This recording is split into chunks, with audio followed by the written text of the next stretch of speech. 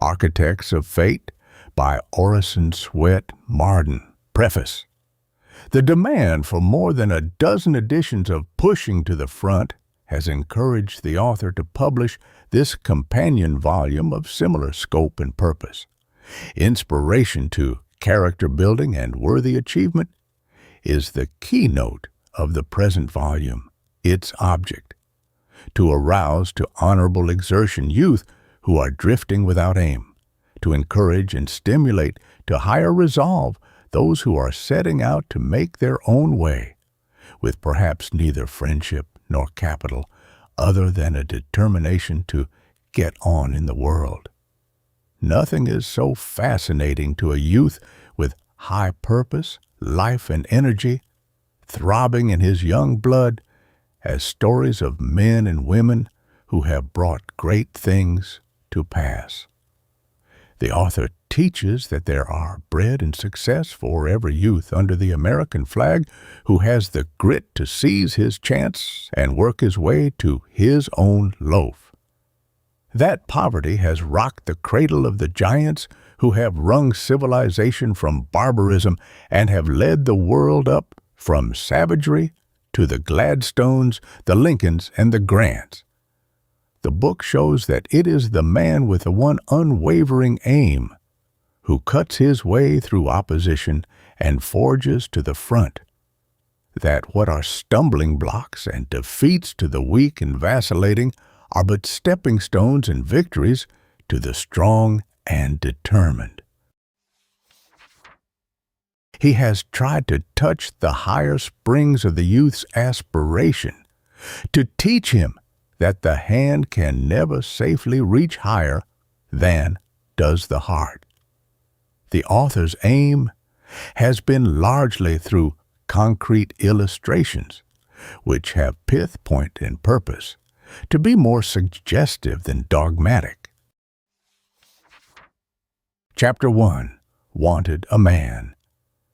Wanted men, not systems fit and wise, not faiths with rigid eyes, not wealth in mountain piles, not power with gracious smiles, not even the potent pen, wanted men.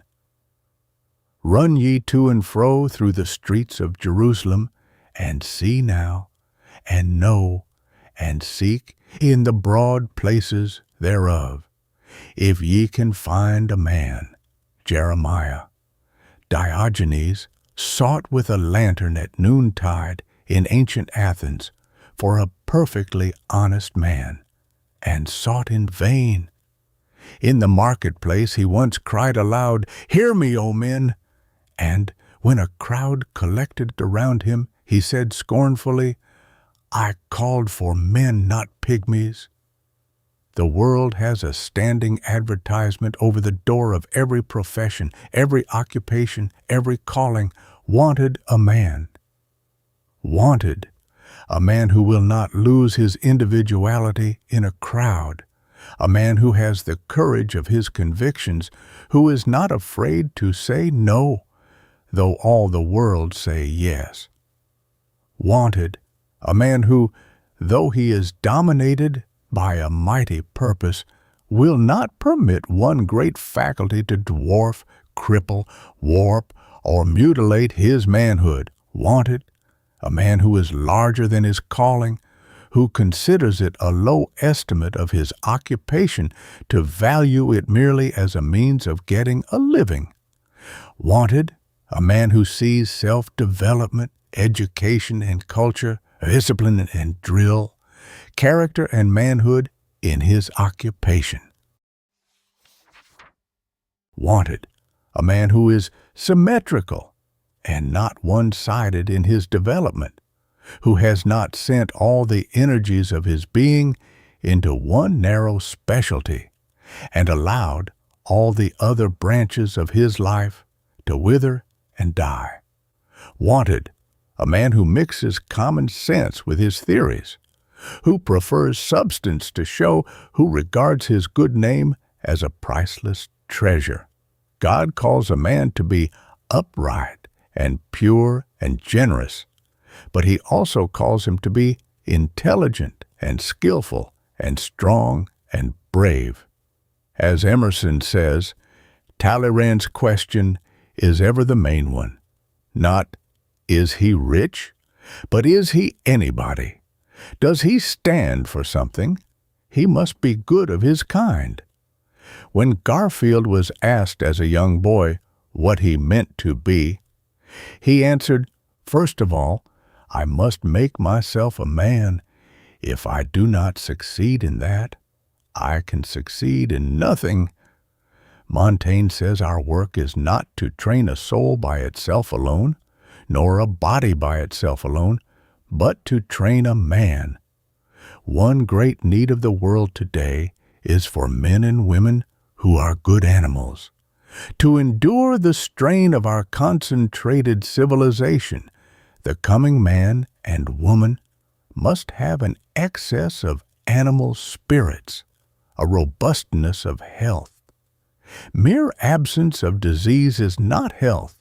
It is the overflowing fountain, not the one half full, that gives life and beauty to the valley below. Only he is healthy who exults in mere animal existence, who feels a bounding pulse throughout his body, as dogs do when scouring over the field. It is a sad sight to see thousands of students graduated every year from our grand institutions, whose object is to make stalwart, independent, self-supporting men, turned out into the world saplings instead of stalwart oaks, sickly instead of robust, weak instead of strong. So many promising youths, and never a finished man. The character sympathizes with and unconsciously takes on the nature of the body. A peevish, snarling, ailing man cannot develop the vigor and strength of character, which is possible to a healthy, robust, jolly man. The giant's strength with the imbecile's brain will not be characteristic of the coming man. Man has been a dwarf of himself, but a higher type of manhood stands at the door of this age knocking for admission. Apelles hunted over Greece for many years, studying the fairest points of beautiful women, getting here an eye, there a forehead, and there a nose, here a grace, and there a turn of beauty, for his famous portrait of a perfect woman which enchanted the world. So the coming man will be a composite many in one. He will absorb into himself not the weakness, not the follies, but the strength and the virtues of other types of men. He will be self-centered, equipoised, and ever master of himself. The first requisite of all education and discipline should be man timber. Tough timber must come from well-grown, sturdy trees. Such wood can be turned into a mast, can be fashioned into a piano or an exquisite carving. But it must become timber first. So, through discipline, education, experience, the sapling child is developed into hardy mental, moral, physical timber. What an aid to character building would be the determination of the young man in starting out in life to consider himself his own bank, that his notes will be accepted as good or bad, and will pass current everywhere or be worthless, according to his reputation for honor and veracity.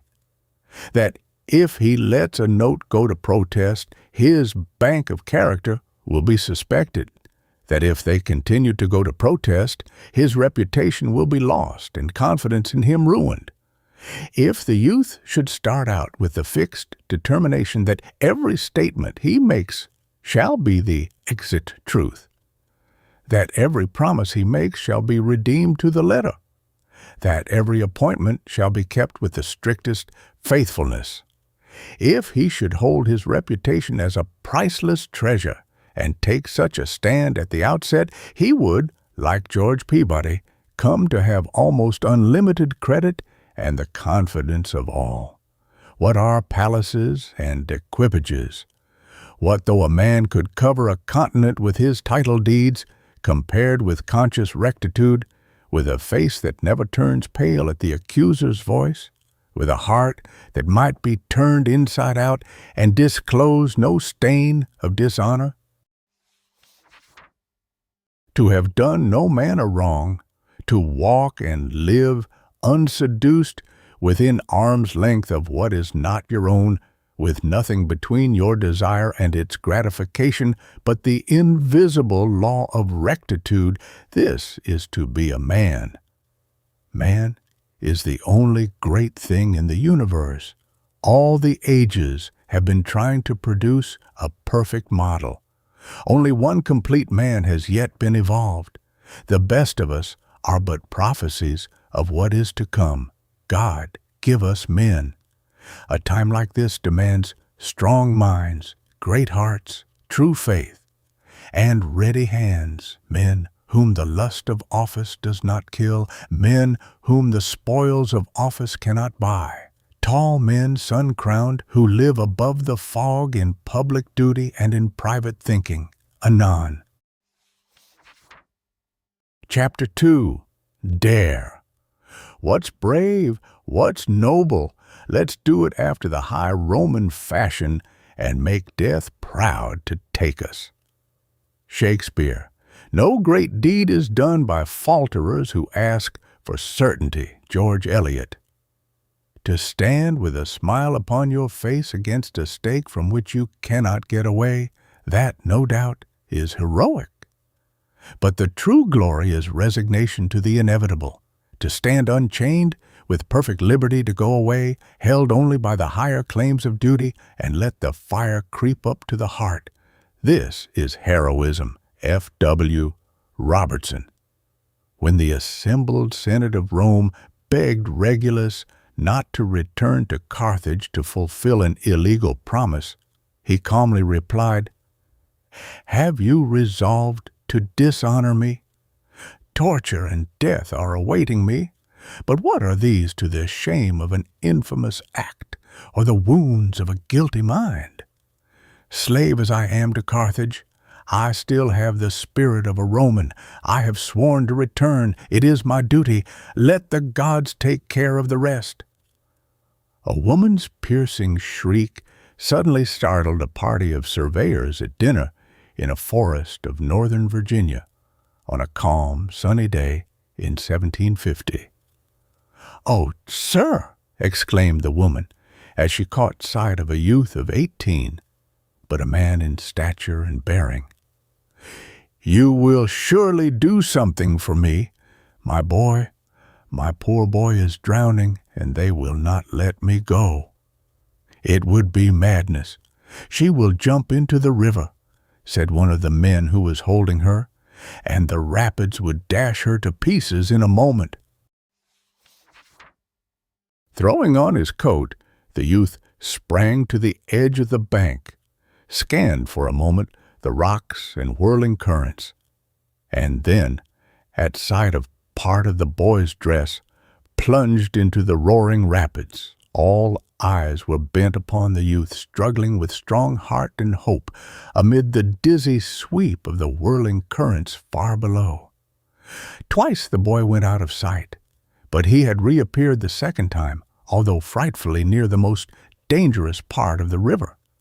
3 times the youth was about to grasp the child when some stronger eddy would toss it from him. One final effort he makes. The child is held aloft by his strong right arm, but a cry of horror bursts from the lips of every spectator as boy and man shoot over the falls and vanish in the seething waters below.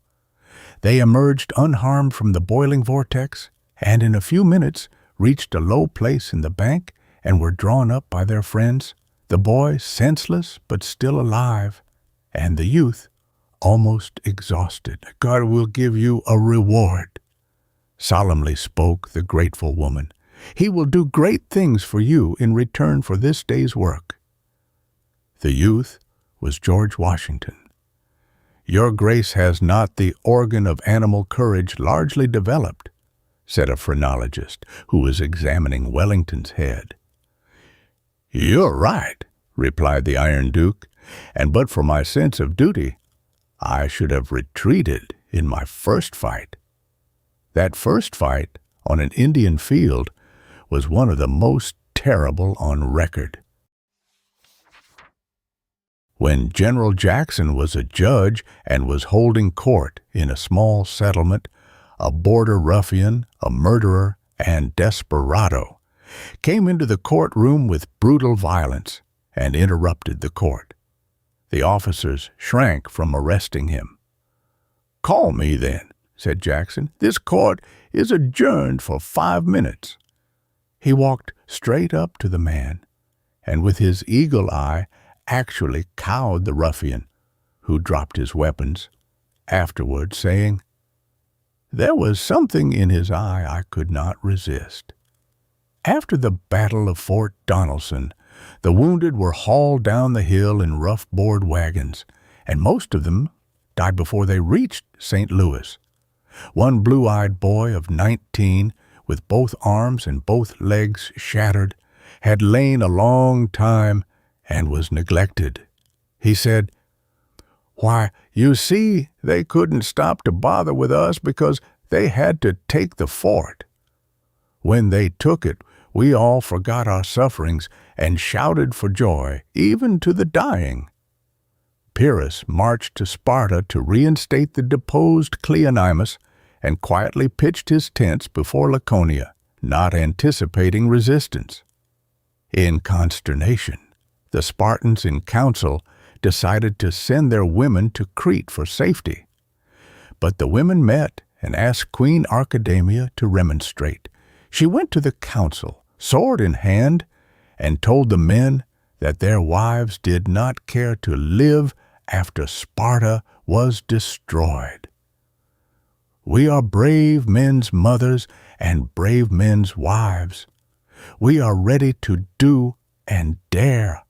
We are ready to man your walls with our lives and string your bows with our hair." They hurried to the walls and worked all night, aiding the men in digging trenches. When Pyrrhus attacked the city next day, his repulse was so emphatic that he withdrew from Laconia. It was the heroic devotion of an Indian girl that saved the life of Captain John Smith when the powerful King Powhatan had decreed his death.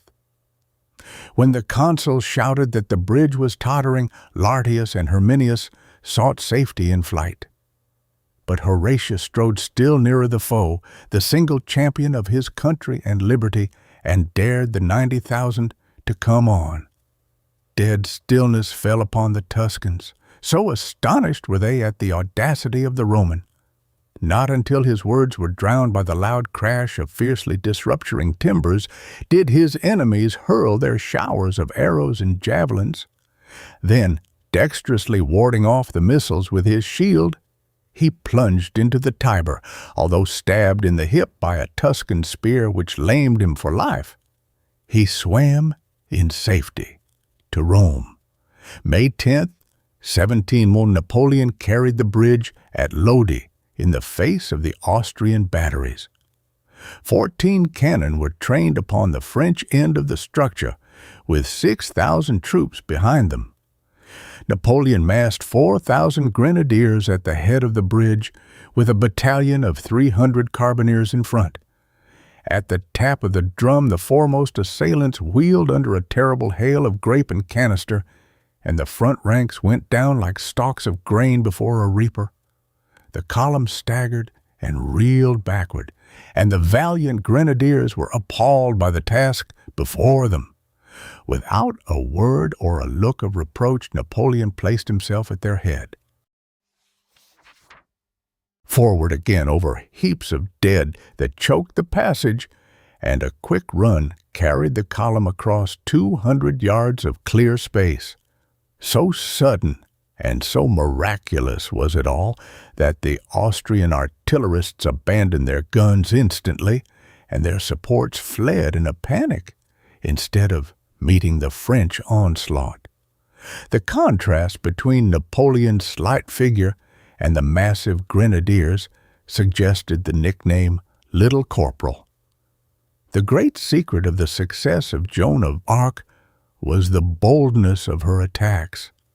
When Stephen of Colonna fell into the hands of base assailants, and they asked him in derision, "Where is now your fortress?" "Here," was his bold reply, placing his hand upon his heart. It was after the Mexican War, when General McClellan was employed as a topographical engineer, surveying the Pacific coast.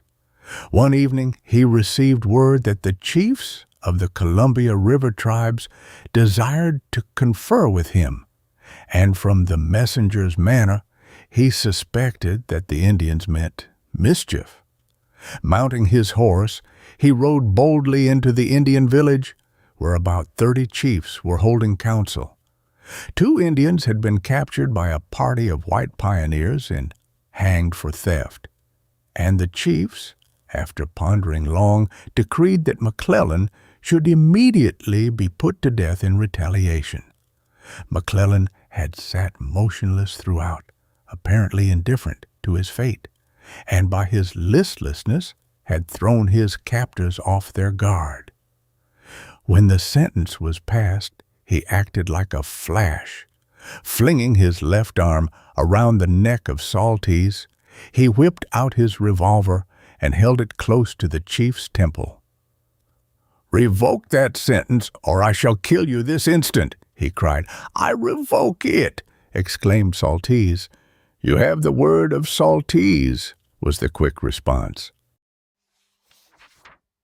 McClellan strode out of the tent with his revolver in his hand, mounted his horse, and rode to his camp. He owed his life to his quickness of perception and to his accurate knowledge of Indian character. Many distinguished foreign and American statesmen were present at a fashionable dinner party where wine was freely poured, but Schuyler Colfax, then Vice President of the United States, declined to drink from a proffered cup. "Colfax dares not drink," sneered a senator who had already taken too much. "You're right," said the Vice President. "I dare not." "There are many cardinals and bishops at Worms," said a friend to Luther, "and they will burn your body to ashes as they did that of John Huss." Luther replied, "Although they should make a fire that should reach from Worms to Wittenberg, and that should flame up to heaven, in the Lord's name I would pass through it and appear before them. Here I stand, I cannot do otherwise, God help me," exclaimed Luther at the Diet of Worms, facing his foes. It took great courage for the commercial Quaker John Bright to espouse a cause which called down upon his head the derision and scorn and hatred of the Parliament. For years he rested under a cloud of obloquy, but Bright was made of stern stuff. To a man who boasted that his ancestors came over with the conquerors, he replied, "I never heard that they did anything else." When a resolute young fella steps up to the great bully the world and takes him boldly by the beard, says Holmes, he is often surprised to find it come off in his hand, and that it was only tied on to scare away timid adventurers. It takes courage for a young man to stand firmly erect while others are bowing and fawning for praise and power. It takes courage to wear threadbare clothes while your comrades dress in broadcloth. It takes courage to say no squarely when those around you say yes. It takes courage to unmask your true self, to show your blemishes to a condemning world, and to pass for what you really are. We live ridiculously for fear of being thought ridiculous. They are slaves who dare not be in the right with 2 or 3. How we shrink from an act of our own. We live as others live.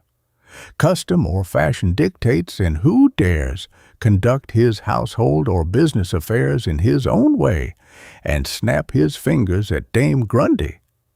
Many a man has marched up to the cannon's mouth in battle who dared not face public opinion or oppose Mrs. Grundy. It takes courage for a public man not to bend the knee to popular prejudice, to refuse to follow custom when it is injurious to his health and morals. Yet fear is really the only thing to fear. As the strongest man has a weakness somewhere, so the greatest hero is a coward somewhere. Peter was courageous enough to draw his sword to defend his master, but he could not stand the ridicule and the finger of scorn of the maidens in the high priest's hall, and he actually denied even the acquaintance of the master he had declared he would die for. "I will take the responsibility," said Andrew Jackson on a memorable occasion, and his words have become proverbial. If a man would accomplish anything in this world, he must not be afraid of assuming responsibilities.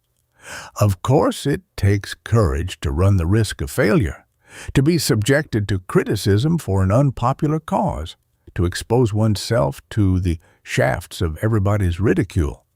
But the man who is not true to himself, who cannot carry out the sealed orders placed in his hands at his birth, regardless of the world's yes or no, of its approval or disapproval, the man who has not the courage to trace the pattern of his own destiny, which no other soul knows but his own, can never rise to the true dignity of manhood.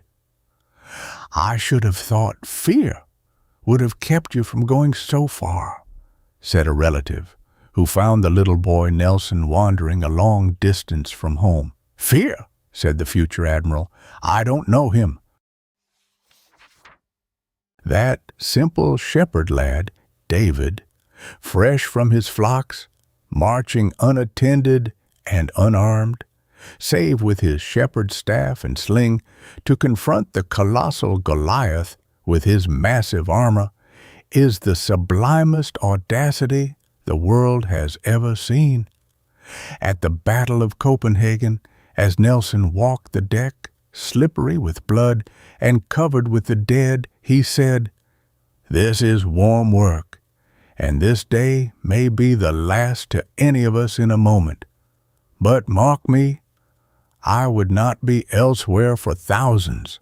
At the Battle of Trafalgar, when Nelson was shot and was being carried below, he covered his face, that those fighting might not know their chief had fallen. Execute your resolutions immediately. Thoughts are but dreams till their effects be tried. Combat difficulty manfully. Sustain misfortune bravely. Endure poverty nobly. Encounter disappointment courageously. Every day sends to the grave obscure men, who have only remained in obscurity because their timidity has prevented them from making a first effort, and who, if they could have been induced to begin, would, in all probability, have gone great lengths in the career of usefulness and fame. "No great deed is done," says George Eliot, "by falterers who ask for certainty." The brave, cheerful man will survive his blighted hopes and disappointments and will march boldly and cheerfully forward in the battle of life. He is the true hero. Our doubts are traitors and make us lose the good we oft might win by fearing to attempt. Shakespeare. After the great inward struggle was over, and he had determined to remain loyal to his principles, Thomas More walked cheerfully to the block. His wife called him a fool for staying in a dark, damp, filthy prison when he might have his liberty by merely renouncing his doctrines, as some of the bishops had done, but he preferred death to dishonor. His daughter allowed the power of love to drive away fear. She remained true to her father when all others, even her mother, had forsaken him. After his head had been cut off and exhibited on a pole on London Bridge, the poor girl begged it of the authorities and requested that it be buried in the coffin with her. When Sir Walter Raleigh came to the scaffold, he was very faint, and began his speech to the crowd by saying that during the last 2 days he had been visited by 2 ague fits. If, therefore, you perceive any weakness in me, I beseech you ascribe it to my sickness, rather than to myself. He took the axe and kissed the blade, and said to the sheriff, "'Tis a sharp medicine, but a sound cure for all diseases. Don't waste time dreaming of obstacles you may never encounter, or in crossing bridges you have not reached. Don't fool with a nettle. Grasp with firmness if you would rob it of its sting." Abraham Lincoln's boyhood was one long struggle with poverty, with little education, and no influential friends. When at last he had begun the practice of law, it required no little daring to cast his fortune with the weaker side in politics, and thus imperil what small reputation he had gained. Only the most sublime moral courage could have sustained him as president to hold his ground against hostile criticism and a long train of disaster, to issue the Emancipation Proclamation, to support Grant and Stanton against the clamor of the politicians and the press, and through it all, to do the right as God gave him to see the right. Lincoln never shrank from espousing an unpopular cause when he believed it to be right. At the time when it almost cost a young lawyer his bread and butter to defend the fugitive slave, and when other lawyers had refused, Lincoln would always plead the cause of the unfortunate whenever an opportunity presented. "Go to Lincoln," people would say, when these hounded fugitives were seeking protection. "He's not afraid of any cause if it's right." As Salmon P. Chase left the courtroom after making an impassioned plea for the runaway slave girl Matilda, a man looked at him in surprise and said, "There goes a fine young fellow who has just ruined himself." But in thus ruining himself, Chase had taken the first important step in a career in which he became governor of Ohio. United States Senator from Ohio, Secretary of the United States Treasury, and Chief Justice of the United States Supreme Court. At the trial of William Penn for having spoken at a Quaker meeting, the recorder, not satisfied with the first verdict, said to the jury, "We will have a verdict by the help of God, or you shall starve for it." "You are Englishmen," said Penn. "Mind your privileges. Give not away your right." At last the jury, after 2 days and 2 nights without food, returned a verdict of not guilty. The recorder fined them 40 marks apiece for their independence. What cared Christ for the jeers of the crowd? The palsied hand moved, the blind saw, the leper was made whole, the dead spake, despite the ridicule and scoffs of the spectators. What cared Wendell Phillips for rotten eggs, derisive scorn, and hisses? In him the scornful world had met its match. Did Anna Dickinson leave the platform when the pistol bullets of the Molly Maguires flew about her head? She silenced those pistols by her courage and her arguments. "Our enemies are before us," exclaimed the Spartans at Thermopylae, "and we are before them," was the cool reply of Leonidas. "Deliver your arms," came the message from Xerxes.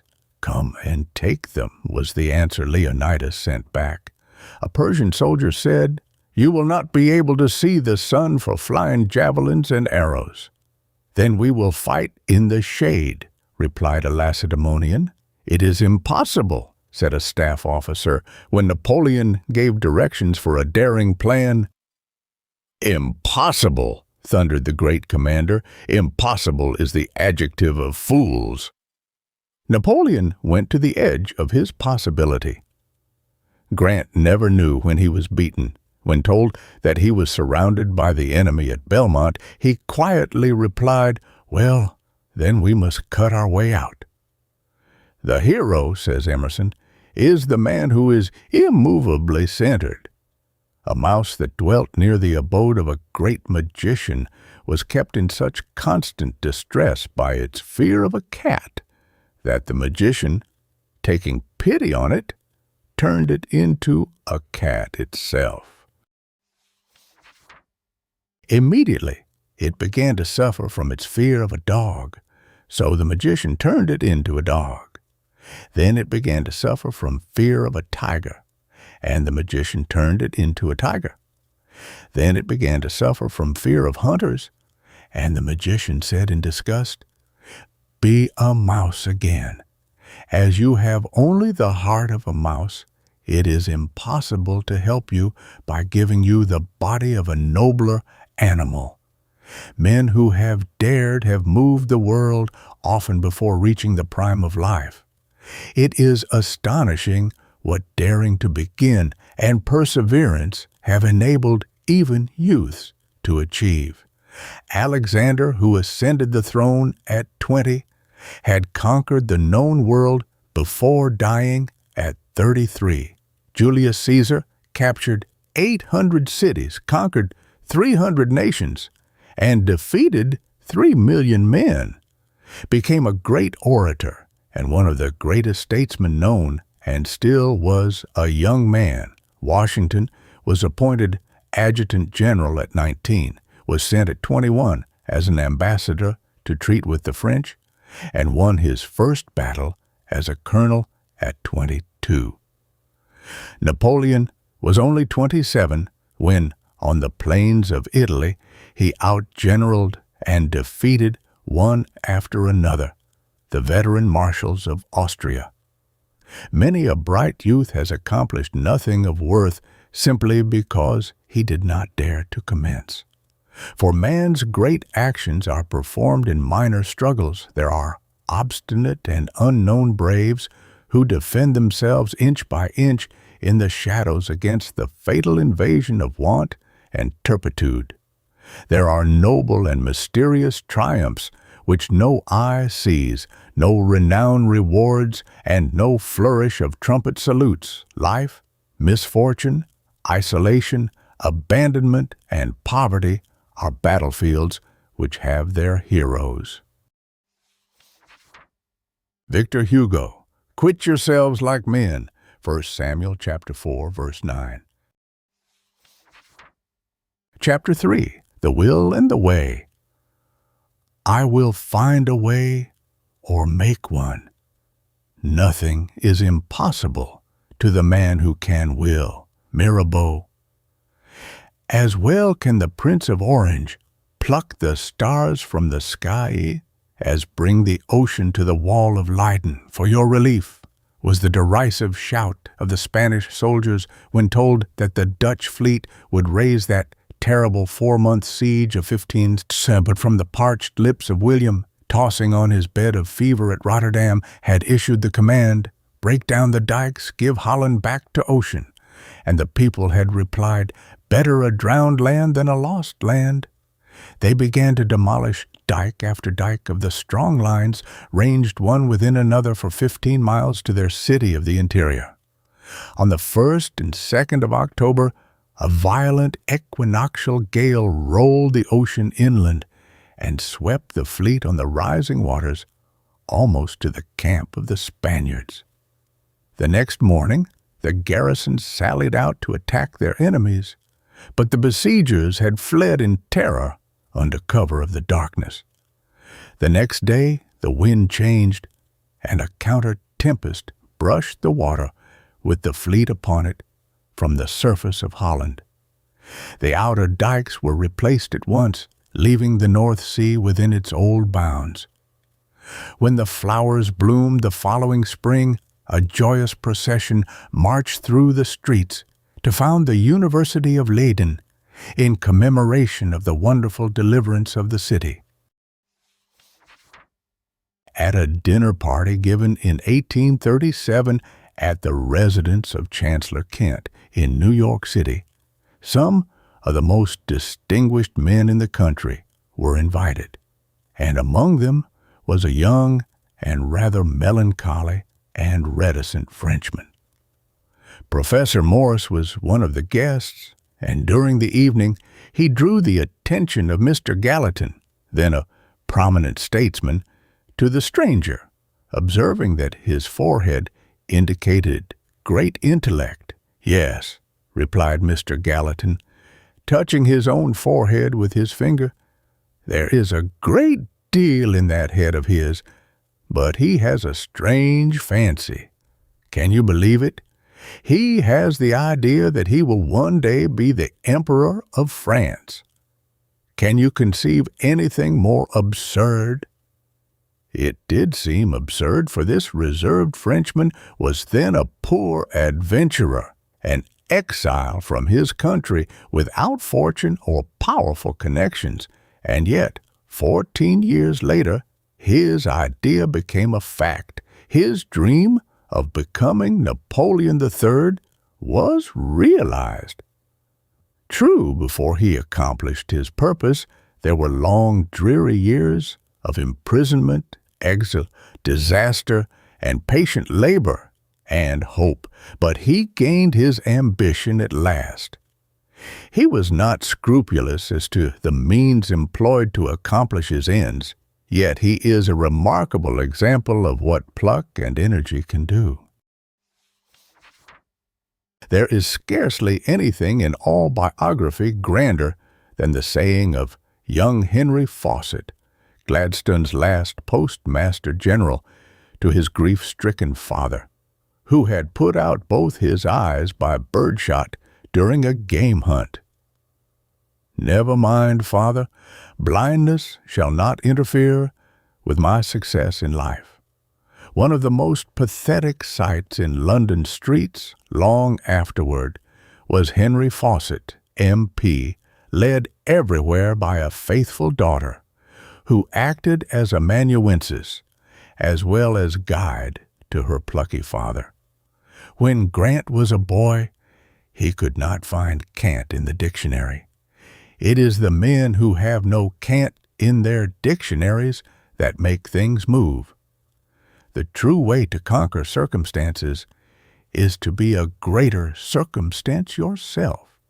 Yet, while desiring to impress in the most forcible manner possible the fact that willpower is necessary to success, and that, other things being equal, the greater the willpower, the grander and more complete the success, we cannot endorse the preposterous theory that there is nothing in circumstances or environments, or that any man, simply because he has an indomitable will, may become a Bonaparte, a Pitt, a Webster, a Beecher, a Lincoln.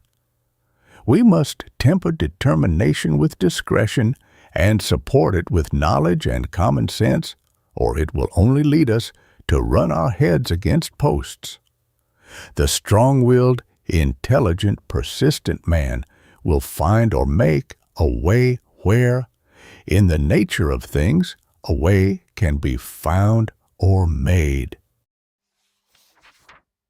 Everyone knows that there is not always a way where there is a will, that labor does not always conquer all things, that there are things impossible even to him that wills, however strongly, that one cannot always make anything of himself he chooses, that there are limitations in our very natures which no amount of willpower or industry can overcome, that no amount of sunt unstaring can ever make an eagle out of a crow.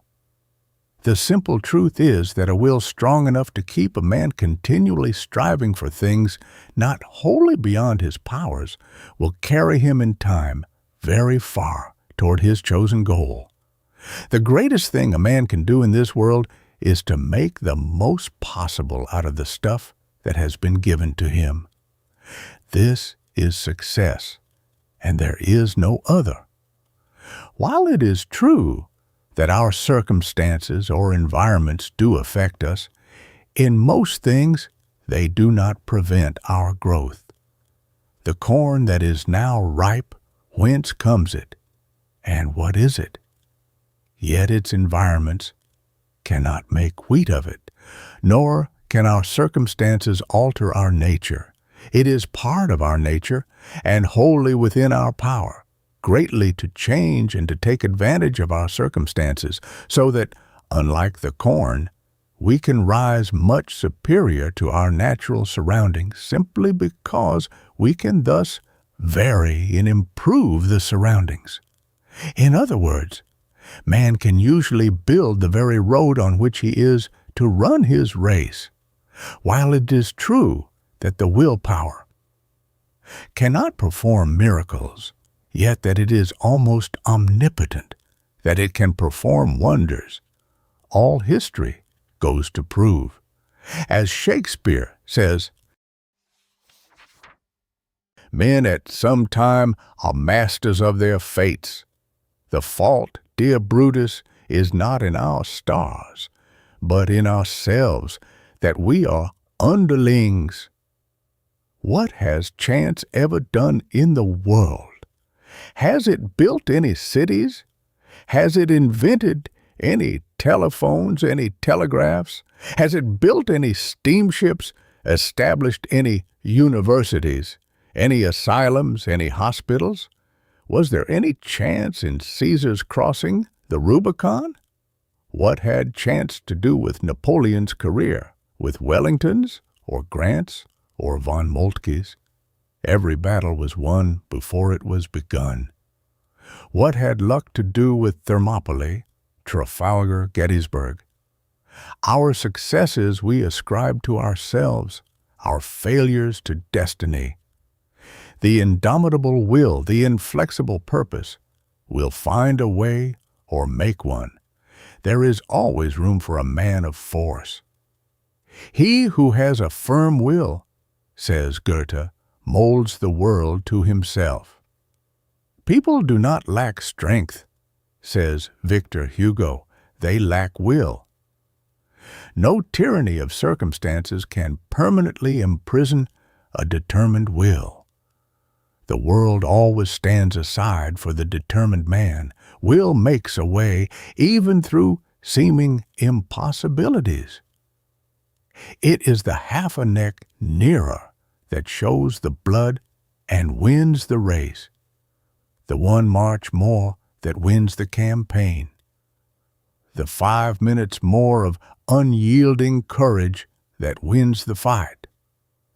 The general of a large army may be defeated, said Confucius, but you cannot defeat the determined mind of a peasant. Lincoln is probably the most remarkable example on the pages of history, showing the possibilities of our country. From the poverty in which he was born, through the rowdyism of a frontier town, the rudeness of frontier society, the discouragement of early bankruptcy, and the fluctuations of popular politics, he rose to the championship of union and freedom. Lincoln's will made his way.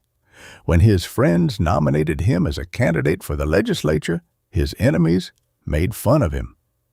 When making his campaign speeches, he wore a mixed jean coat so short that he could not sit down on it, flax and tow linen trousers, straw hat, and pot metal boots. He had nothing in the world but character and friends. When his friends suggested law to him, he laughed at the idea of his being a lawyer. He said he hadn't brains enough. He read law barefoot under the trees, his neighbors said, and he sometimes slept on the counter in the store where he worked. He had to borrow money to buy a suit of clothes to make a respectable appearance in the legislature, and walk to take his seat at Vandalia, 100 miles. While he was in the legislature, John F. Ord Stewart, an eminent lawyer of Springfield, told him how Clay had even inferior chances to his, had got all of the education he had in a log schoolhouse without windows or doors, and finally induced Lincoln to study law. Paris was in the hands of a mob. The authorities were panic-stricken, for they did not dare to trust their underlings. In came a man who said, "I know a young officer who has the courage and ability to quell this mob." "Send for him, send for him, send for him," said they. Napoleon was sent for, came, subjugated the mob, subjugated the authorities, ruled France, then conquered Europe. What seemed to be luck followed Stephen Girard all his life. No matter what he did, it always seemed to others to turn to his account. His coming to Philadelphia seemed a lucky accident. A sloop was seen one morning off the mouth of Delaware Bay, floating the flag of France and a signal of distress. Young Girard was captain of this sloop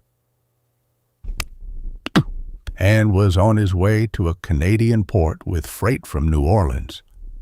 An American skipper, seeing his distress, went to his aid, but told him the American war had broken out and that the British cruisers were all along the American coast and would seize his vessel. He told him his only chance was to make a push for Philadelphia. At the age of 8, he first discovered that he was blind in one eye. His father, evidently thinking that he would never amount to anything, would not help him to an education beyond that of mere reading and writing, but sent his younger brothers to college. The discovery of his blindness, the neglect of his father, and the chagrin of his brother's advancement soured his whole life. Everybody, especially his jealous brother merchants, attributed his great success to his luck. While undoubtedly he was fortunate in happening to be at the right place at the right time, yet he was precision, method, accuracy, energy itself. He left nothing to chance. His plans and schemes were worked out with mathematical care. He used to say that while his captains might save him money by deviating from instructions once, yet they would cause loss in 99 other cases. Once, when a captain returned and had saved him several $1,000s by buying his cargo of cheese in another port than that in which he had been instructed to buy, Girard was so enraged, although he was several $1,000s richer, that he discharged the captain on the spot, notwithstanding the latter had been faithful in his service for many years, and thought he was saving his employer a great deal of money by deviating from his instructions.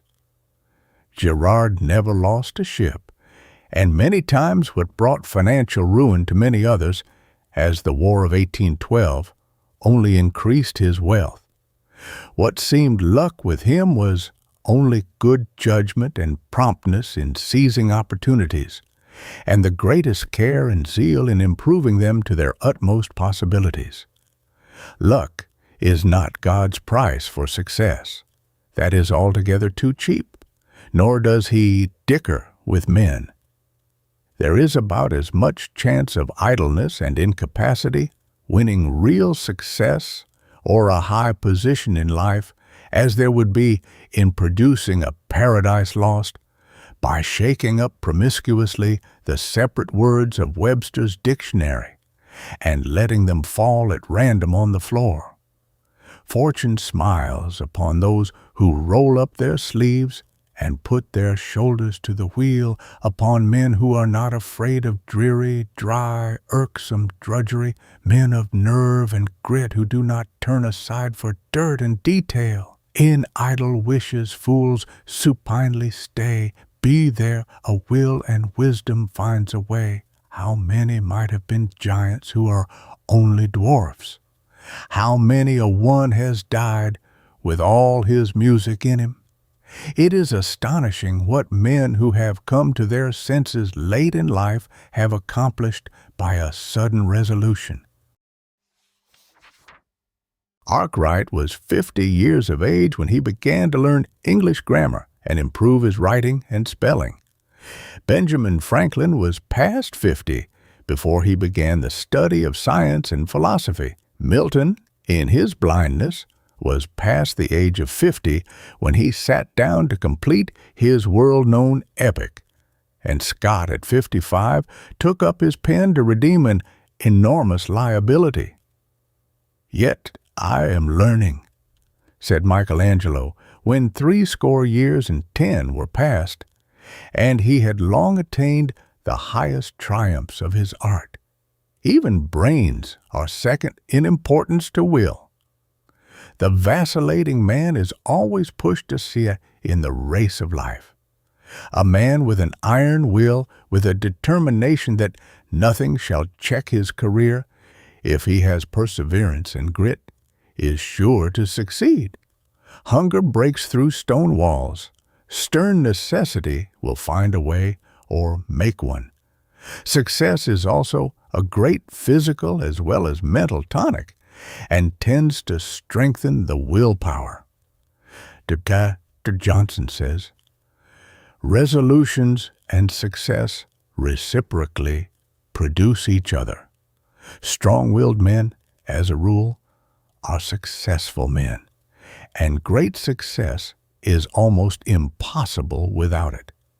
A man who can resolve vigorously upon a course of action and turns neither to the right nor the left, though a paradise tempt him, who keeps his eyes upon the goal, whatever distracts him, is sure of success." Men like Sir James Mackintosh, Coleridge, La Harpe, and many others who have dazzled the world with their brilliancy, but who never accomplished a tithe of what they attempted, have been deficient in willpower. One talent with a will behind it will accomplish more than 10 without it. The great linguist of Bologna mastered 100 languages by taking them singly, as the lion fought the bulls. I wish it were possible to show the youth of America the great part that the will might play in their success in life and in their happiness also. The achievements of willpower are simply beyond computation. Scarcely anything in reason seems impossible to the man who can will strong enough and long enough. It is men like Mirabeau who trample upon impossibilities, like Napoleon, who do not wait for opportunities, but make them, like Grant, who has only unconditional surrender for the enemy, who change the very front of the world. We have but what we make, and every good is locked by nature in a granite hand. Sheer labor must unclench. "I can't. It is impossible," said a foiled lieutenant to Alexander. "Be gone," shouted the conquering Macedonian. "There is nothing impossible to him who will try." Were I called upon to express in a word the secret of so many failures among those who started out in life with high hopes, I should say unhesitatingly, they lacked willpower. What is a man without a will? He is like an engine without steam, a mere sport of chance, to be tossed about hither and thither, always at the mercy of those who have wills. I should call the strength of will the test of a young man's possibilities. Can he will strong enough and hold whatever he undertakes with an iron grip? It is the iron grip that takes the strong hold on life. The truest wisdom, said Napoleon, is a resolute determination. An iron will without principle might produce a Napoleon, but with character it would make a Wellington or a Grant, untarnished by ambition or avarice. The undivided will T is that compels the elements and wrings a human music from the indifferent air. Chapter 4. Success under difficulties. Victories that are easy are cheap. Those only are worth having which come as the result of hard fighting. Beecher. I have here 3 teams that I want to get over to Staten Island, said a boy of 12 one day in 1806 to the innkeeper at South Amboy, Nantucket. Joe, if you will put us across, I'll leave with you one of my horses in pawn, and if I don't send you back $6 within 48 hours, you may keep the horse. The innkeeper asked the reason for this novel proposition, and learned that the lad's father had contracted to get the cargo of a vessel stranded near Sandy Hook and take it to New York in lighters. The work accomplished, he had started with only $6 to travel a long distance home over the Jersey sands and reached South Amboy penniless. I'll do it, said the innkeeper, as he looked into the bright, honest eyes of the boy. The horse was soon redeemed. From this small beginning, Cornelius Vanderbilt laid the foundation of a colossal fortune. He early identified himself with the growing railroad interests of the country and became the richest man of his day in America.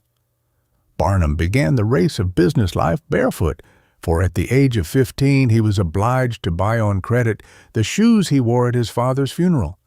There was no keeping him down. Think of a man being ruined at 50 years of age. Yes, worse than ruined, for he was heavily in debt besides.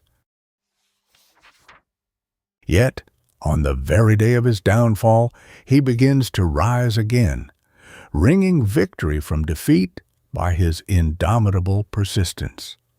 Bunyan wrote his Pilgrim's Progress on the untwisted papers used to cork the bottles of milk brought for his meals.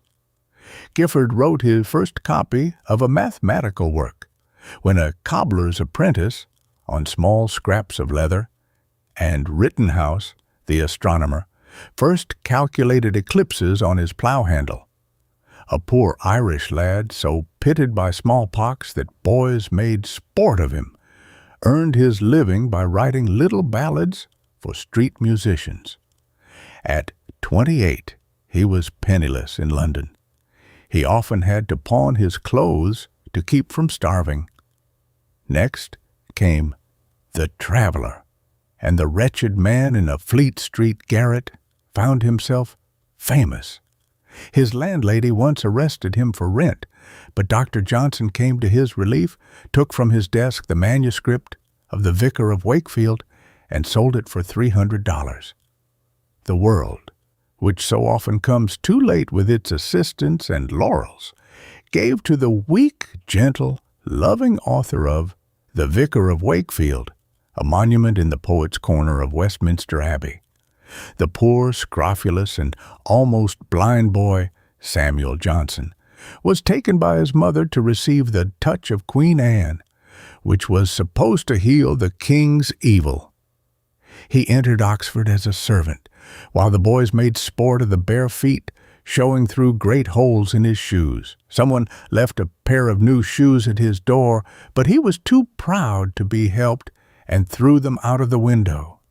He went to London, where he lived on 9 cents a day. When asked how he felt about his failures, he replied, like a monument, that is, steadfast, immovable.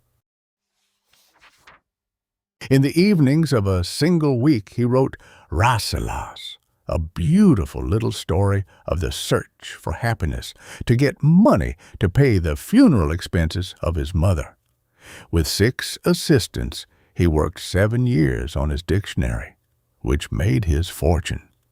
The great universities hastened to bestow their degrees, and King George invited him to the palace. How much do you think Homer got for his Iliad, or Dante for his paradise. Only bitter bread and salt, and going up and down other people's stairs. In science, the man who discovered the telescope and first saw heaven was paid with a dungeon. The man who invented the microscope and first saw Earth died from starvation, driven from his home. Shakespeare's Hamlet was sold for about $25, but his autograph has sold for $5,000. During the 10 years in which he made his greatest discoveries, Isaac Newton could hardly pay 2 shillings a week to the Royal Society of which he was a member. Some of his friends wanted to get him excused from this payment, but he would not allow them to act. There are no more interesting pages in biography than those which record how Emerson, as a child, was unable to read the second volume of a certain book because his widowed mother could not afford the amount, 5 cents, necessary to obtain it from the circulating library. Linnaeus was so poor when getting his education that he had to mend his shoes with folded paper and often had to beg his meals of his friends. Who in the days of the First Empire cared to recall the fact that Napoleon, emperor and king, was once forced to borrow a louis from Talma when he lived in a garret on the Quai Conti? David Livingstone, at 10 years of age, was put into a cotton factory near Glasgow.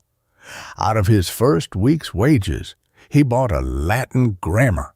He would sit up and study till midnight, notwithstanding he had to be at the factory at 6 in the morning.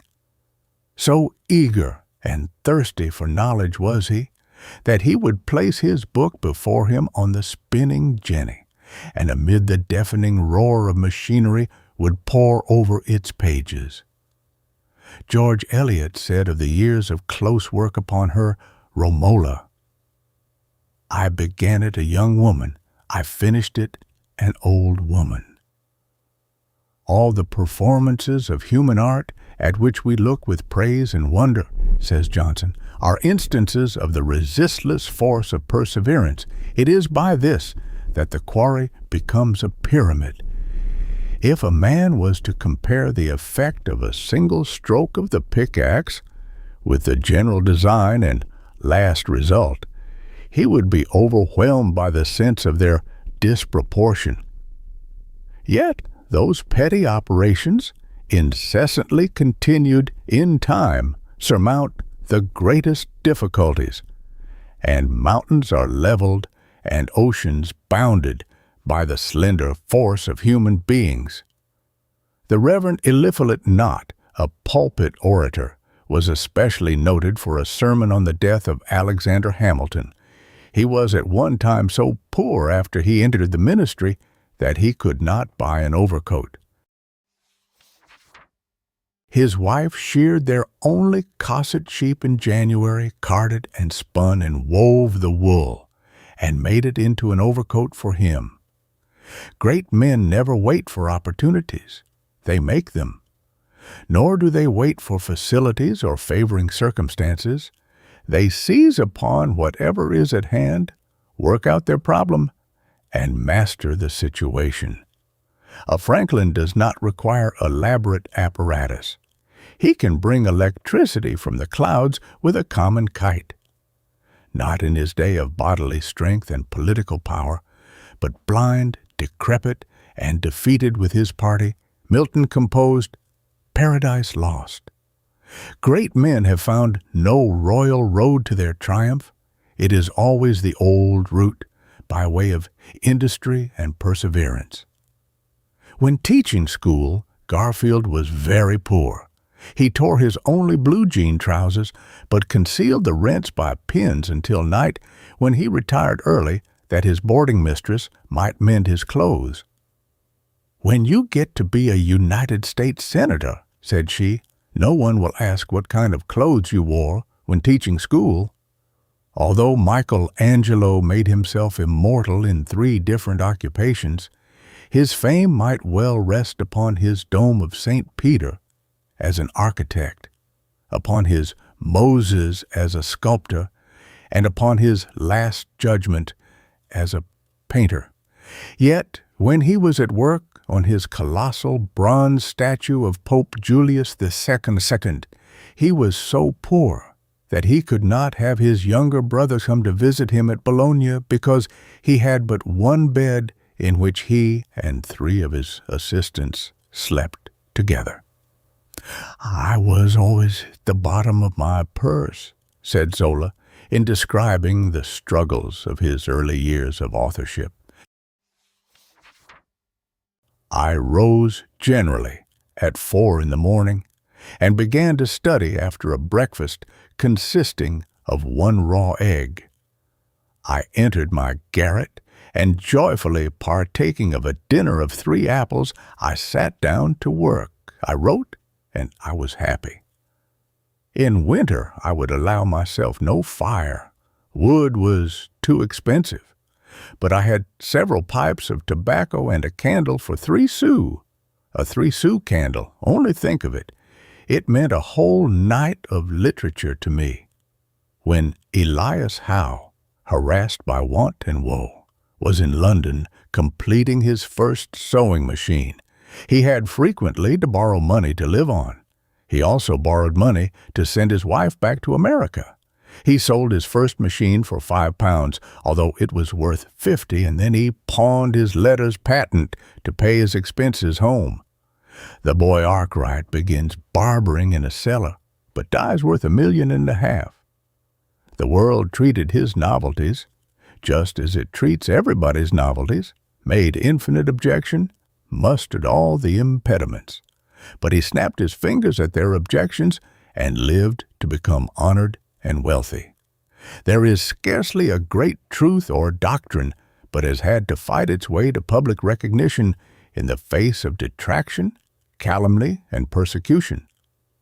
Everywhere, says Heine, that a great soul gives utterance to its thoughts, there also is a Golgotha.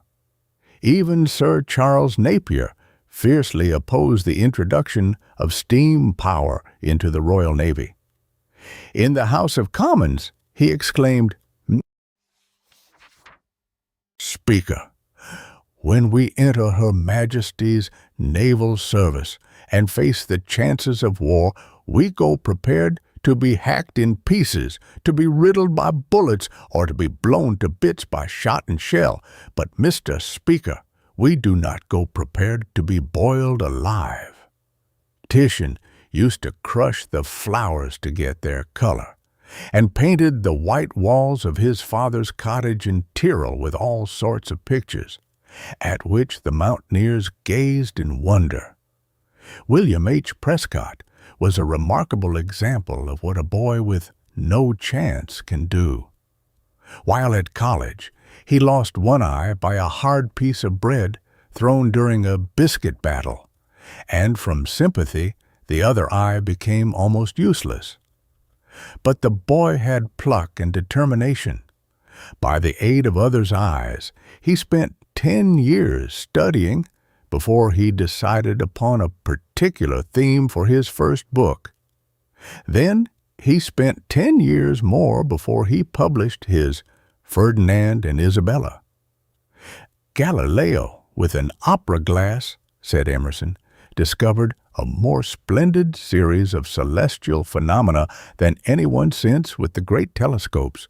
Columbus found the New World in an undecked boat. Surroundings which men call unfavorable cannot prevent the unfolding of your powers. From the plain fields and lowlands of Avon came the Shakespearean genius which has charmed the world. From the crowded ranks of toil have often come the leaders and benefactors of our race. Indeed, when Christ came upon earth, his early abode was a place so poor and so much despised that men thought he could not be the Christ, asking, in utter astonishment, "Can any good thing come out of Nazareth?" "I once knew a little colored boy," said Frederick Douglass, "whose mother and father died when he was but 6 years old. He was a slave and had no one to care for him. He slept on a dirt floor in a hovel, and in cold weather would crawl into a meal bag head foremost and leave his feet in the ashes to keep them warm. Often he would roast an ear of corn and eat it to satisfy his hunger. Schools were unknown to him, and he learned to spell from an old Webster spelling book and to read and write from posters on cellar and barn doors. He became presidential elector, United States diplomat, and accumulated some wealth. That boy was Frederick Douglass. What was possible for me is possible for you. Where shall we find an illustration more impressive than in Abraham Lincoln?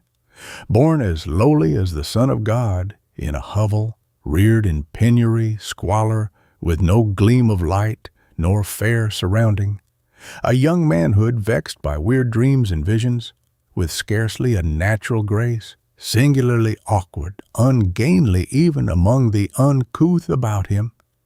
It was reserved for this remarkable character, late in life, to be detached from obscurity, raised to supreme command at a supreme moment, and entrusted with the destiny of a nation.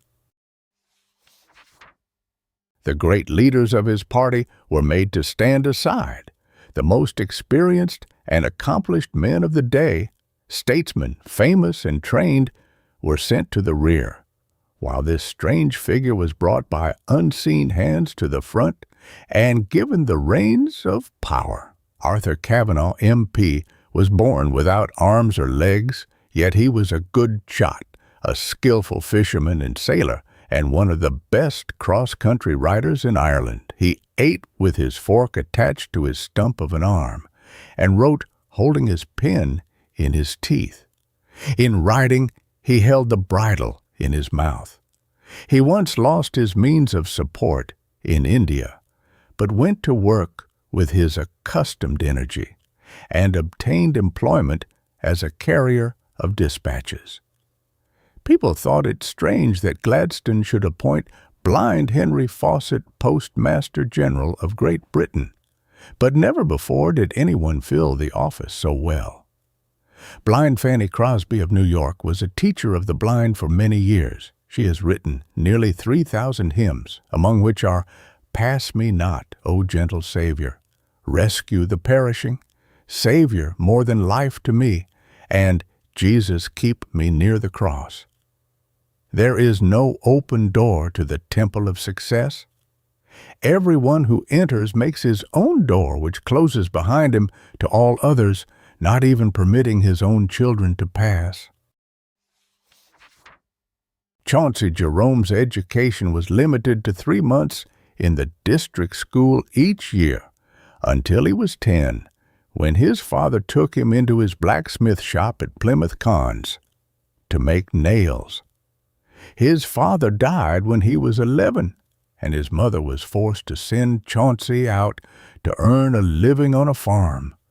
His new employer kept him at work early and late, chopping down trees all day, his shoes sometimes full of snow, for he had no boots until he was nearly 21. One day, he heard people talking of Eli Terry, of Plymouth, who had undertaken to make 200 clocks in one lot. "He'll never live long enough to finish them," said one. Chauncey pondered long over this rumor, for it had long been his dream to become a great clockmaker. One night he happened to think that a cheap clock could be made of brass as well as of wood, and would not shrink, swell, or warp appreciably in any climate. He acted on the idea and became the first great manufacturer of brass clocks. He made millions at the rate of 600 a day, exporting them to all parts of the globe. The history of the English people was written while J.R. Green was struggling against a mortal illness. The writing occupied 5 months, while his life was prolonged, his doctor said, by the sheer force of his own will and his inflexible determination to finish the making of England. He lay too weak to lift a book or to hold a pen, dictating every word. As death laid its cold fingers on his heart, he said, "I still have some work to do that I know is good. I will try to win but 1 week more to write it down." It was not until he was actually dying that he said, "I can work no more." "What does he know?" said a sage, "who has not suffered?" Handel was never greater than when, warned by palsy of the approach of death, and struggling with distress and suffering, he sat down to compose the great works which have made his name immortal in music. Beethoven produced his greatest works amidst gloomy sorrow, when oppressed by almost total deafness. Perhaps no one ever battled harder to overcome obstacles which would have disheartened most men than Demosthenes. He had such a weak voice and such an impediment in his speech, and was so short of breath that he could scarcely get through a single sentence without stopping to rest. All his first attempts were nearly drowned by the hisses, jeers, and scoffs of his audiences. He was so discouraged by his defeats that he determined to give up forever all attempts at oratory. A noted actor, Satyrus, encouraged him to try to overcome his impediment. He went to the seashore and practiced amid the roar of the breakers with small pebbles in his mouth, in order to overcome his stammering. His awkward gestures were also corrected by long and determined drill before a mirror. Southern planters were seriously considering the abandonment of cotton culture.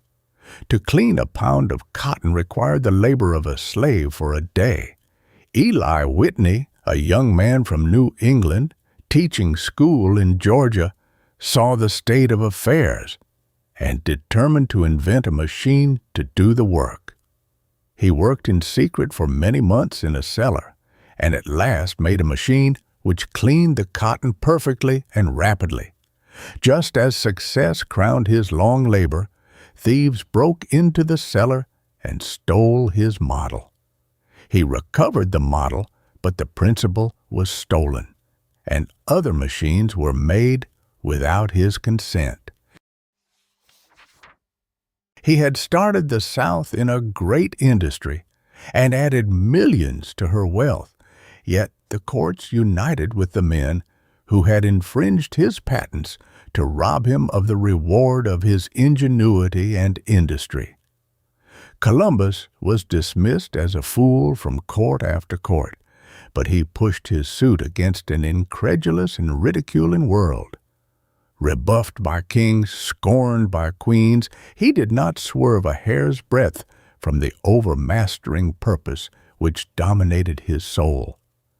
Threats, ridicule, ostracism, storms, leaky vessels, mutiny of sailors, could not shake his mighty purpose. You cannot keep a determined man from success. Place stumbling blocks in his way, and he takes them for stepping stones, and on them will climb to greatness. Take away his money, and he makes spurs of his poverty to urge him on.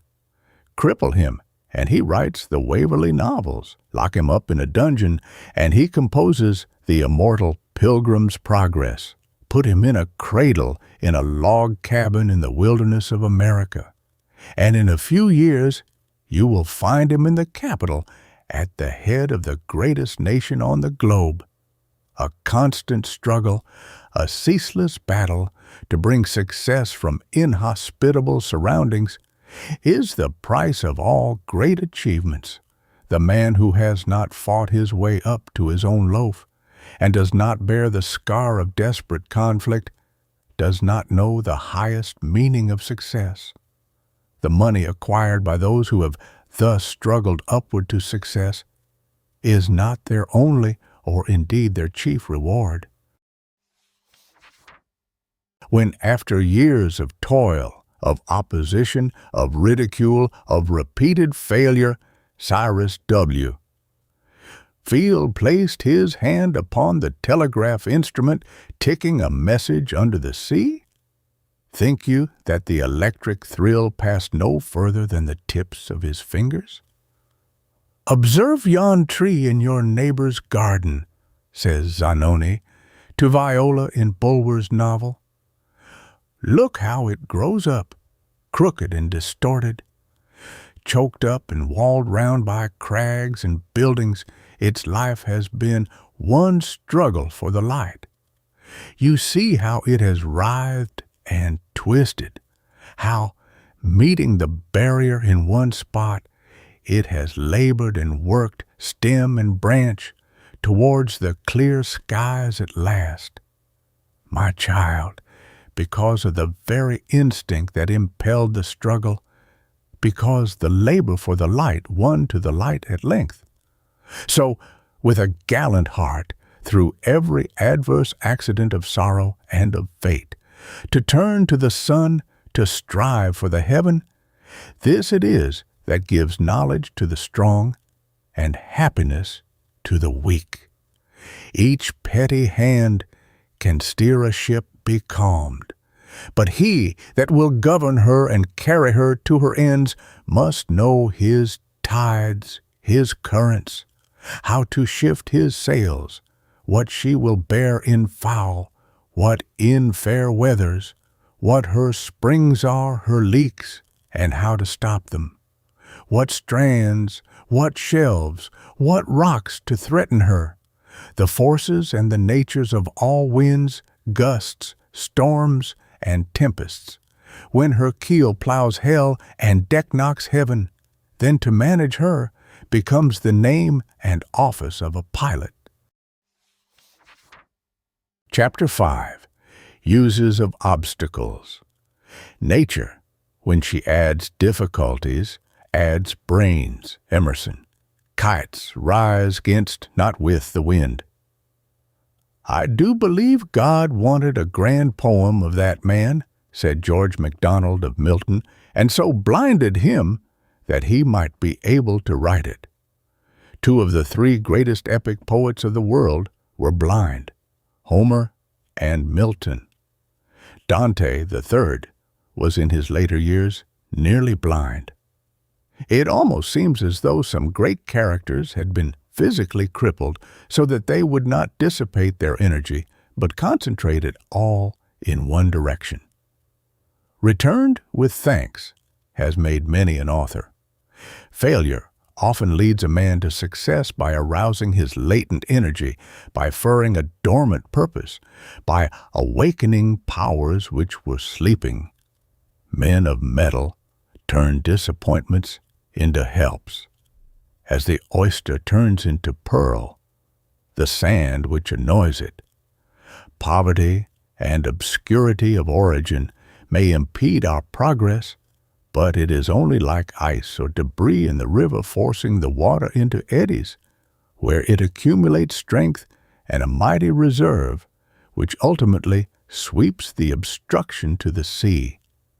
If the germ of the seed has to struggle up through the stones and hard sod, to wrestle with storm and tempest, snow and frost, the fiber of its timber will be all the tougher and stronger. Do you wish to live without a trial? Asks a modern teacher. Then you wish to die but half a man. Men do not learn to swim on a table. They must go into deep water and buffet the waves. Difficult is our God's errands, and we should esteem it a proof of God's confidence when we are sent upon them. If you wish to rise, said Talleyrand, make enemies. There is good philosophy in the injunction to love our enemies, for they are often our best friends in disguise. Friends cover our faults and rarely rebuke.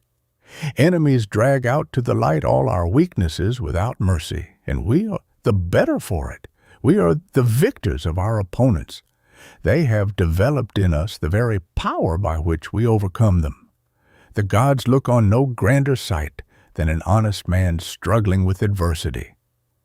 "Then I must learn to sing better," said Anaximander, when the boys laughed at his singing. Strong characters, like the palm tree, thrive best when most abused. Trials unlock their virtues. Defeat is the threshold of their victory. It is defeat that turns bone to flint. It is defeat that turns gristle to muscle. It is defeat that makes men invincible. It is defeat that has made those heroic natures that are now in the ascendancy, and that has given the sweet law of liberty instead of the bitter law of oppression. Difficulties call out great qualities and make greatness possible. How many centuries of peace would have developed a Grant? Few knew Lincoln until the great weight of the war showed his character. "Will he not make a great painter?" was asked of an artist fresh from his Italian tour. "No, never," replied Northcote, "because he has an income of £6,000 a year." In the sunshine of wealth, a man is warped too much to become an artist of high merit. The best tools receive their temper from fire, their edge from grinding. The noblest characters are developed in a similar way. The harder the diamond, the more brilliant the luster, and the greater the friction necessary to bring it out. The spark in the flint would sleep forever, but for friction. The fire in man would never blaze, but for antagonism. The friction which retards a train upon the track is the very secret of locomotion. Remove the friction, and the train will not move an inch. The moment a man's life is oiled with inherited wealth, he often ceases to struggle and therefore ceases to grow. The philosopher Kant observes that a dove, feeling the resistance of the air, might suppose that in empty space it could fly with greater ease. Yet, if the air were withdrawn, the bird would fall instantly to the ground, unable to fly at all. The very element that offers the opposition to flying is at the same time the condition of any flight whatever. Rough seas and storms make sailors. Emergencies make giant men. But for our Civil War, the names of its grand heroes would not be written among the greatest of our time. The effort or struggle to climb to a higher place in life has strength and dignity in it, and cannot fail to leave us stronger for the struggle, even though we miss the prize. From an aimless, idle, and useless brain, emergencies often call out powers before unknown and suspected. How often we see a young man develop astounding ability after the death of a parent or the loss of a fortune. Robinson Crusoe was written in prison. The Pilgrim's Progress appeared in Bedford jail. Take 2 acorns from the same tree, plant one on a hill by itself and the other in the dense forest, and watch them grow. The oak standing alone is exposed to every storm. Its roots reach out in every direction, clutching the rocks and piercing deep into the earth until it shoots proudly aloft, prepared to defy the hurricane, every gale only toughening its fiber from pith to bark. The acorn planted in the deep forest shoots up a weak, slender sapling. Shielded by its neighbors, it feels no need of spreading its roots for support. Take 2 boys as nearly alike as possible. Place one in the country with only the district school and a few books, and remove wealth and props of every kind. Every obstacle overcome lends him strength for the next conflict. Put the other boy in a Vanderbilt family under the tutelage of great masters with thousands a year for spending money. The two meet. The city lad is ashamed of his country brother, whose plain clothes and awkward manner make sorry contrast with the other's genteel appearance. They meet again as men, but how changed! It is as easy to distinguish the self-made man from the one propped up by wealth as it is for the shipbuilder to tell the plank of the mountain oak from the plank of the forest sapling. Place each plank in the bottom of a ship and test them in a hurricane at sea. When God wants to educate a man, he does not send him to school, to the graces, but to the necessities. Through the pit and the dungeon that Joseph came to a throne, Paul in his Roman cell, David Livingstone dying in a Negro hut in Central Africa alone, what failures they might have seemed, yet what mighty purposes was God working out by their apparent humiliations. "Stick your claws into me," said Mendelssohn to his critics when entering the Birmingham Orchestra. "Don't tell me what you like, but what you don't like." It was in the Madrid jail that Cervantes wrote Don Quixote. He was so poor he could not even get paper, and had to write on scraps of leather. A rich Spaniard was asked to help him, but replied, "Heaven forbid that his necessities should be relieved. It is his poverty that makes the world rich. He has the stuff in him to make a good musician," said Beethoven of Rossini, "if he had only been well flogged when a boy, but he is spoiled by the ease with which he composes." Martin Luther did his greatest work, and built up his best character while engaged in sharp controversy with the Pope. Later in life his wife asks, "Doctor, how is it that whilst subject to papacy we prayed so often and with such fervor, whilst now we pray with the utmost coldness and very seldom?" "The gods in bounty work up storms about us," says Addison, "that give mankind occasion to exert their hidden strength and throw out into practice virtues that shun the day and lie concealed in the smooth seasons and the calms of life. I do not see," says Emerson, "how any man can afford, for the sake of his nerves and his nap, to spare any action in which he can partake. Drudgery, calamity, exasperation, want, are instructors in eloquence and wisdom. Benjamin Franklin ran away, and George Law was turned out of doors. Thrown upon their own resources, they early acquired the energy and skill to overcome difficulties. Boys who are bound out, crowded out, kicked out, usually turn out, while those who do not have these disadvantages frequently fail to come out.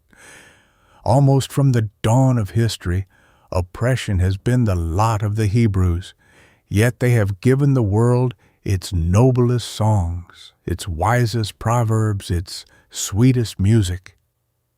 To them, hardship has been like spring mornings, frosty but kindly, the cold of which will kill the vermin, but will let the plant live.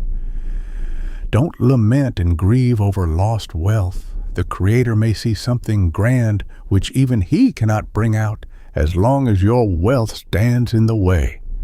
You must throw away the crutches of riches and stand upon your own feet. God may see a rough diamond in you which only the hard hits of poverty can polish. Many a man has never found himself until he has lost his all. Adversity stripped him only to discover him. Obstacles, hardships are the chisel and mallet which shape the strong life into beauty. The rough ledge on the hillside complains of the drill, of the blasting powder which disturbs its peace of centuries. But look again. Behold the magnificent statue, telling its grand story of valor in the public square for centuries.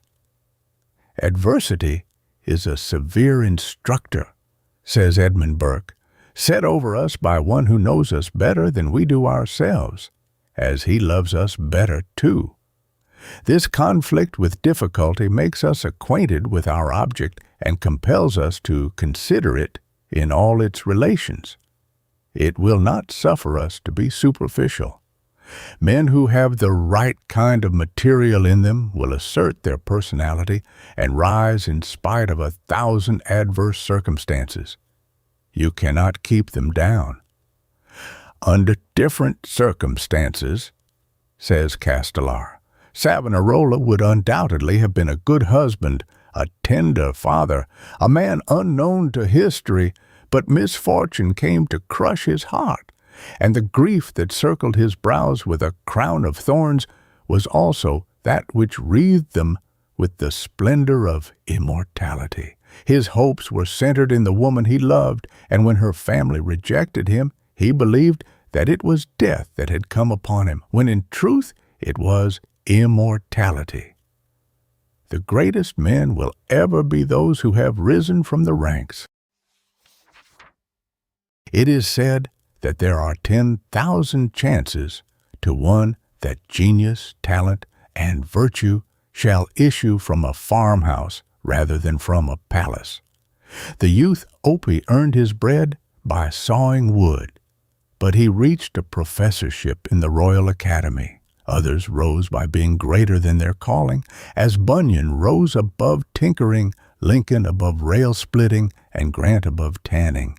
Adversity exasperates fools, dejects cowards, draws out the faculties of the wise and industrious, and makes the idle industrious. A man upon whom continuous sunshine falls is like the earth in August, parched and dry and hard and close-grained. The darker the setting, the brighter the diamond. Beethoven was almost totally deaf and burdened with sorrow when he produced his greatest works. Schiller wrote his best books in great bodily suffering. Milton wrote his leading productions when blind, poor, and sick. Who best can suffer, said he, best can do. A German knight made an immense Aeolian harp by stretching wires from tower to tower of his castle. Finished, it was silent. When the breezes began to blow, he heard faint strains like distant music. At last a tempest arose and swept with fury over his castle, and rich and grand music came from the wires. Not until the breath of the plague had blasted 100,000 lives, and the great fire had licked up cheap, shabby, wicked London, did she arise, phoenix-like, from her ashes and ruin, a grand and mighty city. True salamanders live best in the furnace of persecution. Every man who makes a fortune has been more than once a bankrupt, if the truth were known, said Albion Tourjée. Grant's failure as a subaltern made him commander-in-chief, and my failure to accomplish what I set out to do led me to what I never had aspired to. The appeal for volunteers in the great battle of life is directed to you. Burst the trammels that impede your progress, and cling to hope. Place high thy standard, and with a firm tread and fearless eye, press steadily onward. Not ease, but effort, not facility, but difficulty, makes men. Toilsome culture is the price of great success, and the slow growth of a great character is one of its special necessities. Many of our best poets are cradled into poetry by wrong, and learn in suffering what they teach in song. Byron was stung into a determination to go to the top by a scathing criticism of his first book, Hours of Idleness, published when he was but 19 years of age. Macaulay said there was scarce an instance in history of so sudden a rise to so dizzy an eminence as Byron reached. In a few years, he stood by the side of Scott, Southey, and Campbell, and died at 37, that age so fatal to genius. This is the crutch age. Helps and aids are advertised everywhere. We have institutes, colleges, teachers, books, libraries, newspapers, magazines. Our thinking is done for us, worked out for us in explanations and keys. Newspapers give us our politics, and preachers our religion. Self-help and self-reliance are getting old-fashioned. Nature has rushed to man's relief with her wondrous forces, undertaking to do the world's drudgery and emancipate him from Eden's curse. But do not misinterpret her edict. She emancipates from the lower only to call to the higher. She does not bid the world go and play while she does the work. She emancipates the muscles only to employ the brain and heart.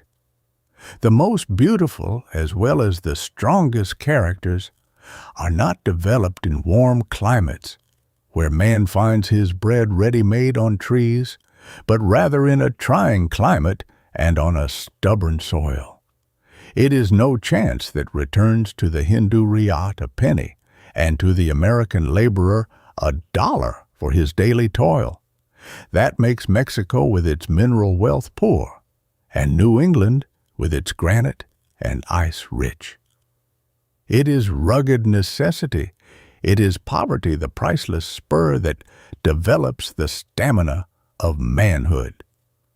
As the sculptor thinks only of the angel imprisoned in the marble block, so nature cares only for the man or woman shut up in the human being, and will chip and pound us remorselessly to bring out our possibilities. She will strip us of wealth, humble our pride, humiliate our ambition, if she can develop a little character. Wealth is nothing. Position is nothing. Fame is nothing. Manhood is everything. Oh, what price will nature not pay for a man? She has rifled the centuries for his development and placed the universe at his disposal. She never allows him once to lose sight of the fact that it is the struggle to attain that develops the man.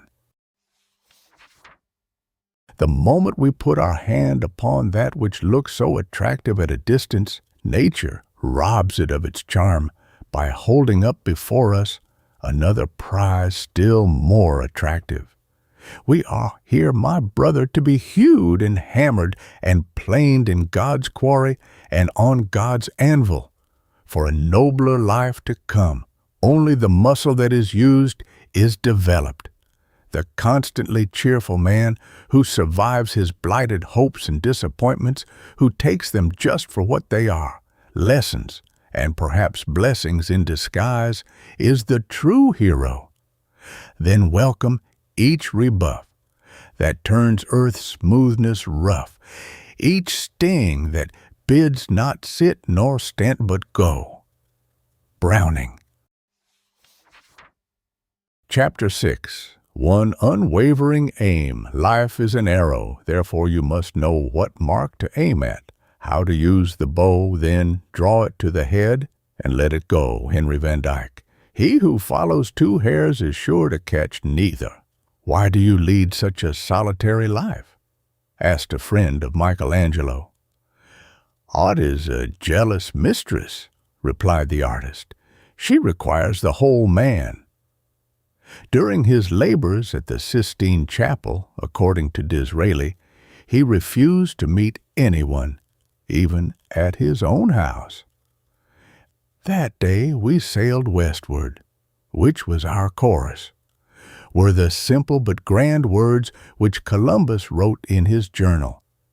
Day after day, hope might rise and fall, terror and dismay might seize upon the crew at the mysterious variations of the compass, but Columbus, unappalled, pushed due west, and nightly added to his record the above words. Cut an inch deeper, said a member of the old guard to the surgeon probing his wound, "and you will find the emperor," meaning his heart. By the marvelous power of concentrated purpose, Napoleon had left his name on the very stones of the Capitol and burned it indelibly into the heart of every Frenchman. Oh, the power of a great purpose to work miracles! His iron will grasped the situation. There was no turning to the right nor to the left, but one look and purpose, forward, upward, and onward, straight to his goal. He was like a great burning glass, concentrating the rays of the sun upon a single spot. He burned a hole wherever he went, but alas, Napoleon was himself defeated by violation of his own tactics, the constantly repeated crushing force of heavy battalions upon one point. To succeed today, a man must concentrate all the faculties of his mind upon one unwavering aim, and have a tenacity of purpose, which means death or victory. Every other inclination which tempts him from his aim must be suppressed. A man may starve on a dozen half-learned trades or occupations. He may grow rich and famous upon one trade thoroughly mastered, even though it be the humblest. All great men have been noted for their power of concentration, which makes them oblivious of everything outside their aim. Victor Hugo wrote his Notre Dame during the Revolution of 1830, while the bullets were whistling across his garden. He shut himself up in one room and spent most of that winter wrapped in a big gray comforter, pouring his very life into his work. Genius is intensity. Abraham Lincoln possessed such power of concentration that he could repeat, quite correctly, a sermon to which he had listened in his boyhood. It is the men who do one thing in this world who come to the front. It is a field, crossing the ocean 50 times to lay a cable, while the world ridicules. These are the men who have written their names prominently in the history of the world. A one-talent man who decides upon a definite object accomplishes more than the 10-talent man who scatters his energies and never knows exactly what he will do. Drop after drop, continually falling, wears a passage through the hardest rock. The hasty tempest, as Carlyle points out, rushes over it with hideous uproar and leaves no trails behind. A great purpose is cumulative, and like a great magnet, it attracts all that is kindred along the stream of life. A Yankee can splice a rope in many different ways. An English sailor only knows one way, but that is the best one. It is the one-sided man, the man of single and intense purpose, the man of one idea, who cuts his way through obstacles and forges to the front. Concentration is the keynote of the century. Scientists estimate that there is energy enough in less than 50 acres of sunshine to run all the machinery in the world if it could be concentrated. These rays, focused by a burning glass, would melt solid granite, or even change a diamond into vapor. Versatile men, universal geniuses, are usually weak because they have no power to concentrate their talents upon one point, and this makes all the difference between success and failure. Sir James Mackintosh was a man of remarkable ability, who excited in everyone who knew him the greatest expectations. But there was no purpose in his life. His zeal all evaporated before he could decide what to do, and his whole life was almost thrown away.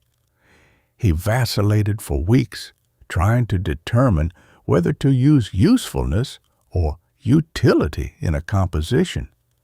A thimbleful of powder behind a ball and a rifle will do more execution than a carload of powder unconfined. The rifle barrel is the purpose that gives direct aim to the powder. The poorest scholar in school or college often, in practical life, far outstrips the class leader, simply because what little ability he has he employs for a definite object. It is fashionable to ridicule the man of one idea, but the men who have changed the front of the world have been men of a single aim. No man can make his mark on this age of specialties who is not a man of one idea, one supreme aim, one master passion.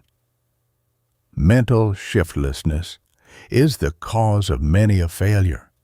The world is full of unsuccessful men who spend their lives letting empty buckets down into empty wells. "Mr. A often laughs at me," said a young American chemist, "because I have but one idea. He talks about everything, aims to excel in many things, but I have learned that if I ever wish to make a breach, I must play my guns continually upon one point." This great chemist, when an obscure schoolmaster, used to study by the light of a pine knot in a log cabin. This man was the late Professor Henry of the Smithsonian Institution. An old proverb says, "The master of one trade will support a wife and 7 children, and the master of 7 will not support himself." It is the single aim that wins. Men with monopolizing ambitions rarely live in history. Edward Everett, even with his magnificent powers, disappointed the expectations of his friends. He spread himself over the whole field of knowledge and elegant culture, but the mention of the name of Everett does not call up any one great achievement, as does that of names like Garrison and Phillips. The world always makes way for the man with a purpose in him, like Bismarck or Grant. The man who succeeds has a program. He fixes his course and adheres to it. If he can't get over a difficulty, he goes through it.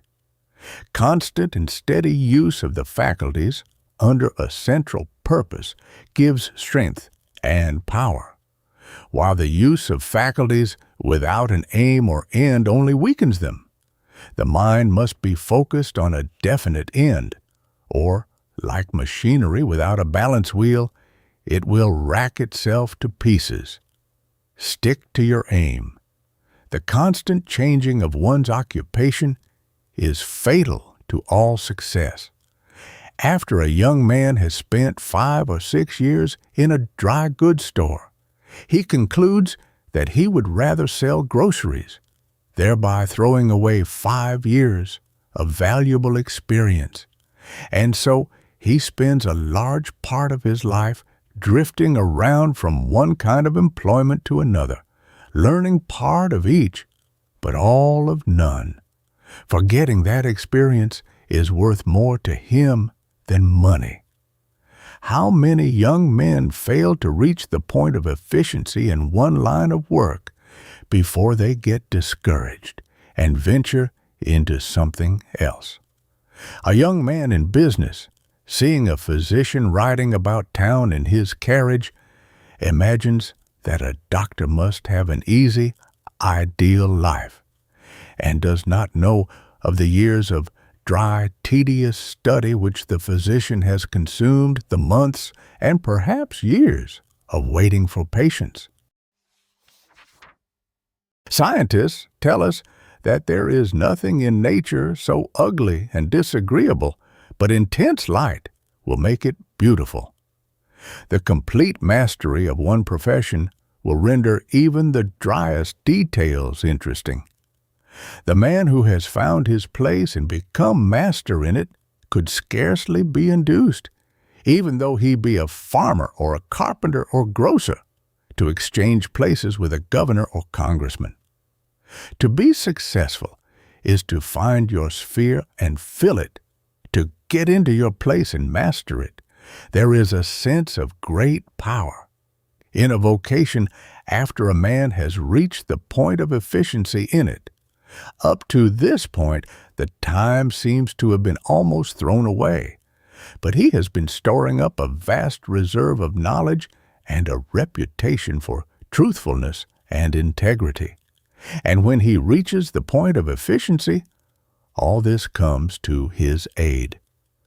The young man who half learned several trades and stops just short of that point fails because he did not press on far enough. In spite of the fact that nearly all very successful men have made a life work of one thing, we see on every hand hundreds of young men and women flitting about from occupation to occupation, regardless of the fact that no two careers have the same gauge.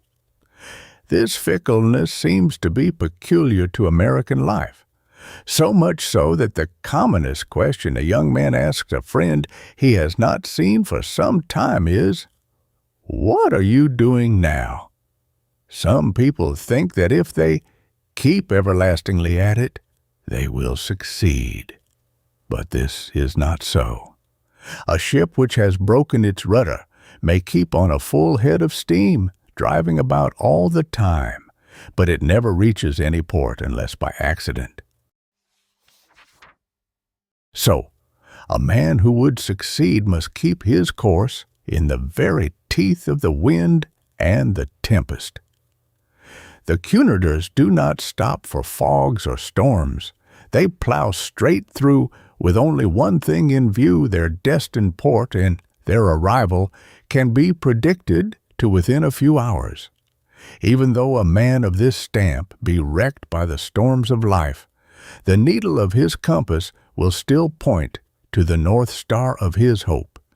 Even a wreck that makes its port is a greater success than a full-rigged ship, with every mast and rope intact, which merely drifts into an accidental harbor. A life which has no definite aim is sure to be frittered away in empty and purposeless dreams. A healthy, definite purpose is a remedy for 1,000 ills which attend aimless lives and takes the drudgery out of life. What we do without a purpose begrudgingly, with a purpose becomes a delight. Mere energy is not enough. It must be concentrated on some steady, unwavering aim. Education is of no value. Talent is worthless unless it can do something, achieve something.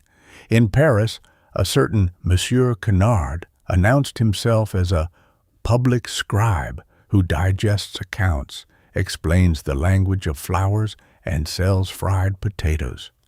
Jacks at all trades are at war with the genius of the times. What this age wants is young men and women who can do one thing without losing their identity or individuality. Nothing can take the place of an all-absorbing purpose. Education will not. Genius will not. Talent will not. Industry will not. Willpower will not. What good would a chest of tools do a carpenter unless he could use them?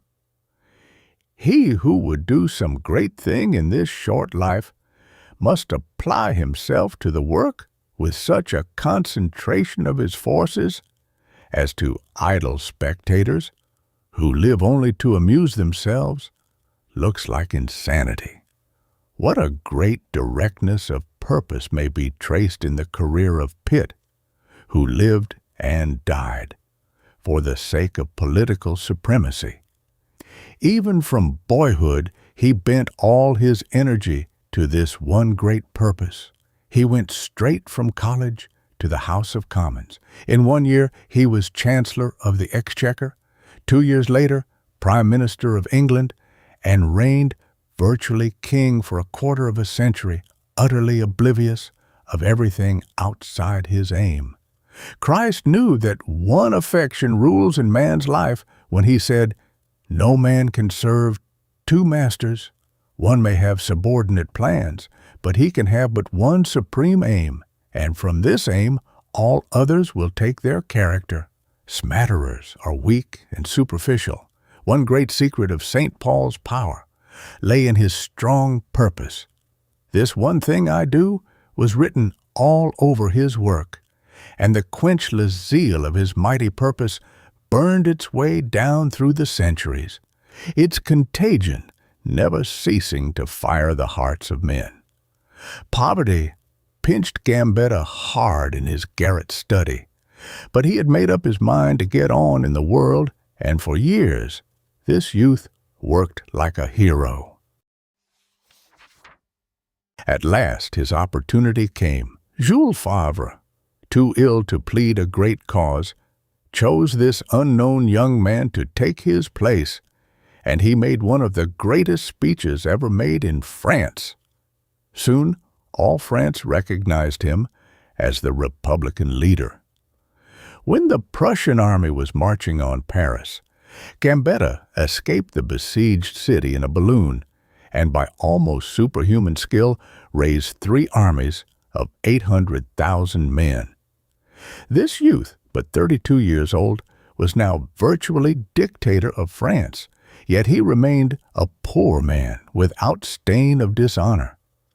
There is no grander sight in the world than that of a young man fired with a great purpose, dominated by one unwavering aim. He does not have one half the opposition to overcome that the undecided, purposeless man has, who, like driftwood, runs against all sorts of snags to which he must yield because he has no momentum to force them out of his way. What a sublime spectacle it is to see a youth going straight to his goal, cutting his way through difficulties and surmounting obstacles, which dishearten others as though they were but stepping stones. Defeat, like a gymnasium, only gives him new power. Opposition only doubles his exertions. Dangers only increase his courage. No matter what comes to him, sickness, poverty, disaster, he never turns his eye from his goal. Duos qui sequitur lepores neutrum capit. Chapter 7. Sowing and Reaping. Be not deceived, God is not mocked. For whatsoever a man soweth, that shall he also reap. Sow an act, and you reap a habit. Sow a habit, and you reap a character. Sow a character, and you reap a destiny. The chains of habit are generally too small to be felt till they are too strong to be broken.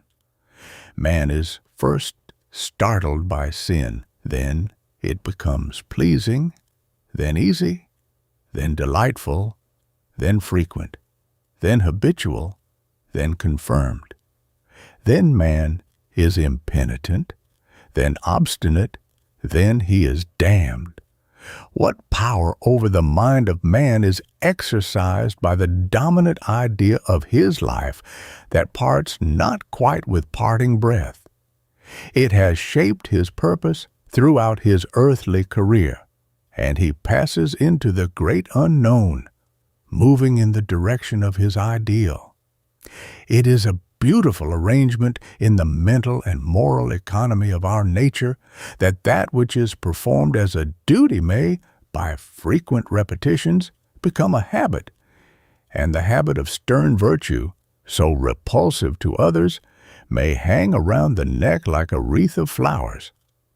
Nothing we ever do is in strict scientific literalness wiped out. There is a tendency in the nervous system to repeat the same mode of action at regularly recurring intervals. The nervous system is a living phonograph, infinitely more marvelous than that of Edison.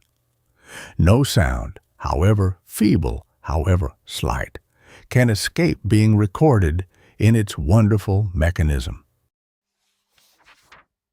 Although the molecules of this living machine may all be entirely changed many times during a lifetime, yet these impressions are never erased or lost.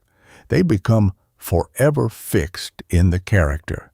The youth may say to himself, "I will do this just once," No one will ever know it, and I won't count this time.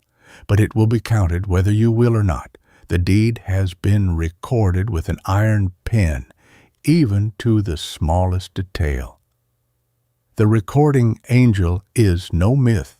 It is found in ourselves. Its name is memory, and it holds everything. Our acts, our angels are, or good or ill, our fatal shadows that walk by us still. Deep in the very nature of animate existence is that principle of facility and inclination, acquired by repetition, which we call habit.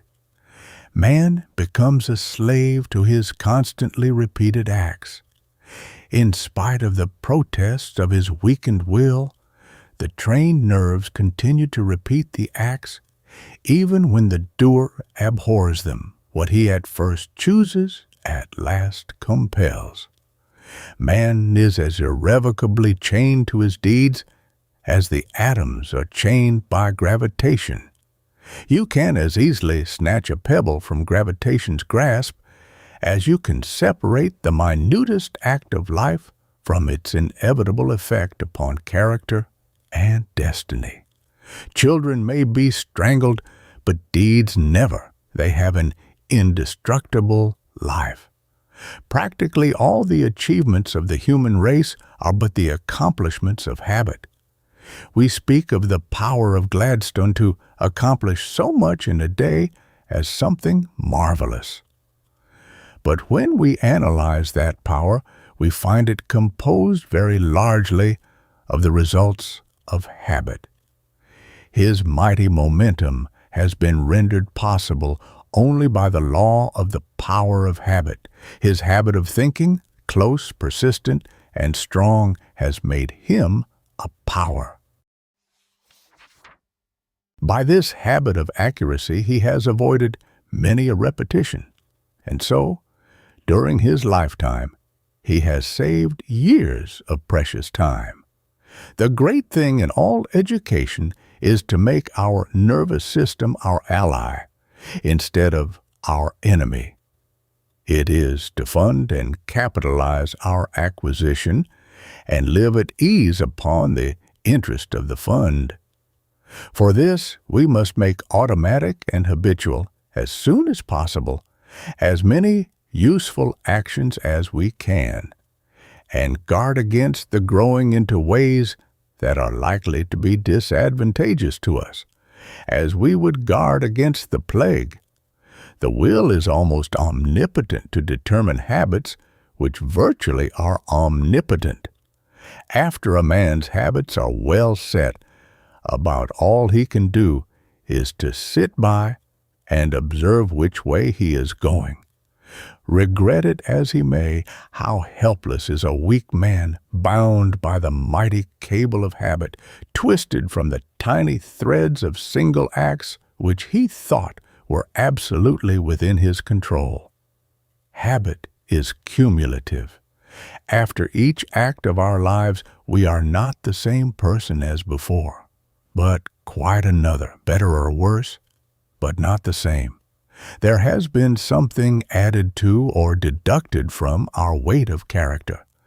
There is no fault nor folly of my life, said Ruskin, that does not rise against me and take away my joy and shorten my power of possession, of sight, of understanding, and every past effort of my life, every gleam of righteousness or good in it, is with me now to help me in my grasp of this hour and its vision.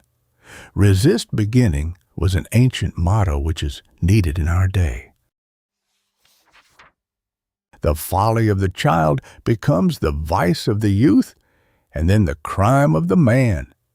In 1880, 147 of the 897 inmates of Auburn State Prison were there on a second visit.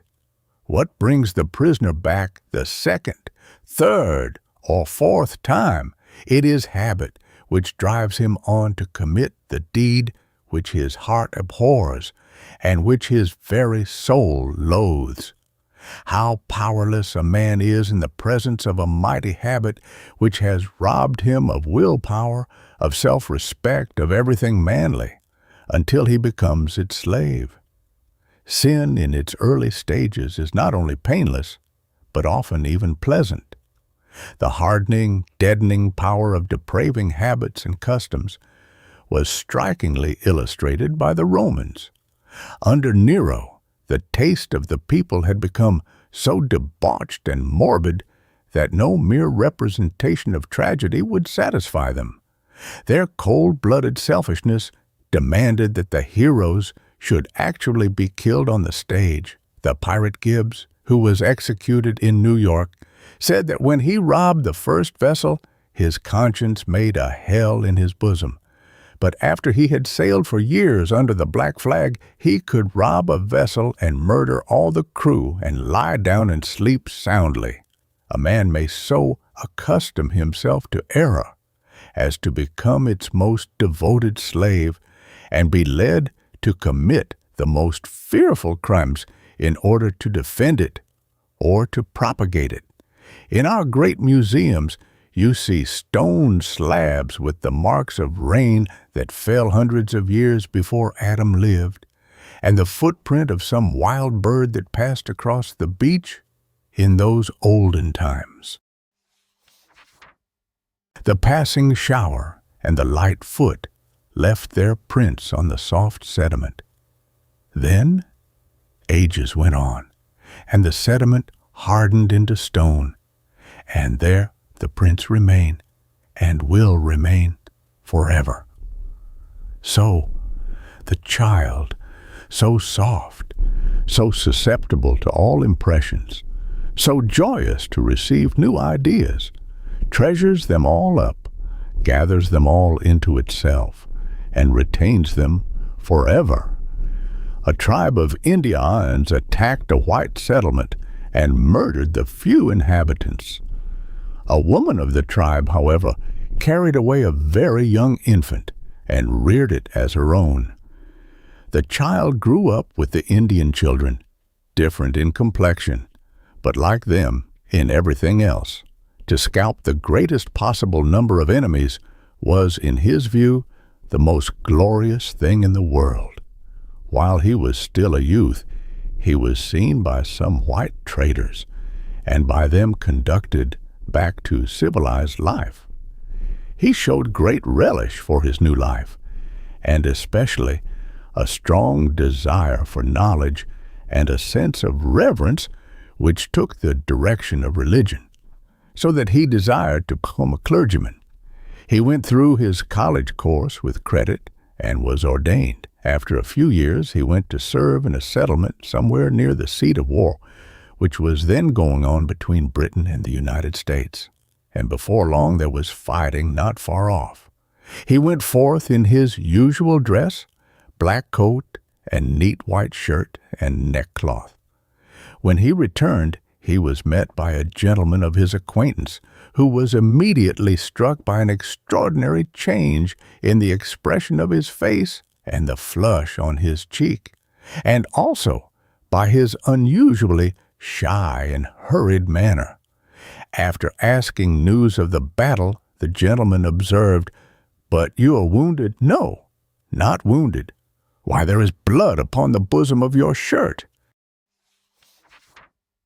The young man quickly crossed his hands firmly upon his breast, and his friend, supposing that he wished to conceal a wound which ought to be looked to, pulled open his shirt and told what made the young man let fall his hands in despair. From between his shirt and his breast, the friend took out a bloody scalp. "I could not help it," said the poor victim of early habits in an agonized voice. He turned and ran, too swiftly to be overtaken, betook himself to the Indians, and never more appeared among the whites. Beware of looking at sin, for at each view it is apt to become better looking. Habit is practically, for a middle-aged person, fate. For is it not practically certain that what I have done for 20 years I shall repeat today? What are the chances for a man who has been lazy and indolent all his life, starting in tomorrow morning to be industrious, or a spendthrift, frugal, a libertine, virtuous, a profane, foul-mouthed man, clean and chaste? Habit tends to make us permanently what we are for the moment. We cannot possibly hear, see, feel, or experience anything which is not woven in the web of character. What we are this minute, and what we do this minute, what we think this minute, will be read in the future character as plainly as words spoken into the phonograph can be reproduced in the future. Every sin you ever committed becomes your boon companion. It rushes to your lips every time you speak and drags its hideous form into your imagination every time you think. It throws its shadow across your path whichever way you turn. Like Banquo's ghost, it will not down. You are fastened to it for life, and it will cling to you in the vast forever. Rectitude is only the confirmed habit of doing what is right. Some men cannot tell a lie. The habit of truth-telling is fixed. It has become incorporated with their nature. Their characters bear the indelible stamp of veracity. There are other men who cannot speak the truth. Their habitual insincerity has made a twist in their characters, and this twist appears in their speech. There is a wonderful relation between bad habits. They all belong to the same family. If you take in one, no matter how small or insignificant it may seem, you will soon have the whole. A man who has formed the habit of laziness or idleness will soon be late at his engagements. A man who does not meet his engagements will dodge, apologize, prevaricate, and lie. You have seen a ship out in the bay swinging with the tide and the waves. The sails are all up, and you wonder why it does not move. But it cannot, for down beneath the water it is anchored. So we often see a young man apparently well-equipped, well-educated, and we wonder that he does not advance toward manhood and character. But, alas, we find that he is anchored to some secret vice, and he can never advance until he cuts loose. The first crime past compels us into more, and guilt grows fate that was but choice before. Small habits, well pursued betimes, may reach the dignity of crimes. Thousands can sympathize with David when he cried, "My sins have taken such hold upon me that I am not able to look up. My heart faileth me." Like the damned spot of blood on Lady Macbeth's hand, these foul spots on the imagination will not out. What a penalty nature exacts for physical sins! The gods are just, and of our pleasant vices make instruments to plague us. Washington at 13 wrote 110 maxims of civility and good behavior, and was most careful in the formation of all habits. Franklin, too, devised a plan of self-improvement and character building. No doubt the noble characters of these two men, almost superhuman in their excellence, are the natural result of their early care and earnest striving towards perfection. Habit, says Montaigne, is a violent and treacherous schoolmistress. She, by little and little, slyly and unperceived, slips in the foot of her authority. But having by this gentle and humble beginning, with the aid of time, fixed and established it, she then unmasks a furious and tyrannic countenance against which we have no more the courage nor the power, so much as to lift up our eyes. It has led thousands of nature's noblemen to drunkards' and libertines' graves. Goff's life is a startling illustration of the power of habit and of the ability of one apparently a hopeless slave to break his fetters and walk a free man in the sunlight of heaven. He came to America when 9 years old, possessed of great powers of song, of mimicry, and of acting, and exceedingly social in his tastes. 1,000 temptations widened and strewed with flowers the way down to eternal ruin. I would give this right hand to redeem those terrible 7 years of dissipation and death, he would often say, in after years when, with his soul still scarred and battered from his conflict with blighting passion, he tearfully urged young men to free themselves from the chains of bestial habits. What is put into the first of life is put into the whole of life. Out of a church of 2,700 members, I have never had to exclude a single one who was received while a child, said Spurgeon. It is the earliest sin that exercises the most influence for evil. Benedict Arnold was the only general in the Revolution that disgraced his country. He had great military talent, wonderful energy, and a courage equal to any emergency. But Arnold did not start right. Even when a boy, he was despised for his cruelty and his selfishness. He delighted in torturing insects and birds that he might watch their sufferings. Even in the army, in spite of his bravery, the soldiers hated him, and the officers dared not trust him. Let no man trust the first false step of guilt. It hangs upon a precipice, whose steep descent in last perdition ends. Vice, the pleasant guest which we first invited into our heart's parlor, becomes vulgarly familiar and entrenches herself deep in our very being. We ask her to leave, but she simply laughs at us from the hideous wrinkles she has made in our faces and refuses to go. Our secret sins defy us from the hideous furrows they have cut in our cheeks. Each impure thought has chiseled its autograph deep into the forehead, too deep for erasure. The devil does not apply his match to the hard coal, but he first lights the shavings of innocent sins, and the shavings the wood, and the wood the coal. Sin is gradual. It does not break out on a man until it has long circulated through his system. Murder, adultery, theft are not committed in deed until they have been committed in thought again and again.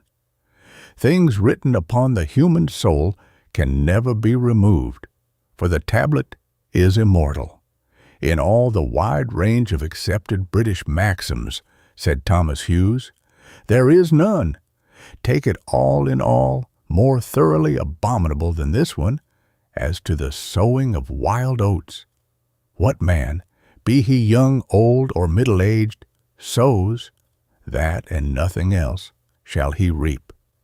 The only thing to do with wild oats is to put them carefully into the hottest part of the fire, and get them burnt to dust, every seed of them. If you sow them, no matter in what ground, up they will come with long, tough roots and luxuriant stalks and leaves, as sure as there is a sun in heaven.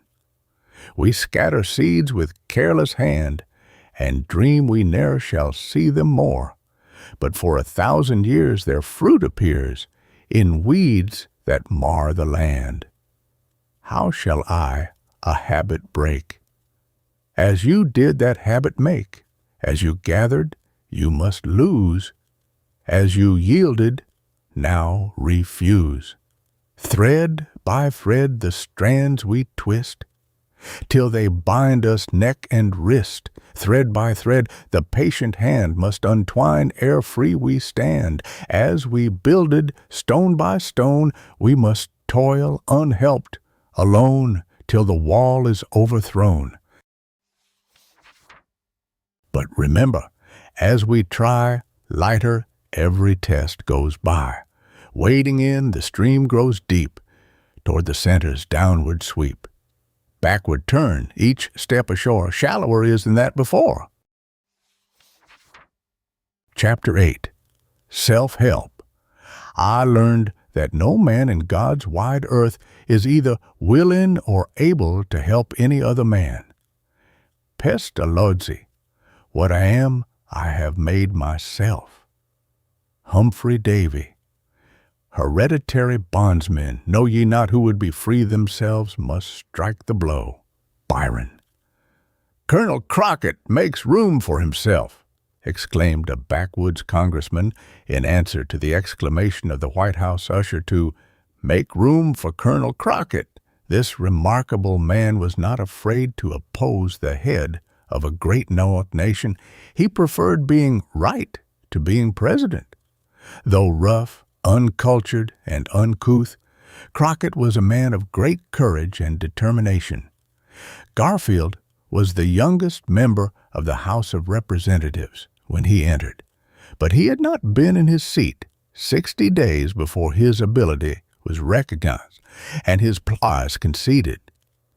He stepped to the front with the confidence of one who belonged there. He succeeded because all the world in concert could not have kept him in the background, and because, when once in the front, he played his part with an intrepidity and a commanding ease that were but the outward evidences of the immense reserves of energy on which it was in his power to draw. Take the place and attitude which belong to you, says Emerson, and all men acquiesce. The world must be just.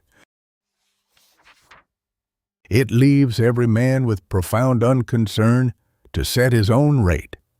Grant was no book soldier. Some of his victories were contrary to all instructions in military works. He did not dare to disclose his plan to invest Vicksburg, and he even cut off all communication on the Mississippi River for 7 days, that no orders could reach him from General Halleck, his superior officer. For he knew that Halleck went by books, and he was proceeding contrary to all military theories. The consciousness of power is everything. That man is strongest who owes most to himself. Richard Arkwright, the 13th child in a hovel with no education, no chance, gave his spinning model to the world and put a scepter in England's right hand, such as the Queen never wielded.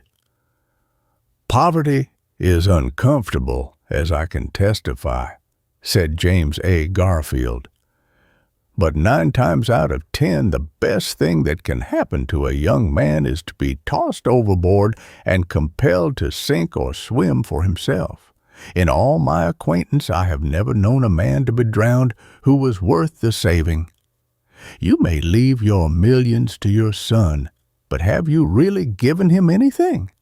You cannot transfer the discipline, the experience, the power which the acquisition has given you, the character which trained habits of accuracy and honesty have developed.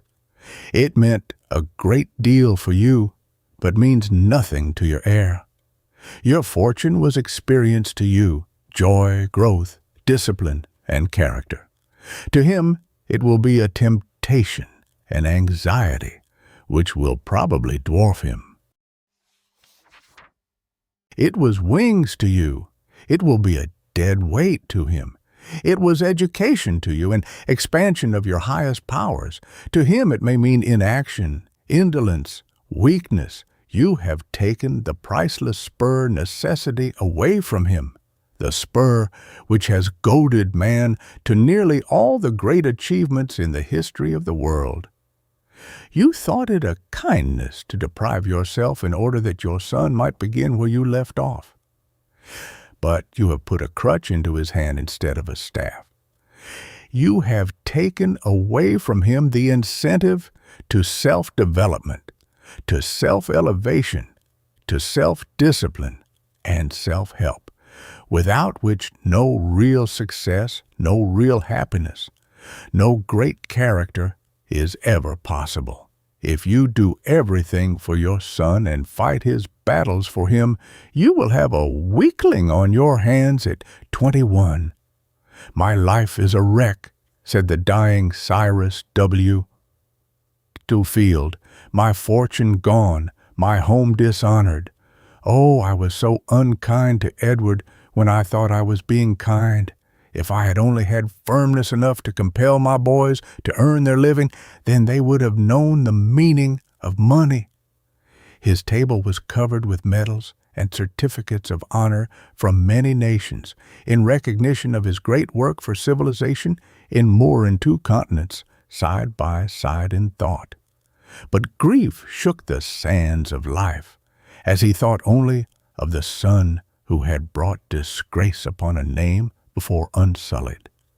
Men who have been bolstered up all their lives are seldom good for anything in a crisis. When misfortune comes, they look around for somebody to lean upon. If the prop is not there down, they go. Once down, they are as helpless as capsized turtles or unhorsed men in armor. Many a frontier boy has succeeded beyond all his expectations simply because all props were knocked out from under him, and he was obliged to stand upon his own feet. There is no manhood mill which takes in boys and turns out men. What you call no chance may be your only chance. Don't wait for your place to be made for you. Make it yourself. Don't wait for somebody to give you a lift. Lift yourself. Henry Ward Beecher did not wait for a call to a big church with a large salary. He accepted the first pastorate offered him in a little town near Cincinnati. He became literally the light of the church, for he trimmed the lamps, kindled the fires, swept the rooms, and rang the bell. His salary was only about $200 a year, but it was work and opportunity that he wanted. He felt that if there was anything in him, work would bring it out. When Beethoven was examining the work of Moscheles, he found written at the end, "Fini with God's help." He wrote under it, "Man, help yourself." A young man stood listlessly watching some anglers on a bridge. He was poor and dejected. At length, approaching a basket filled with fish, he sighed. "If now I had these, I would be happy. I could sell them and buy food and lodgings." "I will give you just as many and just as good," said the owner, who chanced to overhear his words, "if you will do me a trifling favor, only to tend this line till I come back. I wish to go on a short errand." The proposal was gladly accepted. Meanwhile, the fish snapped greedily at the hook, and he lost all his depression in the excitement of pulling them in. When the owner returned, he had caught a large number. Counting out from them as many as were in the basket, and presenting them to the youth, the old fisherman said, "I fulfill my promise from the fish you have caught, to teach you whenever you see others earning what you need to waste no time in foolish wishing, but cast a line for yourself. The grandest fortunes ever accumulated or possessed on earth were and are the fruit of endeavor that had no capital to begin with save energy, intellect, and the will. From Croesus down to Rockefeller, the story's the same, not only in the getting of wealth, but also in the acquirement of eminence. Those men have won most who relied most upon themselves. It has been said that one of the most disgusting sights in this world is that of a young man with healthy blood, broad shoulders, presentable calves, and 150 pounds, more or less, of good bone and muscle, standing with his hands in his pockets, longing for help. Man is not merely the architect of his own fortune, but he must lay the bricks himself. Labor is the only legal tender in the world to true success. The gods sell everything for that, nothing without it. You will never find success marked down. The door to the temple of success is never left open. Everyone who enters makes his own door, which closes behind him to all others. Circumstances have rarely favored great men. They have fought their way to triumph over the road of difficulty and through all sorts of opposition. A lowly beginning and a humble origin are no bar to a great career. The farmers' boys fill many of the greatest places in legislatures, in syndicates, at the bar, in pulpits, in Congress, today. Ask almost any great man in our large cities where he was born, and he will tell you it was on a farm or in a small country village. The founder of Boston University left Cape Cod for Boston to make his way with a capital of only $4. He could find no opening for a boy, but what of that? He made an opening, he found a board, and made it into an oyster stand on the street corner.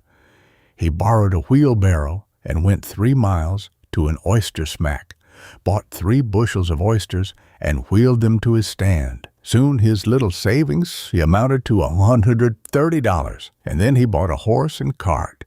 This poor boy with no chance kept right on till he became the millionaire Isaac Rich. Self-help has accomplished about all the great things of the world.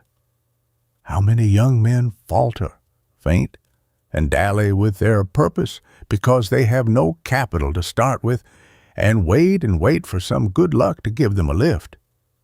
But success is the child of drudgery and perseverance. It cannot be coaxed or bribed. Pay the price and it is yours. Where is the boy today who has less chance to rise in the world than Elihu Burritt, apprenticed to a blacksmith, in whose shop he had to work at the forge all the daylight and often by candlelight? Yet he managed, by studying with a book before him at his meals, carrying it in his pocket that he might utilize every spare moment, and studying nights and holidays to pick up an excellent education in the odds and ends of time which most boys throw away. At 30 years of age, he was master of every important language in Europe and was studying those of Asia. A wealthy gentleman offered to pay his expenses at Harvard, but no, he said he could get his education himself, even though he had to work 12 or 14 hours a day at the forge. He snatched every spare moment at the anvil and forge as though it were gold. Think of a boy working nearly all the daylight in a blacksmith shop, and yet finding time to study 7 languages in a single year. If the youth of America, who are struggling against cruel circumstances, could only understand that 90% of what is called genius is merely the result of persistent, determined industry, downright hard work, they would be inspired with new hope. It is interesting to note that the men who talk most about genius are the men who like to work the least. Genius has been well defined as the infinite capacity for taking pains. If men who have done great things could only reveal to the struggling youth of today how much of their reputations was due to downright hard digging and plodding, what an uplift of inspiration and encouragement they would give. You can read in a few minutes or a few hours a poem or a book with only pleasure and delight. But the days and months of weary plodding over details and dreary drudgery often required to produce it would stagger belief. The greatest works in literature have been elaborated and elaborated line by line, paragraph by paragraph, often rewritten a dozen times. It is said that Bryant rewrote Thanatopsis 100 times, and even then was not satisfied with it. Rousseau says of the labor involved in his smooth and lively style, "My manuscripts, blotted, scratched, interlined, and scarcely legible, attest the trouble they cost me. There is not one of them which I have not been obliged to transcribe 4 or 5 times before it went to press." Gibbon wrote his autobiography 9 times and was in his study every morning, summer and winter, at 6 o'clock. And yet youth who waste their evenings wonder at the genius which can produce The Decline and Fall of the Roman Empire, upon which Gibbon worked 20 years. It took Virgil 7 years to write his Georgics and 12 years to write the Aeneid. He was so displeased with the latter that he attempted to rise from his deathbed to commit it to the flames. Frederick Douglass, America's most representative colored man, born a slave, was reared in bondage, liberated by his own exertions, educated and advanced by sheer pluck and perseverance to distinguished positions in the service of his country, and to a high place in the respect and esteem of the whole world. Michael Faraday was a poor boy, son of a blacksmith, who apprenticed him at the age of 13 to a bookbinder in London. Michael laid the foundations of his future greatness by making himself familiar with the contents of the books he bound. He remained at night, after others had gone, to read and study the precious volumes. The Duke of Argyll, walking in his garden, saw a Latin copy of Newton's Principia on the grass, and supposing that it had been taken from his library, called for someone to carry it back. Edmund Stone, however, the son of the Duke's gardener, claimed it. "Yours?" asked the surprised nobleman. "Do you understand geometry, Latin, and Newton?" "I know a little of them," replied Edmund. "But how," asked the Duke, "came you by the knowledge of all these things?" "A servant taught me to read 10 years since," answered Stone. "The masons were then at work upon your house. I approached them one day and observed that the architect used a rule and compasses, and that he made calculations. I inquired what might be the meaning and use of these things, and I was informed that there was a science called arithmetic. I purchased a book of arithmetic and learned it. I was told that there was another science called geometry. I bought the necessary books and learned geometry. By reading, I found that there were good books on these sciences in Latin. So I bought a dictionary and learned Latin. This, my lord, is what I have done. It seems to me that we may learn everything when we know the 24 letters of the alphabet." The ancients said, "Know thyself." The 19th century says, "Help thyself." Self-culture gives a second birth to the soul. A liberal education is a true regeneration. When a man is once liberally educated, he will generally remain a man, not shrink to a mannequin, nor dwindle to a brute. But if he has merely been crammed and stuffed through college, he will continue to shrink and shrivel and dwindle, for he will lose both his confidence and self-respect as his crammed facts, which never became a part of himself, evaporate from his distended memory. In Strasbourg, geese are crammed with food several times a day by opening their mouths and forcing the pabulum down the throat with the finger. The geese are shut up in boxes just large enough to hold them, and are not allowed to take any exercise. This is done in order to increase enormously the liver, for pâté de foie gras. So are our youth sometimes stuffed with education, not to increase their grasp or power of brain, not to discipline it, but to fatten the memory, the liver of the brain, until it is sufficiently expanded to ensure 50%. In the examination, every bit of education or culture is of great advantage in the struggle for existence. The microscope does not create anything new, but it reveals marvels. To educate the eye adds to its magnifying power, until it sees beauty where before it saw only ugliness. The eye of an Agassiz could see worlds which the uneducated eye never dreamed of. The cultured hand can do 1,000 things the uneducated hand cannot do.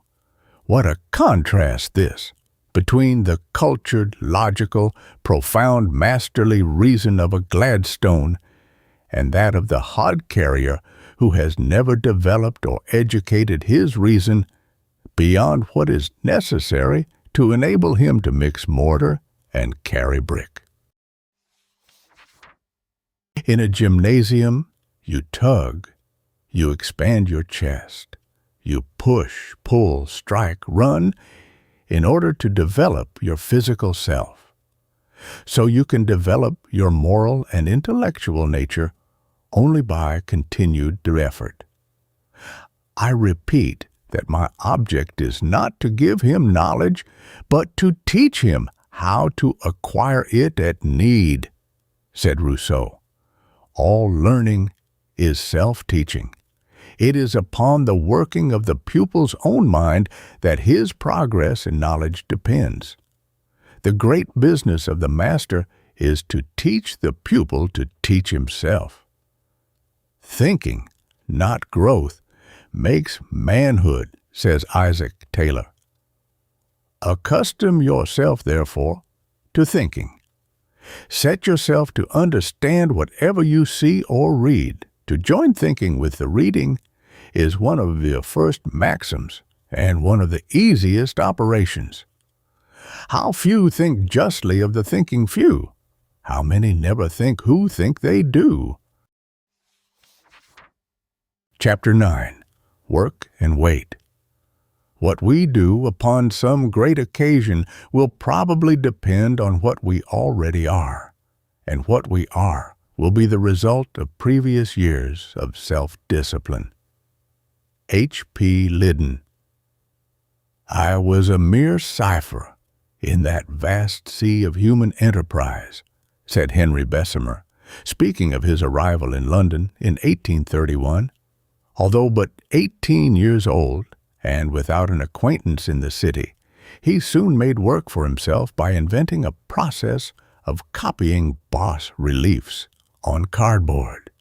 Having ascertained later that in this way the raised stamps on all official papers in England could easily be forged, he set to work and invented a perforated stamp which could not be forged nor removed from a document.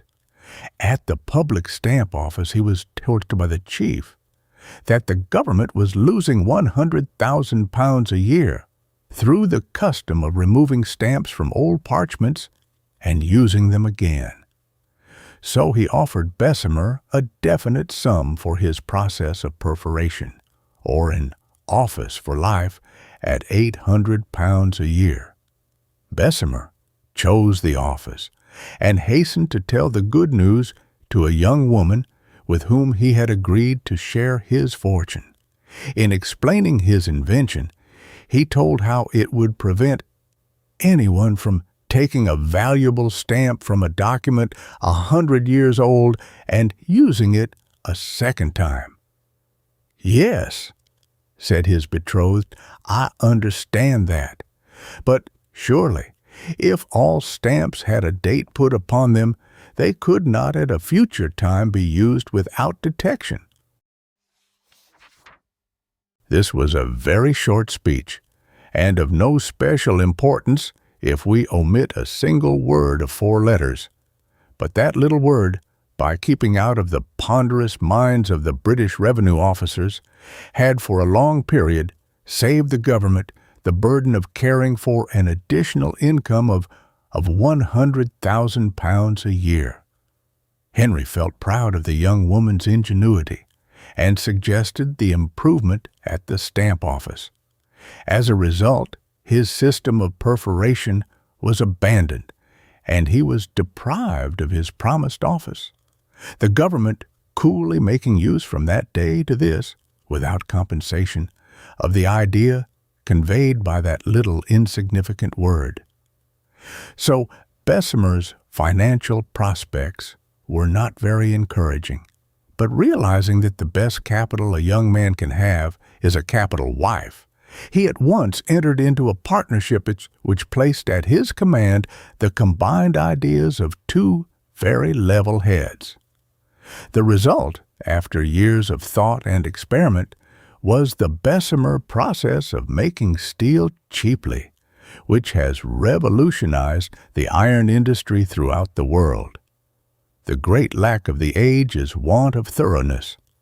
How seldom you find a young man or woman who is willing to take time to prepare for his life work. A little education is all they want, a little smattering of books, and then they are ready for business. "Can't wait" is characteristic of the century and is written on everything, on commerce, on schools, on society, on churches. Youth rush into business with no great reserve of education or drill. Of course, they do poor, feverish work and break down in middle life, and many die of old age in the 40s. Everybody's in a hurry. Buildings are rushed up so quickly that they will not stand, and everything is made to sell. Our young people of today want something and want it quickly. They are not willing to lay broad, deep foundations. The weary years in preparatory school and college dishearten them. But as Pope says, a little learning is a dangerous thing. Drink deep, or taste not the Pierian spring. Their shallow draughts intoxicate the brain, and drinking largely sobers us again. Shortcuts and abridged methods are the demand of the hour. But the way to shorten the road to success is to take plenty of time to lay in your reserve power. Hard work, a definite aim, and faithfulness will shorten the way. Don't risk a life's superstructure upon a day's foundation. Unless you have prepared yourself to profit by your chance, the opportunity will only make you ridiculous. A great occasion is valuable to you just in proportion as you have educated yourself to make use of it. Patience is nature's motto. She works ages to bring a flower to perfection. What will she not do for the greatest of her creation? Ages and eons are nothing to her. Out of them she has been carving her great statue, a perfect man. Johnson said, "A man must turn over half a library to write one book."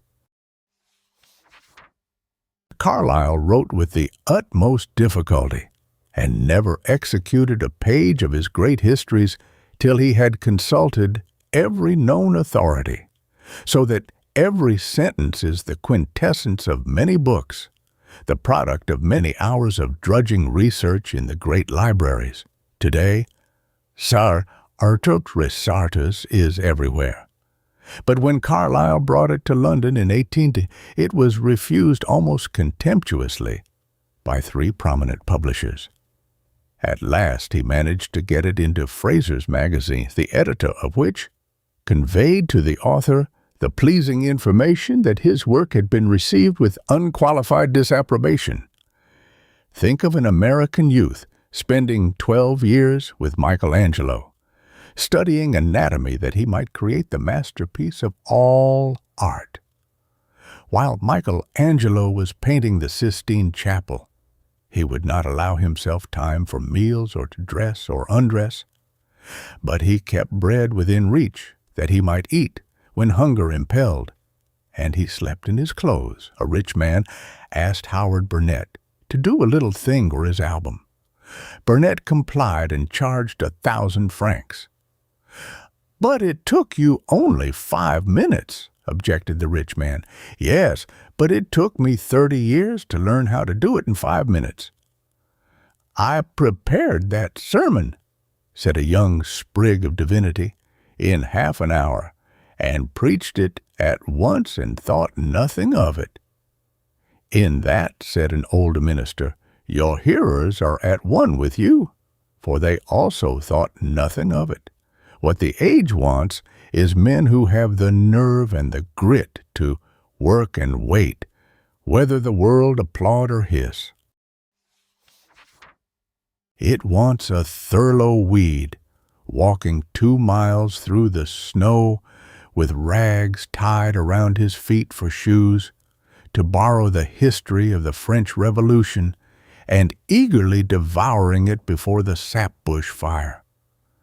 A Milton elaborating Paradise Lost in a world he could not see, and then selling it for £15.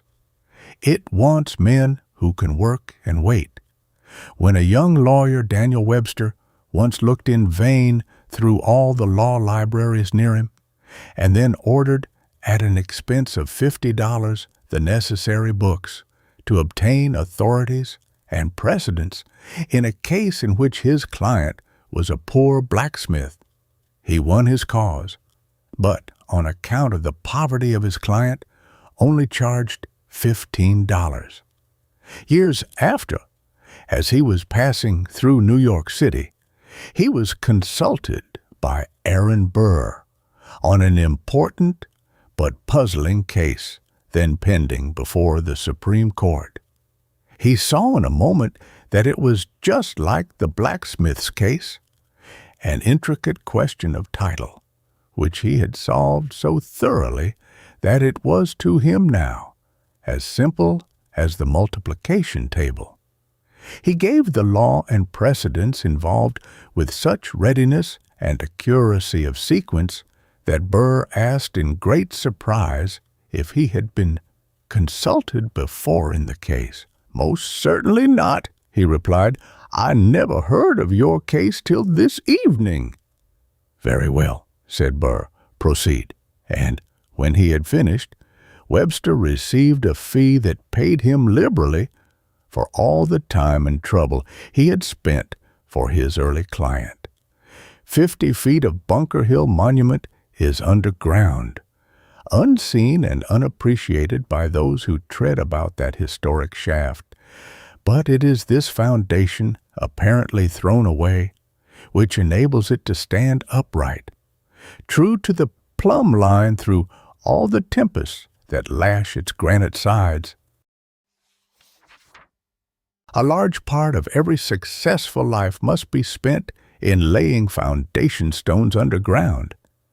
Success is the child of drudgery and perseverance, and depends upon knowing how long it takes to succeed. Havelock joined the army at 28, and for 34 years worked and waited for his opportunity.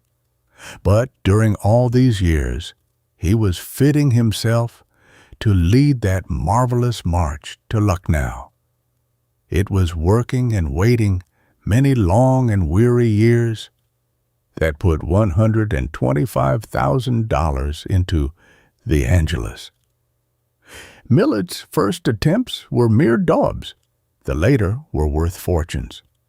Before Edmund Kean would consent to appear in that character, which he acted with such consummate skill, the gentleman villain, he practiced constantly before a glass, studying expression for a year and a half.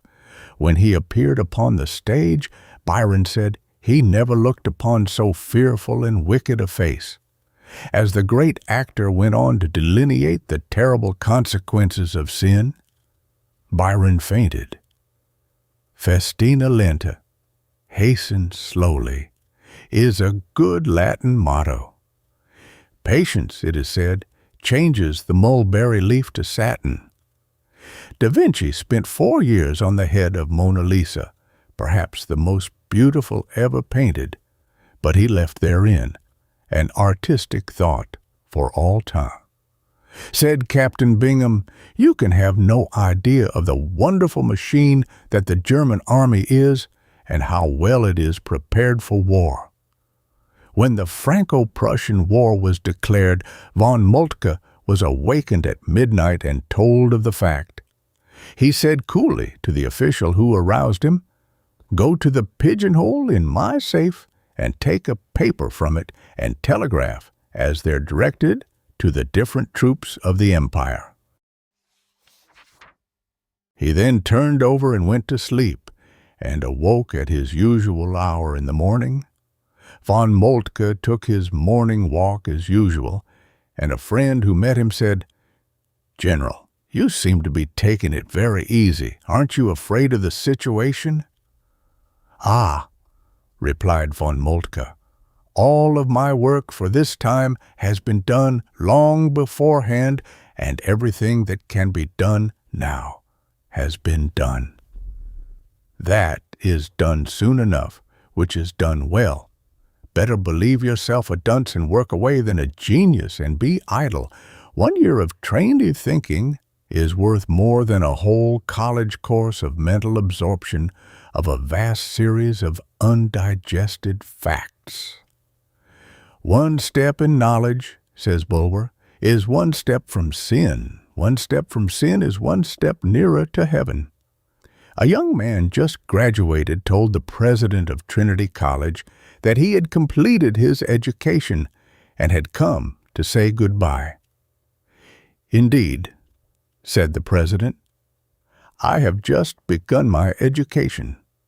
Edison described his repeated efforts to make the phonograph reproduce an aspirated sound and added, "From 18 to 20 hours a day for the last 7 months, I have worked on this single word specia. I said into the phonograph, specia, specia, specia, but the instrument responded, pecha, pecha, pecha. It was enough to drive one mad. But I held firm, and I have succeeded. Thy life, wert thou the pitifullest of all the sons of earth, is no idle dream, but a solemn reality, said Carlyle. It is thy own. It is all thou hast to comfort eternity with. Work then like a star, unhasting, yet unresting. Old Bull said, If I practice 1 day, I can see the result. If I practice 2 days, my friends can see it. If I practice 3 days, the great public can see it. Demosthenes was once urged to speak on a great and sudden emergency, but replied, I am not prepared. It was thought by many that Demosthenes did not possess any genius whatever, because he never allowed himself to speak on any subject without thorough preparation. Alexander Hamilton said, Men give me credit for genius. All the genius I have lies just in this. When I have a subject in hand, I study it profoundly. Day and night it is before me. I explore it in all its bearings. My mind becomes pervaded with it. Then the effort which I make the people are pleased to call the fruit of genius. It is the fruit of labor and thought. Nelaton, the great surgeon, said that if he had 4 minutes in which to perform an operation on which a life depended, he would kill 1 minute to consider how best to do it. I have been watching the careers of young men by the thousand in this busy city of New York for over 30 years, said Dr. Kyler, and I find that the chief difference between the successful and the failures lies in the single element of staying power. Permanent success is oftener won by holding on than by sudden dash. They who understand and practice Abraham Lincoln's homely maxim of pegging away have achieved the solidest success. Reserves which carry us through great emergencies are the result of long working and long waiting. Collier declares that reserves mean to a man also achievement, the power to do the grandest thing possible to your nature when you feel you must, to do well always, but best in the crisis on which all things turn, to stand the strain of a long fight and still find you have something left, and so to never know you are beaten because you never are beaten. Every defeat is a Waterloo to him who has no reserves. One who reads the chronicles of discoveries is struck with the prominent part that accident has played in such annals. Inventors in search of one object have failed in their quest, but have stumbled on something more valuable than that for which they were looking. Saul is not the only man who has gone in search of asses and found a kingdom. A careless glance at such facts might encourage the delusion that aimless straying in bypaths is quite as likely to be rewarded as is the steady pressing forward with fixed purpose toward some definite goal. But it is to be remembered that the men who made the accidental discoveries were men who were looking for something. Men may wake at times surprised to find themselves famous, but it was the work they did before going to sleep and not the slumber that gave the eminence. When the ledge has been drilled and loaded and the proper connections have been made, a child's touch on the electric key may be enough to annihilate the obstacle, but without the long preparation, the pressure of a giant's hand would be without effect. In the search for truth and the shaping of character, the principle remains the same as in science and literature.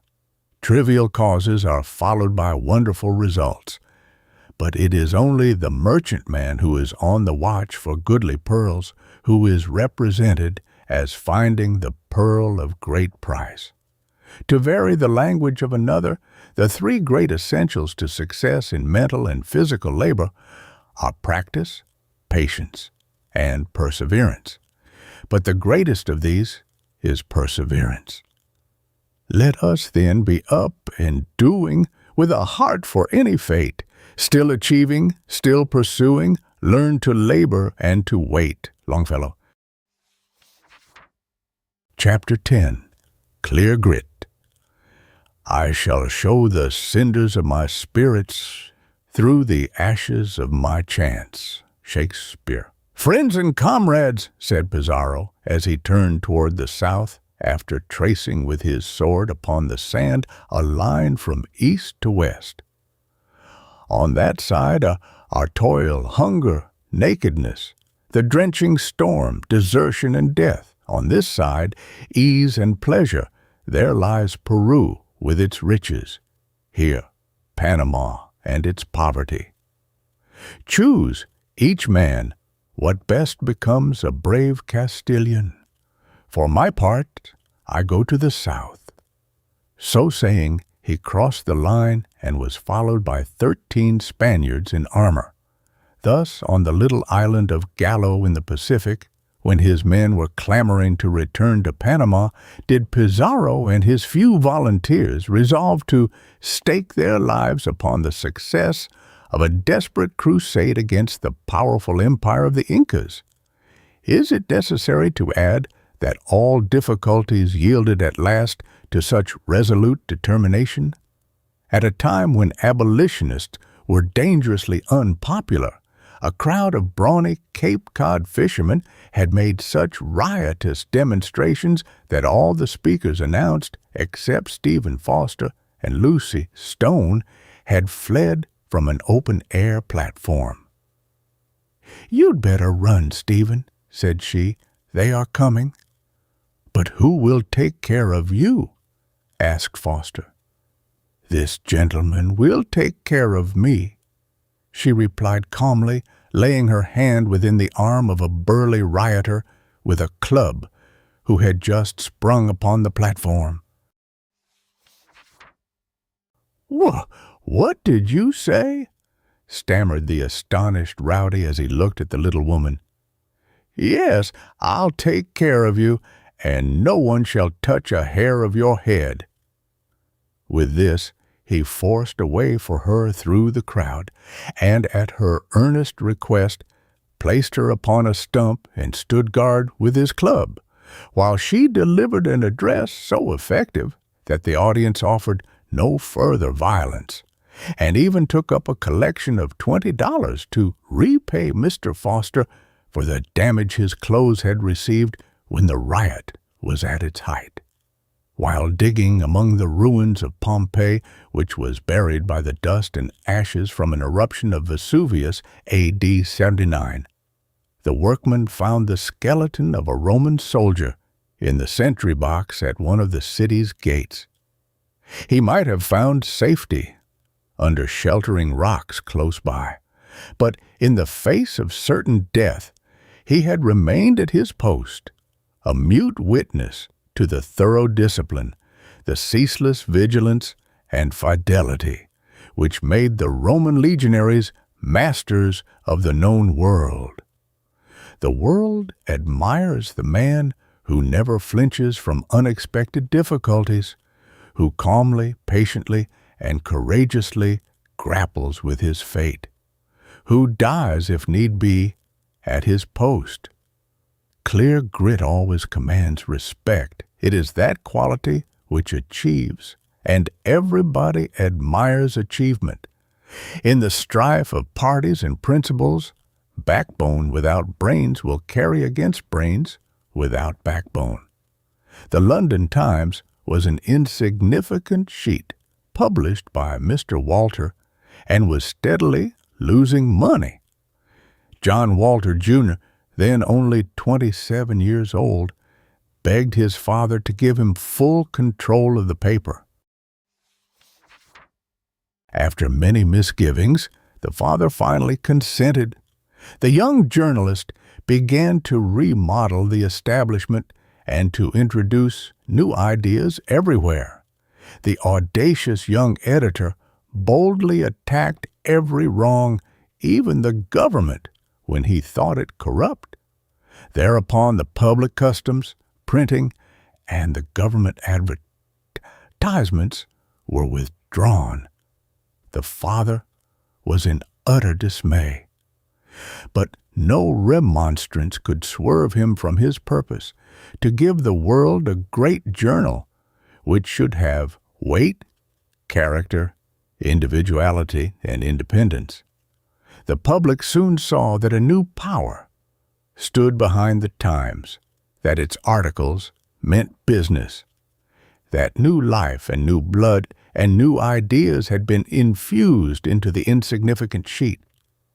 Among other new features, foreign dispatches were introduced, and they appeared in the Times several days before their appearance in the government organs. But the aggressive editor antagonized the government, and his foreign dispatches were all stopped at the outpost. But nothing could daunt this resolute young spirit. At enormous expense, he employed special couriers. Every obstacle put in his way only added to his determination to succeed. Enterprise, push, grit were behind the Times, and nothing could stay its progress. Walter had duplicate and even triplicate typeset. Then he set his brain to work, and finally the Walter Press, throwing off septa copies, both sides printed per hour, was the result. It was the 29th of November, 18, that the first steam-printed paper was given to the world. Walter's tenacity of purpose was remarkable. Pure grit is that element of character which enables a man to clutch his aim with an iron grip and keep the needle of his purpose pointing to the star of his hope. Through sunshine and storm, through hurricane and tempest, through sleet and rain, with a leaky ship, with a crew in mutiny, it perseveres. In fact, nothing but death can subdue it, and it dies still struggling. The man of grit carries in his very presence a power which controls and commands. Many of the failures of life are due to the want of grit or business nerve. It is unfortunate for a young man to start out in business life with a weak, yielding disposition, with no resolution or backbone to mark his own course and stick to it, with no ability to say no with an emphasis. Look at Garrison reading this advertisement in a Southern paper. $5,000 will be paid for the head of W.L. Garrison by the governor of Georgia. Behold him again. A broadcloth mob is leading him through the streets of Boston by a rope. He is hurried to jail. See him return calmly and unflinchingly to his work, beginning at the point at which he was interrupted. Note this heading in the Liberator, the type of which he set himself in an attic on State Street in Boston. I am in earnest. I will not equivocate. I will not excuse. I will not retreat a single inch, and I will be heard. Was Garrison heard?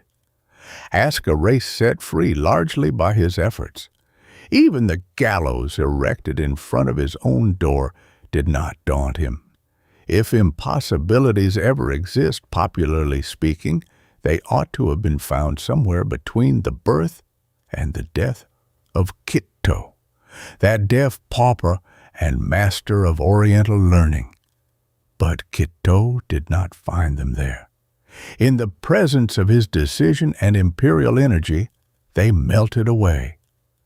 Kitto begged his father to take him out of the poorhouse, even if he had to subsist like the Hottentots. He told him that he would sell his books and pawn his handkerchief, by which he thought he could raise about 12 shillings.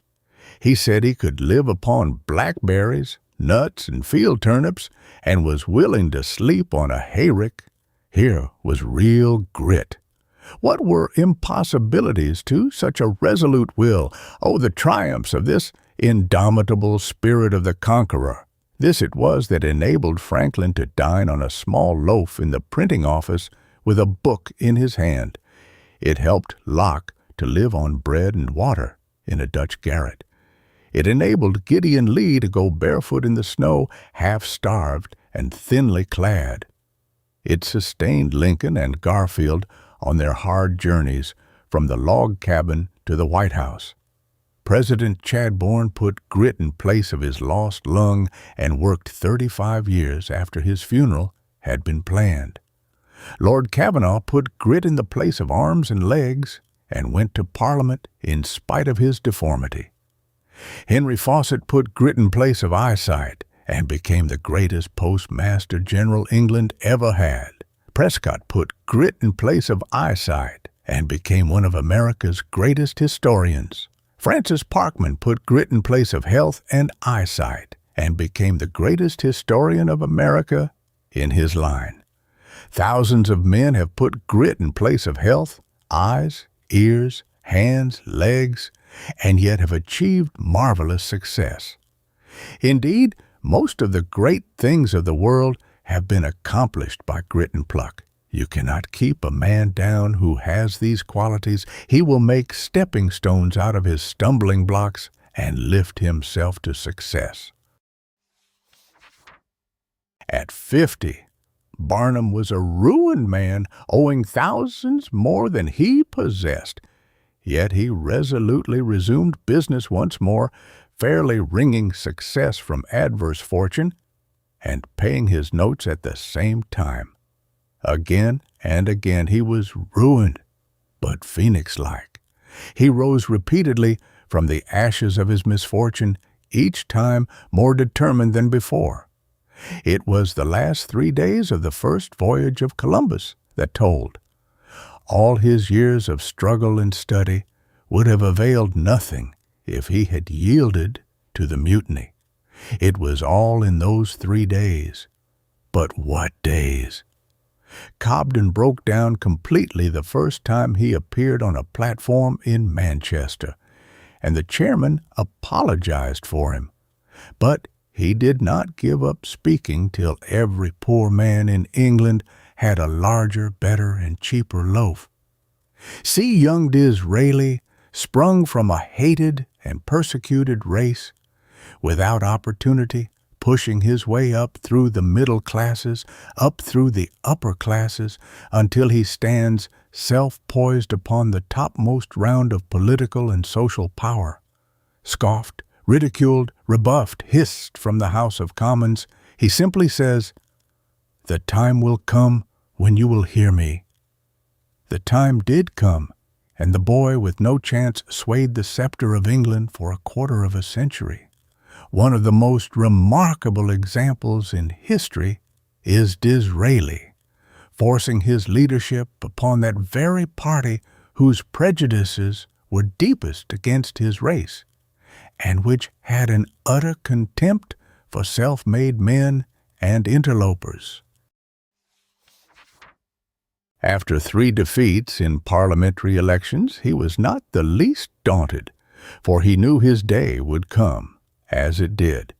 Lord Melbourne, the great Prime Minister, when this gay young fop was introduced to him, asked him what he wished to be.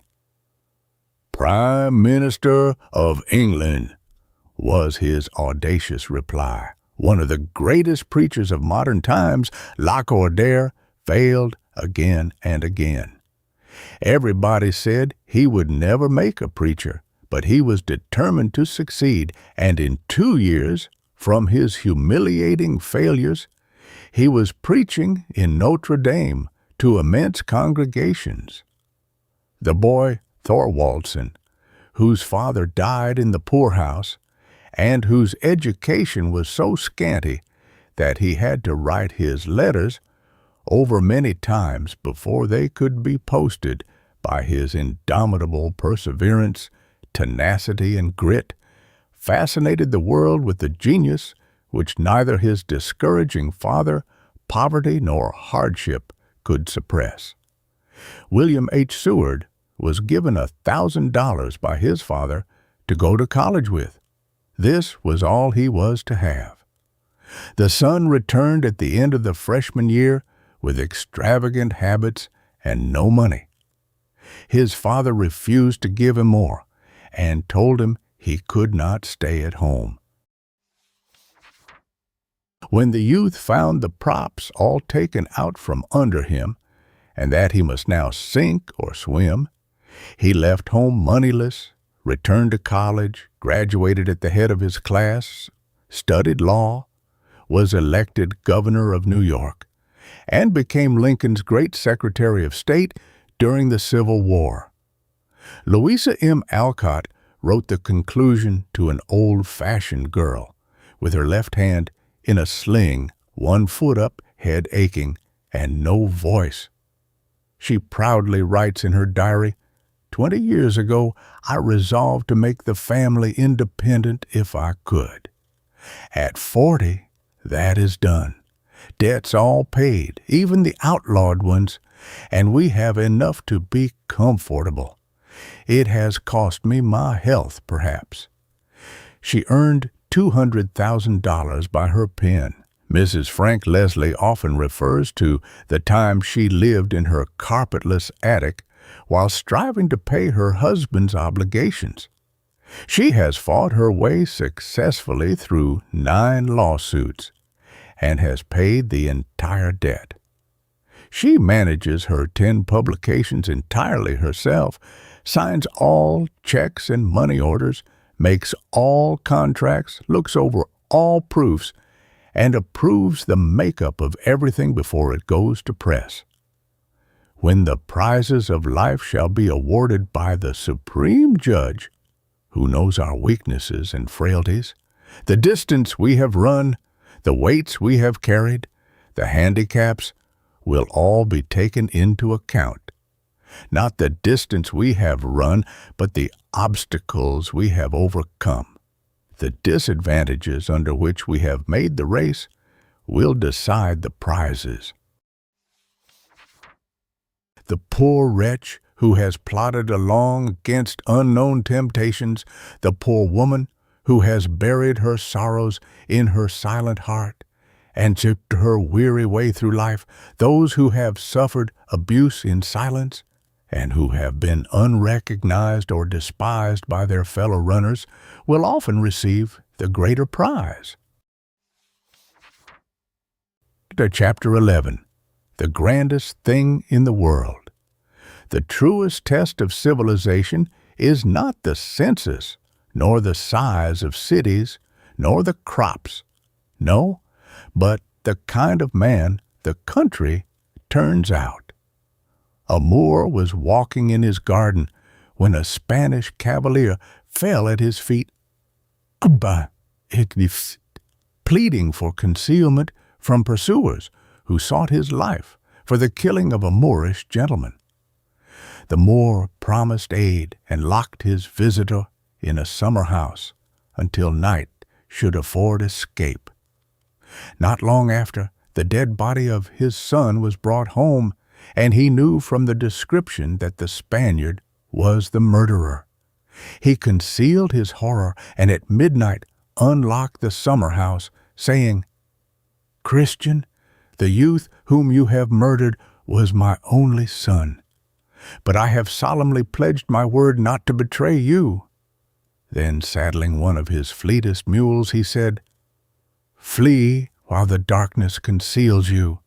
Your hands are polluted with blood, but God is just, and I have resigned judgment to him." Character never dies. The character of Socrates was mightier than the hemlock, and banished the fear and sting of death.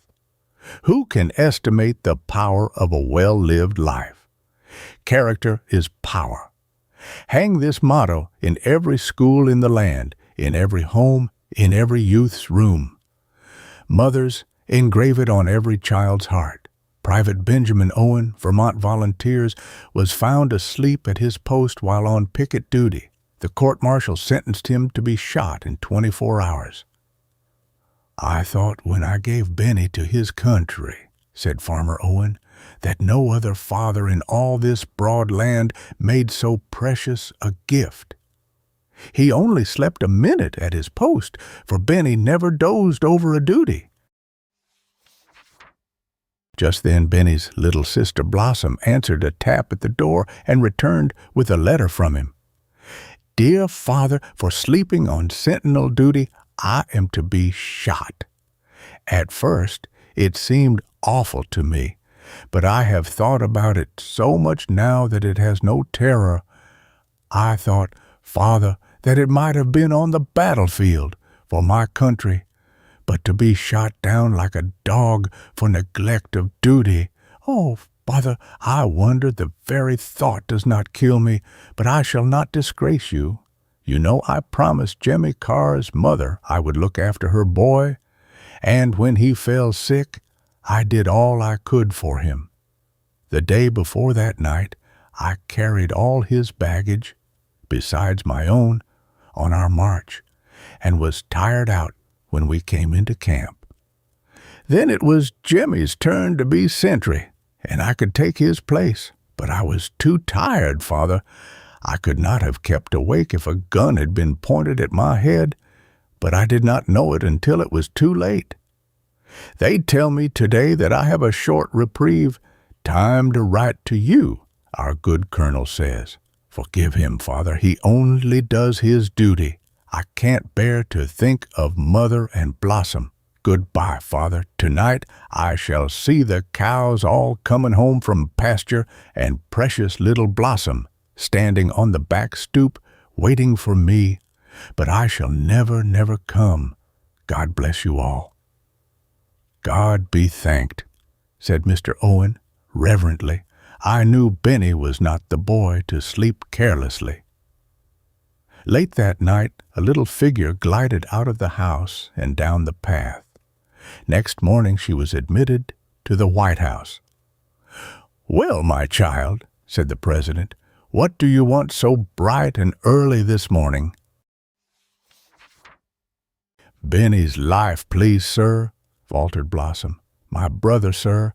They are going to shoot him for sleeping at his post." "I remember. It was a fatal sleep. Thousands of lives might have been lost through his culpable negligence." "So my father said. But poor Benny was so tired, sir, and Jemmy so weak. He did the work of two, and it was Jemmy's night, not his." He read Benny's letter, wrote a few lines, and said to the messenger, "Send this dispatch at once."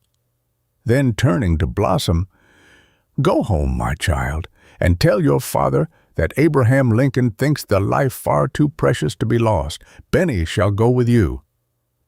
"God bless you, sir," said Blossom.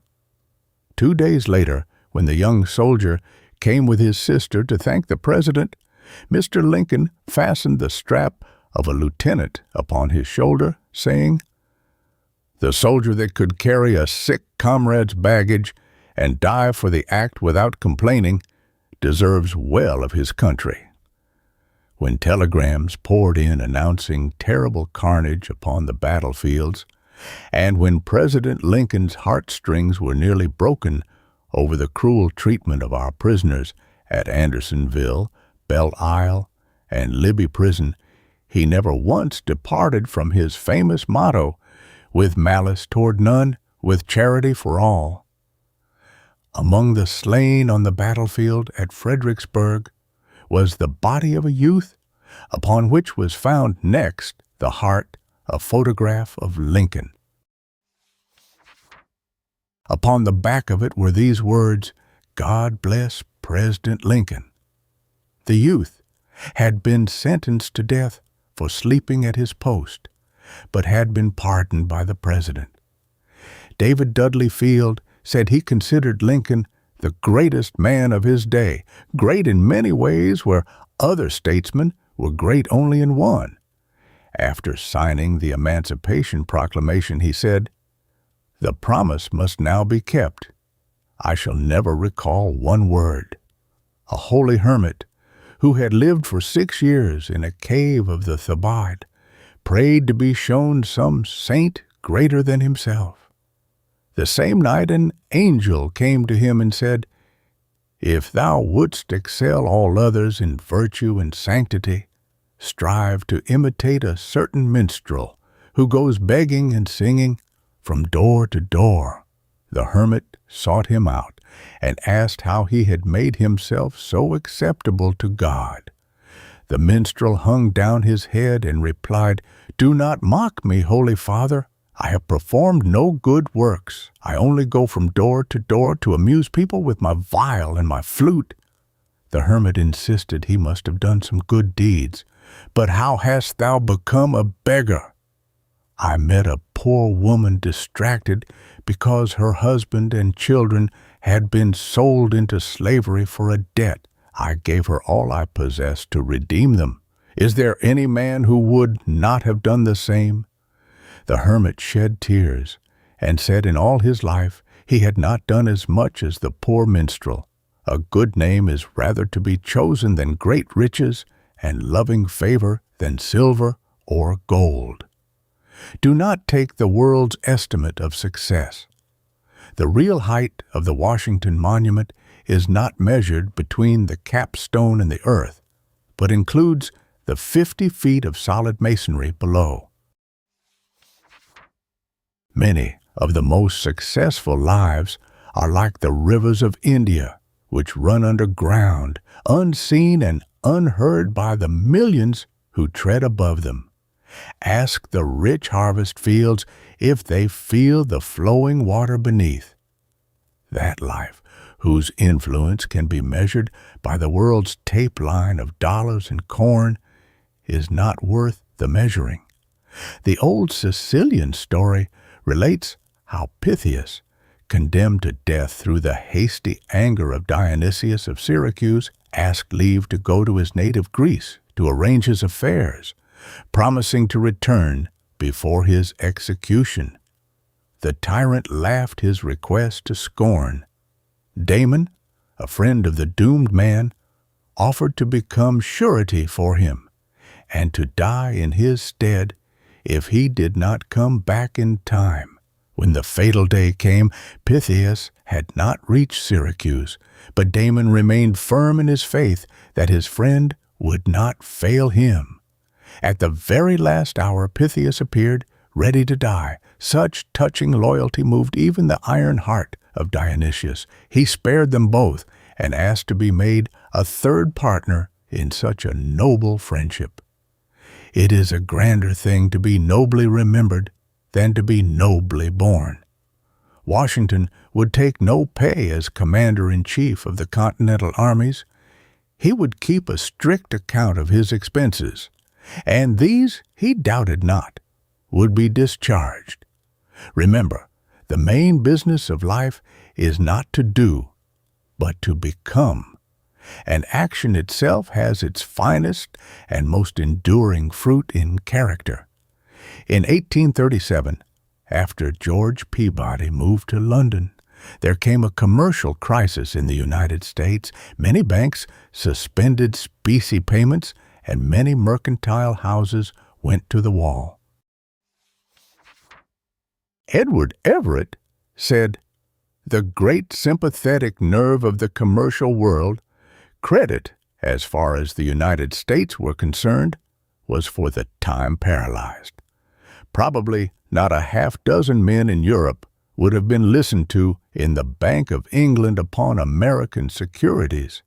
But George Peabody was one, and his character was the magic wand that changed almost worthless paper into gold." Thackeray says, "Nature has written a letter of credit upon some men's faces which is honored wherever presented. You cannot help trusting such men. Their very presence gives confidence. Character is credit. With most people, as with most nations, things are worth what they will sell for, and the dollar is mightier than the sword." Themistocles once conceived a design so secret he could not communicate it to the public, and asked that a person be appointed to hear it. Aristides was unanimously selected. Themistocles told him privately that his design was to burn the fleet belonging to the rest of the Grecian states, when Athens would assuredly become mistress of all Greece. Aristides returned and declared that nothing could be more advantageous to the Commonwealth, but nothing in the world could be more unfair. The assembly declared that he should wholly abandon his project. A tragedy by Aeschylus was once represented before the Athenians, in which it was said of one of the characters that he cared not more to be just than to appear so. At these words, all eyes turned upon Aristides as the man who most merited that reputation, and he received, by universal consent, the surname of the Just. This distinction roused such envy that it procured his banishment, upon the unjust suspicion that his influence was dangerous to their freedom. When the sentence was passed, a stranger who could not write applied to him to write for him on his shell ballot. "What name?" asked the philosopher. "Aristides," replied the stranger. "Do you know him, then?" said Aristides, "or has he in any way injured you?" "Neither," said the other, but I can go nowhere but I hear of Aristides the just. Aristides took the shell and wrote his name on it as desired. He was in a short time recalled, and for many years after took a leading part in the affairs of the Republic, without showing the least resentment against his enemies. The strongest proof of the justice and integrity of Aristides is that, notwithstanding he had possessed the highest employments in the Republic and had the absolute disposal of its treasures, he died so poor as not to leave money enough to defray the expenses of his funeral. Men of character are the conscience of the society to which they belong. They, and not the police, guarantee the execution of the laws. Francis Horner, of England, was a man of whom Sidney Smith said that the 10 Commandments were stamped upon his forehead. He died at 38, possessed of greater influence than any other private man, admired, beloved, trusted, and deplored by all except the heartless and the base. How was this attained? By rank? He was the son of an Edinburgh merchant. By wealth? Neither he nor any of his relatives ever had a superfluous sixpence. By talents? His were not splendid, and he had no genius. By eloquence? He spoke in calm, good taste, without any of the oratory that either terrifies or seduces. By what was it then? Merely by sense, industry, and a good heart. It was the force of his character that raised him, formed by himself out of no peculiarly fine elements. Emerson says that Napoleon did all that in him lay to live and thrive without moral principle, and the eternal law of man and of the world balked and ruined him. His was an experiment under the most favorable conditions, to test the powers of intellect without conscience. He left France smaller, poorer, feebler than he found her. 100 years hence, what difference will it make, whether you were rich or poor, a peer or a peasant? But what difference may it not make, whether you did what was right or what was wrong? Soon after his establishment in Philadelphia, Franklin was offered a piece for publication in his newspaper. Being busy, he begged the gentleman would leave it for consideration. The next day, the author called and asked his opinion of it. "Well, sir," replied Franklin, "I am sorry to say I think it highly scurrilous and defamatory, but being at a loss, on account of my poverty, whether to reject it or not, I thought I would put it to this issue. At night, when my work was done, I bought a 2-penny loaf, supped heartily, and then, wrapping myself in my greatcoat, slept soundly on the floor till morning, when another loaf and mug of water made a pleasant breakfast. Since I can live comfortably in this manner, why should I prostitute my press to personal hatred or party passion for a more luxurious living?" One cannot read this anecdote without thinking of Socrates' reply to King Archelaus, who had pressed him to give up preaching in the dirty streets of Athens and come and live with him in his splendid courts. "Meal, please, your majesty, is a halfpenny a peck at Athens, and water I get for nothing." Professor Blackie of the University of Edinburgh said to a class of young men, "Money is not needful. Power is not needful. Liberty is not needful. Even health is not the one thing needful. But character alone is that which can truly save us." It has been said that when poverty is your inheritance, virtue must be your capital. During the American Revolution, while General Reed was President of Congress, the British commissioners offered him a bribe of 10,000 guineas to desert the cause of his country. His reply was, "Gentlemen, I am poor, very poor, but your king is not rich enough to buy me." What power of magic lies in a great name! There was not a throne in Europe that could stand against Washington's character, and in comparison with it, the millions of the Crucases would look ridiculous.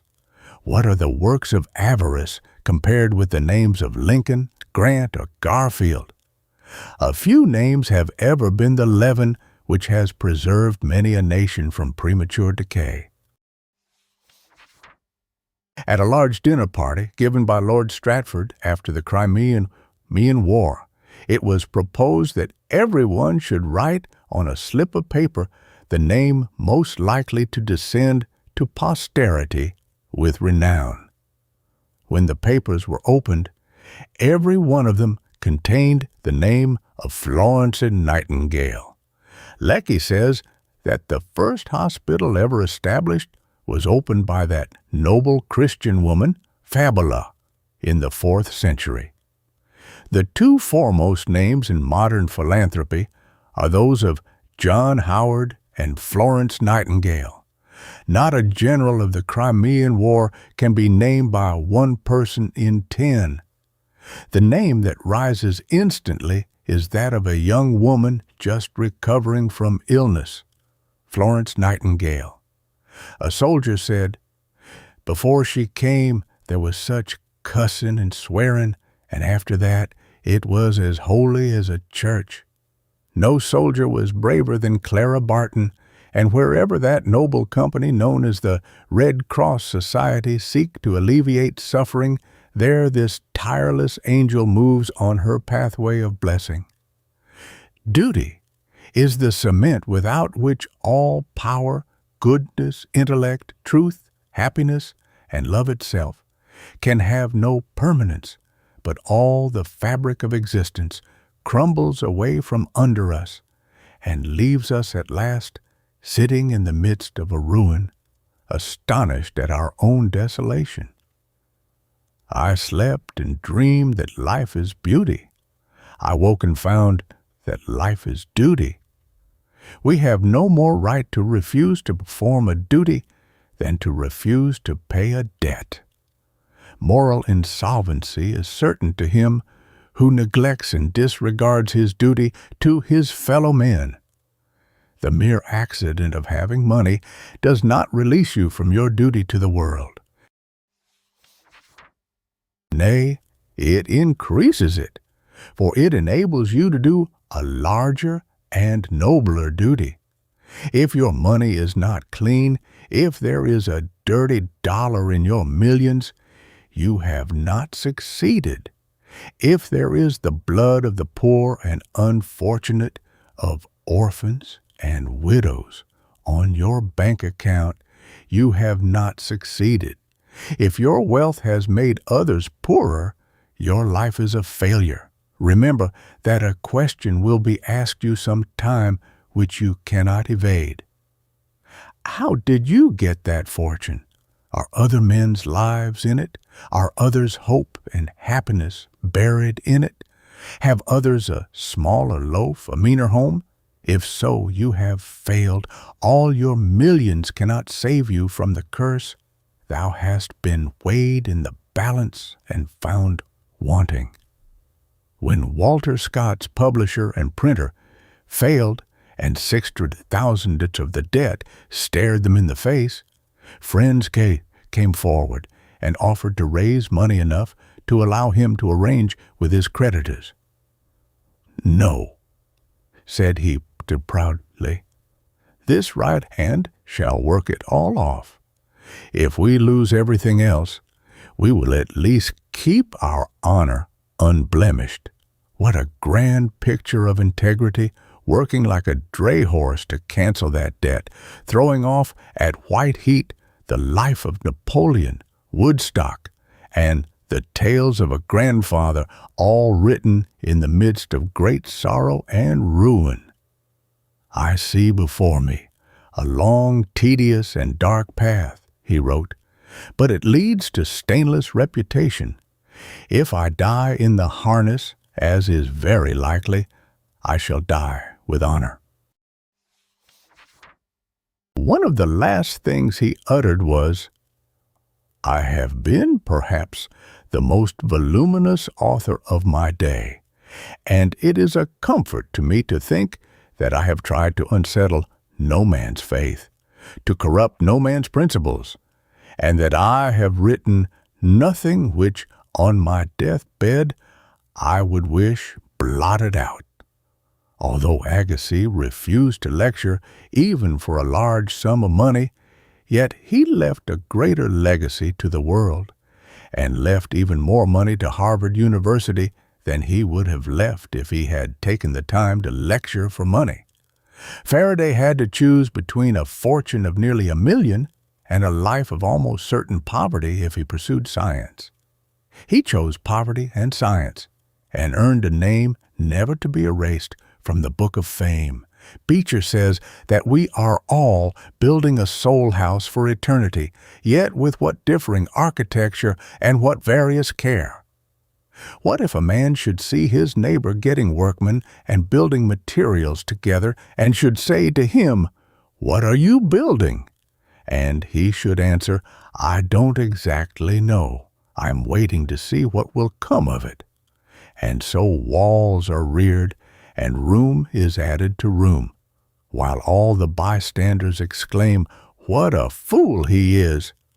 Yet this is the way many men are building their characters for eternity, without plan or aim, thoughtlessly waiting to see what the effect will be. Some people build as cathedrals are built, the part nearest the ground finished, but that part which soars towards heaven, the turrets and the spires, forever incomplete. Many men are mere warehouses full of merchandise. The head and heart are stuffed with goods. Like those houses in the lower streets of cities which were once family dwellings but are now used for commercial purposes, there are apartments in their souls which were once tenanted by taste and love and joy and worship. But they are all deserted now, and the rooms are filled with material things. Chapter 12. Wealth in Economy. Economy is the parent of integrity, of liberty and ease, and the beauteous sister of temperance, of cheerfulness and health. As much wisdom can be expended on a private economy as on an empire. Riches amassed in haste will diminish, but those collected by hand and little by little will multiply. No gain is so certain as that which proceeds from the economical use of what you have. Beware of little extravagances. A small leak will sink a big ship. Better go to bed supperless than rise with debts.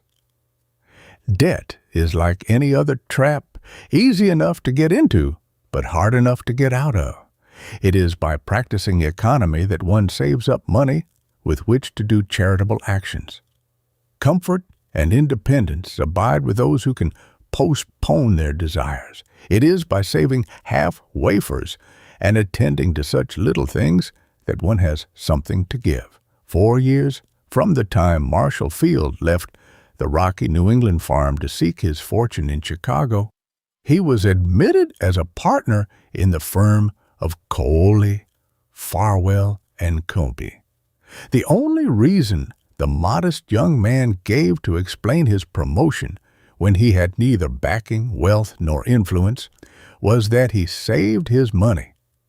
If a man will begin at the age of 20 and lay by 26 cents every working day, investing at 7%, compound interest, he will have $32,000 when he is 70 years old. Such rigid economy enables one to surprise the world with gifts even if he is poor. In fact, the poor and the middle classes give most in the aggregate to missions and hospitals and to the poor. But miserliness or avariciousness is a different thing from economy. The miserly is the miserable man who hoards money from a love of it. Yet that kind of economy which verges on the niggardly is better than the extravagance that laughs at it. Nowhere, and at no period, were the contrasts between wealth and poverty more startling than in imperial Rome.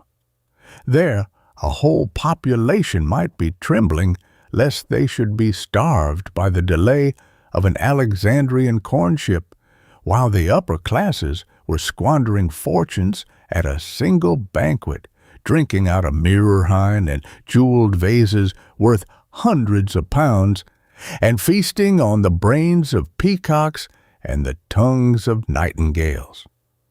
The habit of buying what you don't need because it is cheap encourages extravagance. Many have been ruined by buying good pennyworths. Where there is no prudence, there is no virtue.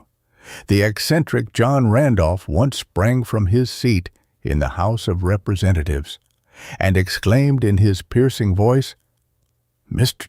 Speaker, I have found it." And then he added, "I have found the philosopher's stone. It is pay as you go."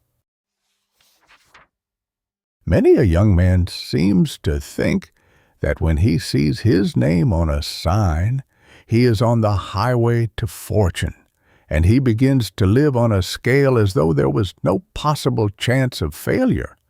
However easy it may be to make money, it is the most difficult thing in the world to keep it. Very few men know how to use money properly.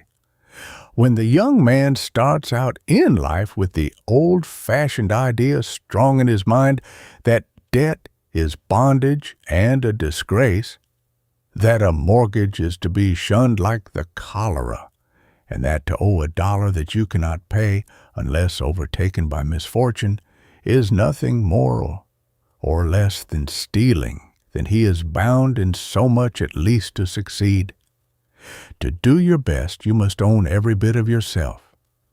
If you are in debt, part of you belongs to your creditors.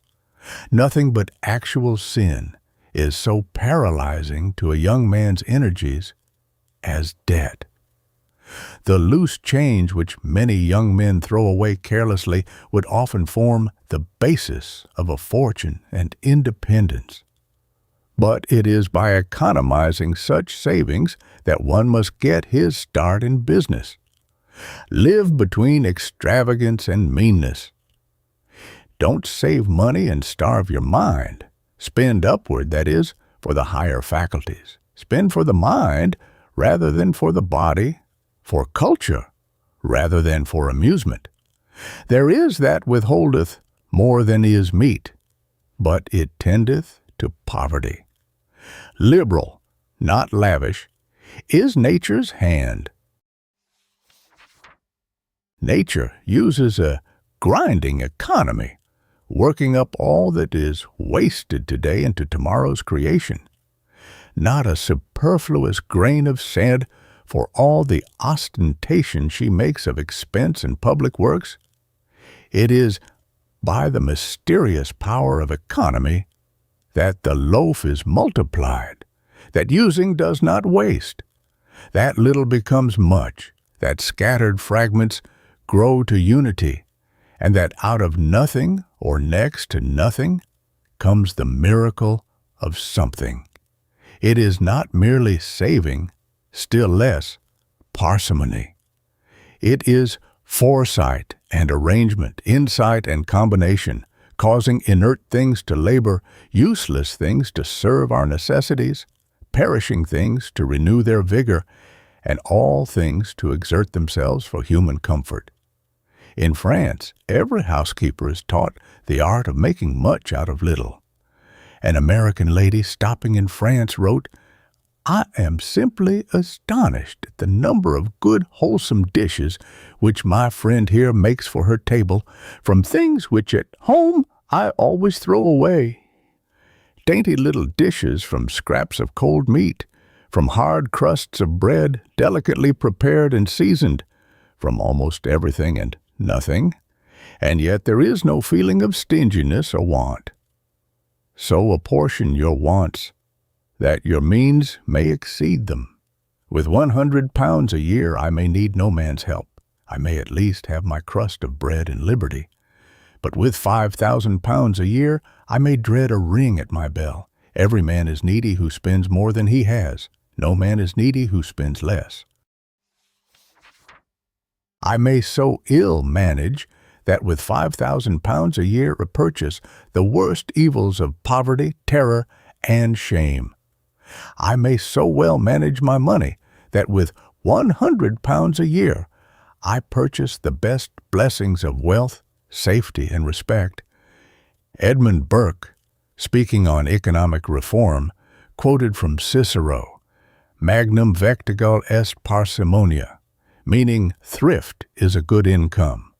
Washington examined the minutest expenditures of his family. Even when President of the United States, he understood that without economy none can be rich, and with it none need be poor. John Jacob Astor said that the first $1,000 cost him more effort than all of his millions. Boys who are careless with their dimes and quarters just because they have so few never get this first 1,000, and without it no fortune is possible. Economizing in spots or by freaks is no economy at all. It must be done by management. Learn early in life to say, "I can't afford it." It is an indication of power and courage and manliness. It is not our own eyes, but other people's that ruin us. Of what a hideous progeny of ill is debt the father. What meanness, what invasions of self-respect, what cares, what double-dealing. How it will carve the frank, open face into wrinkles. How like a knife it will stab the honest heart. A freedom from debt, and what nourishing sweetness may be found in cold water. What toothsomeness in a dry crust. What ambrosial nourishment in a hard egg. He who dines out of debt, though his meal be a biscuit and an onion, dines in the Apollo. For raiment, what warmth in a threadbare coat, if the tailor's receipt be in your pocket? What Tyrian purple in the faded waistcoat, the vest not owed for? How glossy the well-worn hat, if it covers not the aching head of a debtor? The street door falls not a nail in his heart. At the rap of his door, he can crow, "Come in," and his pulse still beats healthfully. Poverty is a bitter draught, yet may be gulped down. But debt, however courteously it may be offered, is the cup of Siren, and the wine, spiced and delicious though it be, is poison. Whoever has sixpence is sovereign over all men to the extent of that sixpence. If a man owes you $1, he is almost sure to owe you a grudge too. If you owe another money, you will be apt to regard him with uncharitable eyes. Why not economize before getting into debt instead of pinching afterwards? Savings mean power. Comfort and independence abide with those who can postpone their desires. Hunger, rags colt, hard work, contempt, suspicion, unjust reproach are disagreeable, but debt is infinitely worse than them all. Many a ruined man dates his downfall from the day when he began borrowing money. Annual income, 20 pounds. Annual expenditure, 19.6. Result, happiness. Annual income, 20 pounds. Annual expenditure, 20 pounds ought and 6. Result, misery.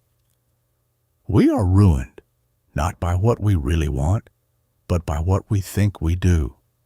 Therefore, never go abroad in search of your wants. If they be real wants, they will come home in search of you. For he that buys what he does not want will soon want what he cannot buy. The honorable course is to give every man his due. It is better to starve than not to do this. It is better to do a small business on a cash basis than a large one on credit. Owe no man anything. Economy is of itself a great revenue. Chapter 13. Rich without money. Let others plead for pensions. I can be rich without money by endeavoring to be superior to everything poor. I would have my services to my country unstained by any interested motive. Lord Collingwood, my crown is in my heart, not on my head, nor decked with diamonds and Indian stones, nor to be seen. My crown is called content. A crown it is that seldom kings enjoy. Shakespeare. Many a man is rich without money. Thousands of men with nothing in their pockets, and thousands without even a pocket, are rich. A man born with a good sound constitution, a good stomach, a good heart, and good limbs, and a pretty good headpiece, is rich. Good bones are better than gold, tough muscles than silver, and nerves that carry energy to every function are better than houses and land.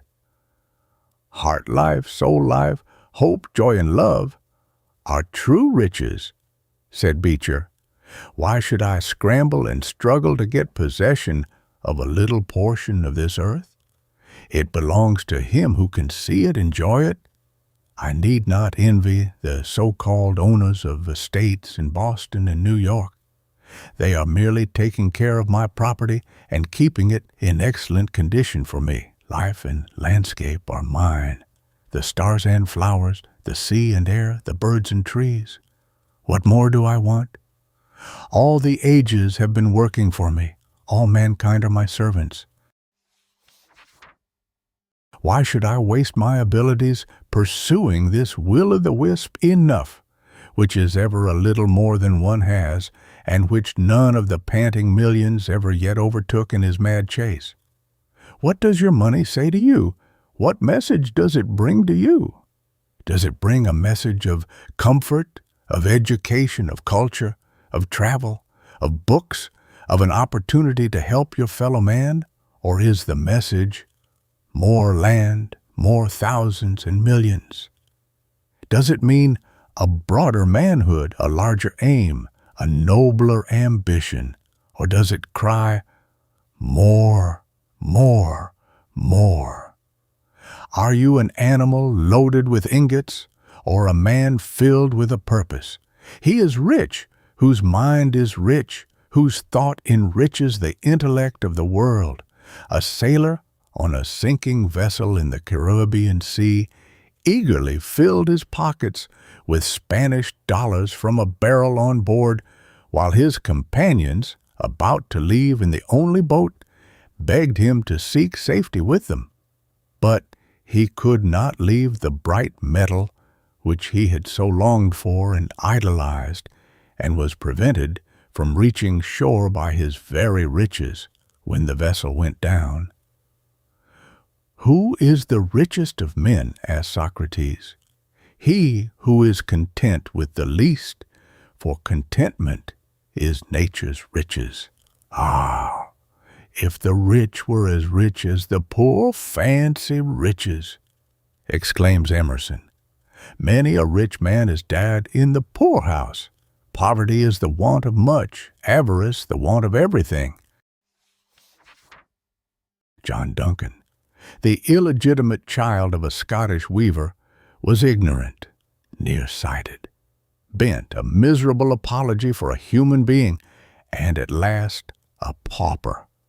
But the boy had a desire to learn to read, and when he was put to weaving, he persuaded a schoolgirl 12 years old to teach him.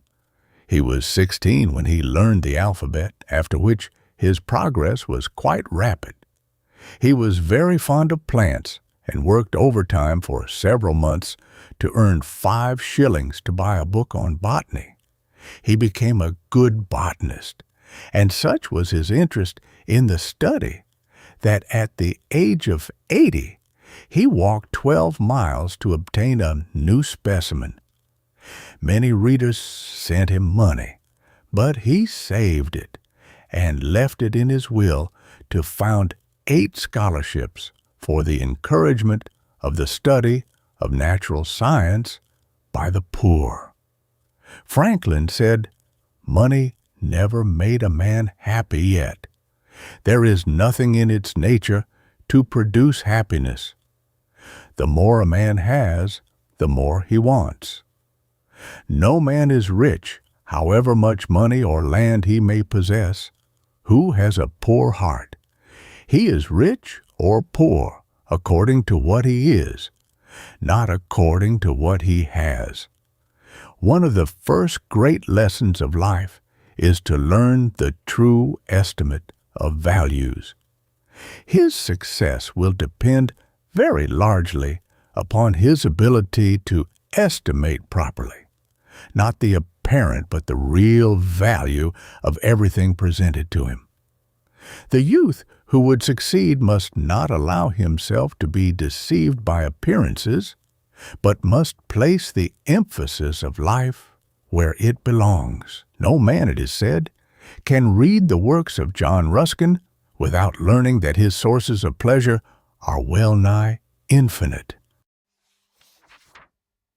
There is not a flower, nor a cloud, nor a mountain, nor a star that is not to him a source of the sweetest pleasure.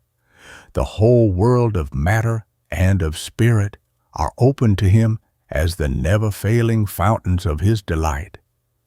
Phillips Brooks, Thoreau, Garrison, Emerson, Beecher Agassiz were rich without money.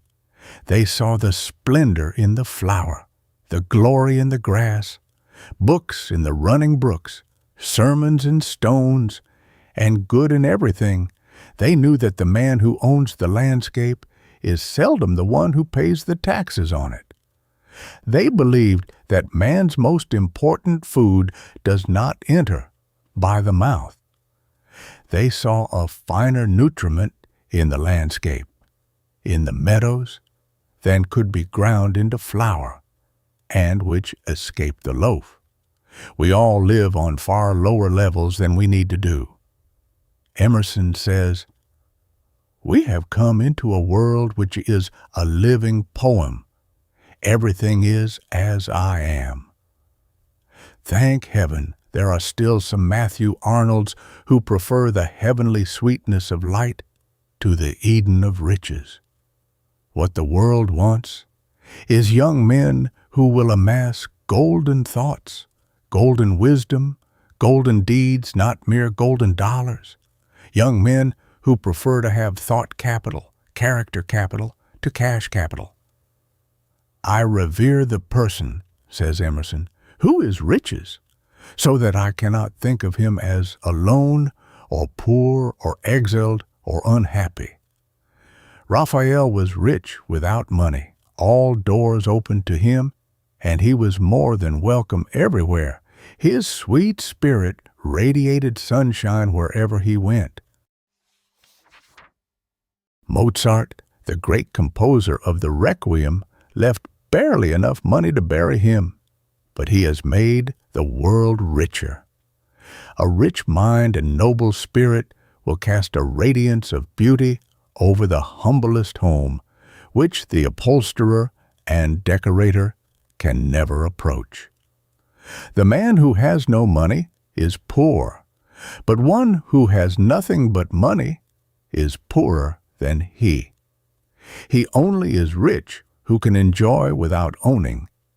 He who is covetous is poor though he have millions. He is rich as well as brave who can face poverty and misfortune with cheerfulness and courage. Diogenes was captured by pirates and sold as a slave. His purchaser released him and gave him charge of his household and of the education of his children.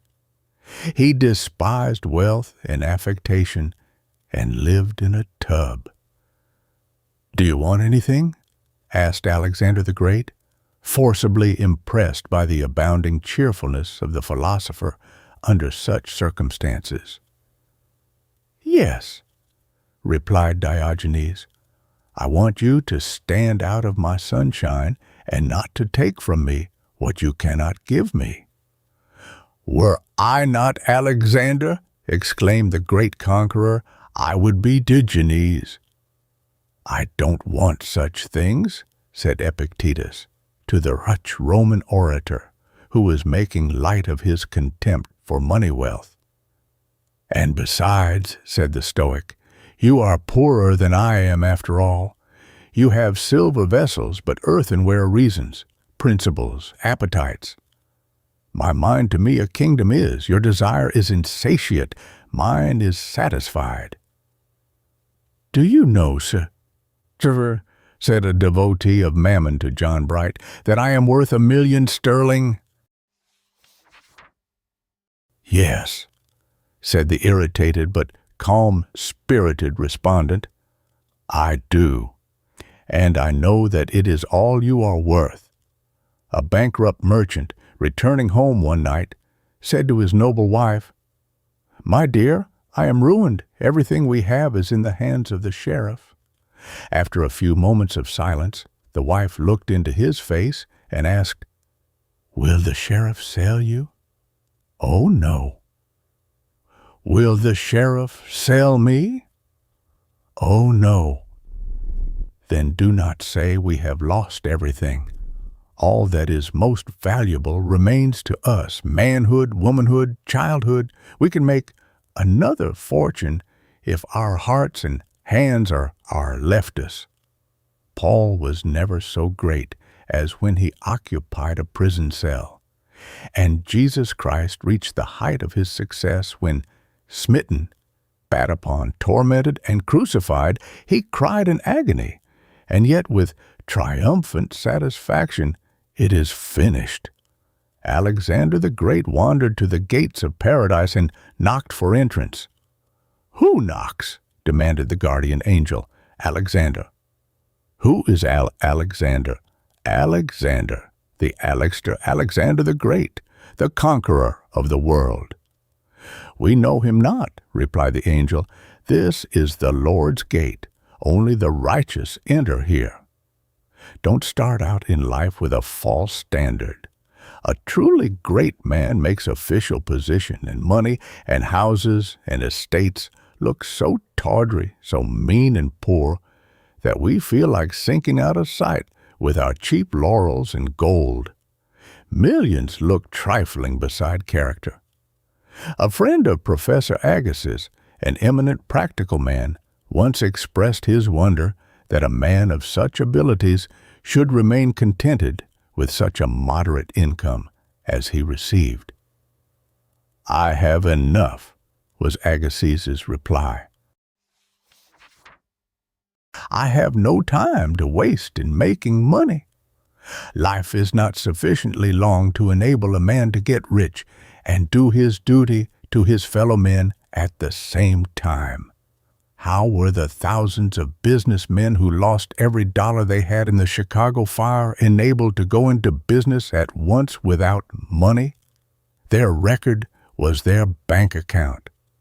The commercial agencies said they were square men, that they had always paid 100 cents on a dollar, and that they were industrious and dealt honorably with all men. They drew on their character. Character was the coin which enabled penniless men to buy thousands of dollars worth of goods. There are treasures laid up in the heart, treasures of charity, piety, temperance, and soberness.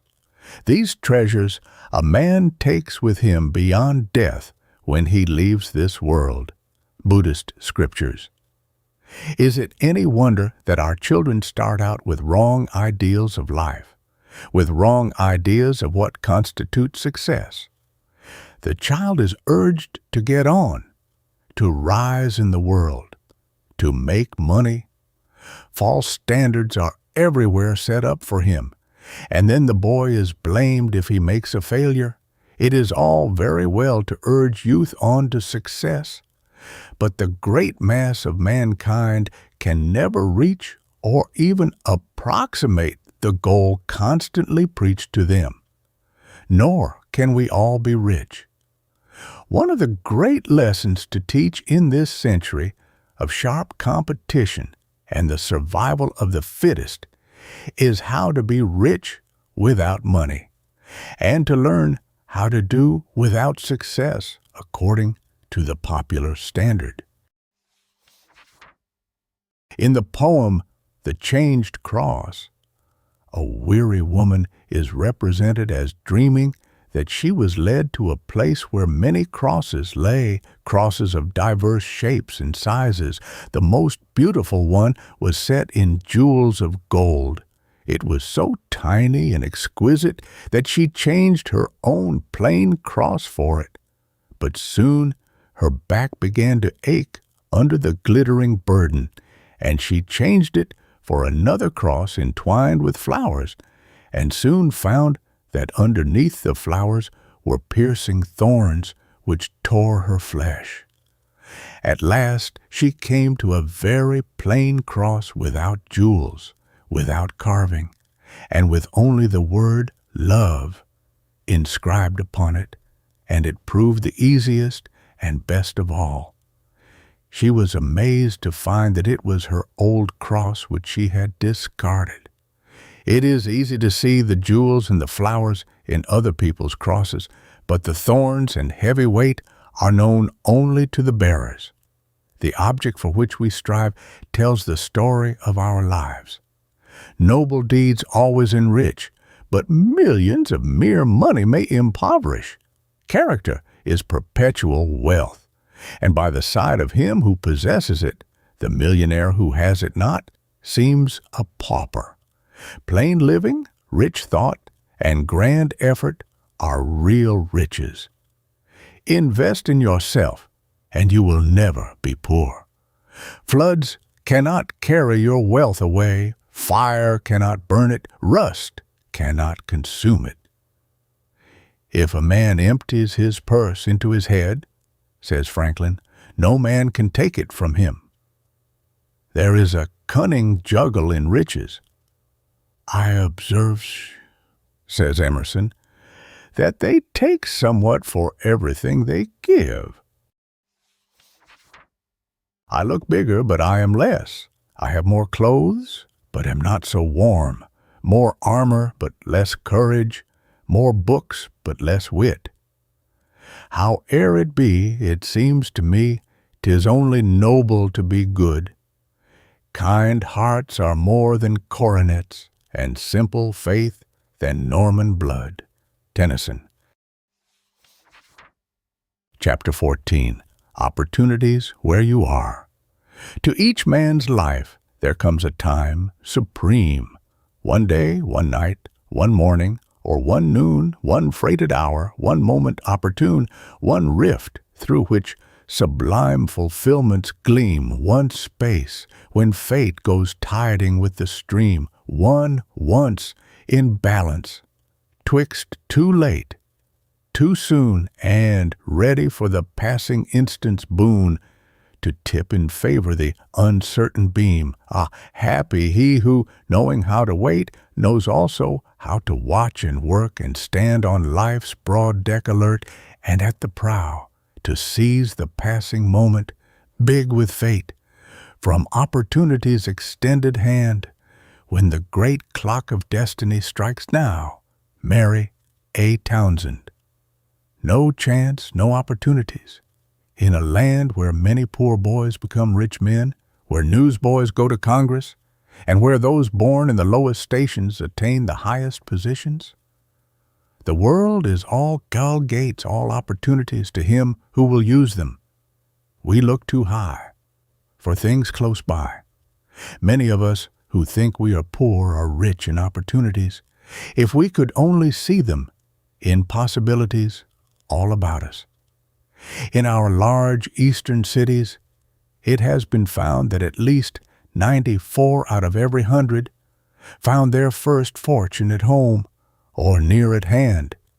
It is a sorry day for a young man who cannot see any opportunities where he is, but thinks he can do better somewhere else. Hundreds of years ago, there lived near the shore of the river Indus a Persian by the name of Ali Hafid. He had an extensive farm, fields of grain and orchards of fruit, and was contented and happy. One evening, a priest of Buddha visited him and told him that with a mine of diamonds, he could purchase a kingdom. Ali Hafid listened and was no longer a rich man. He had been touched with discontent, and with that, all wealth vanishes. When you find a river running over white sands between high mountain ranges, in those white sands you will find diamonds, the priest told him. The discontented man sold the farm for what he could get and went to search for the coveted treasure. He wandered for years, but found no diamonds, and at last poor Ali Hafid threw himself into the tide and was drowned.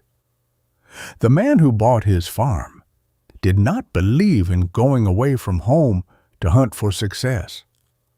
While his camel was drinking in the garden one day, he noticed a flash of light from the white sands of the brook and picked up the pebble.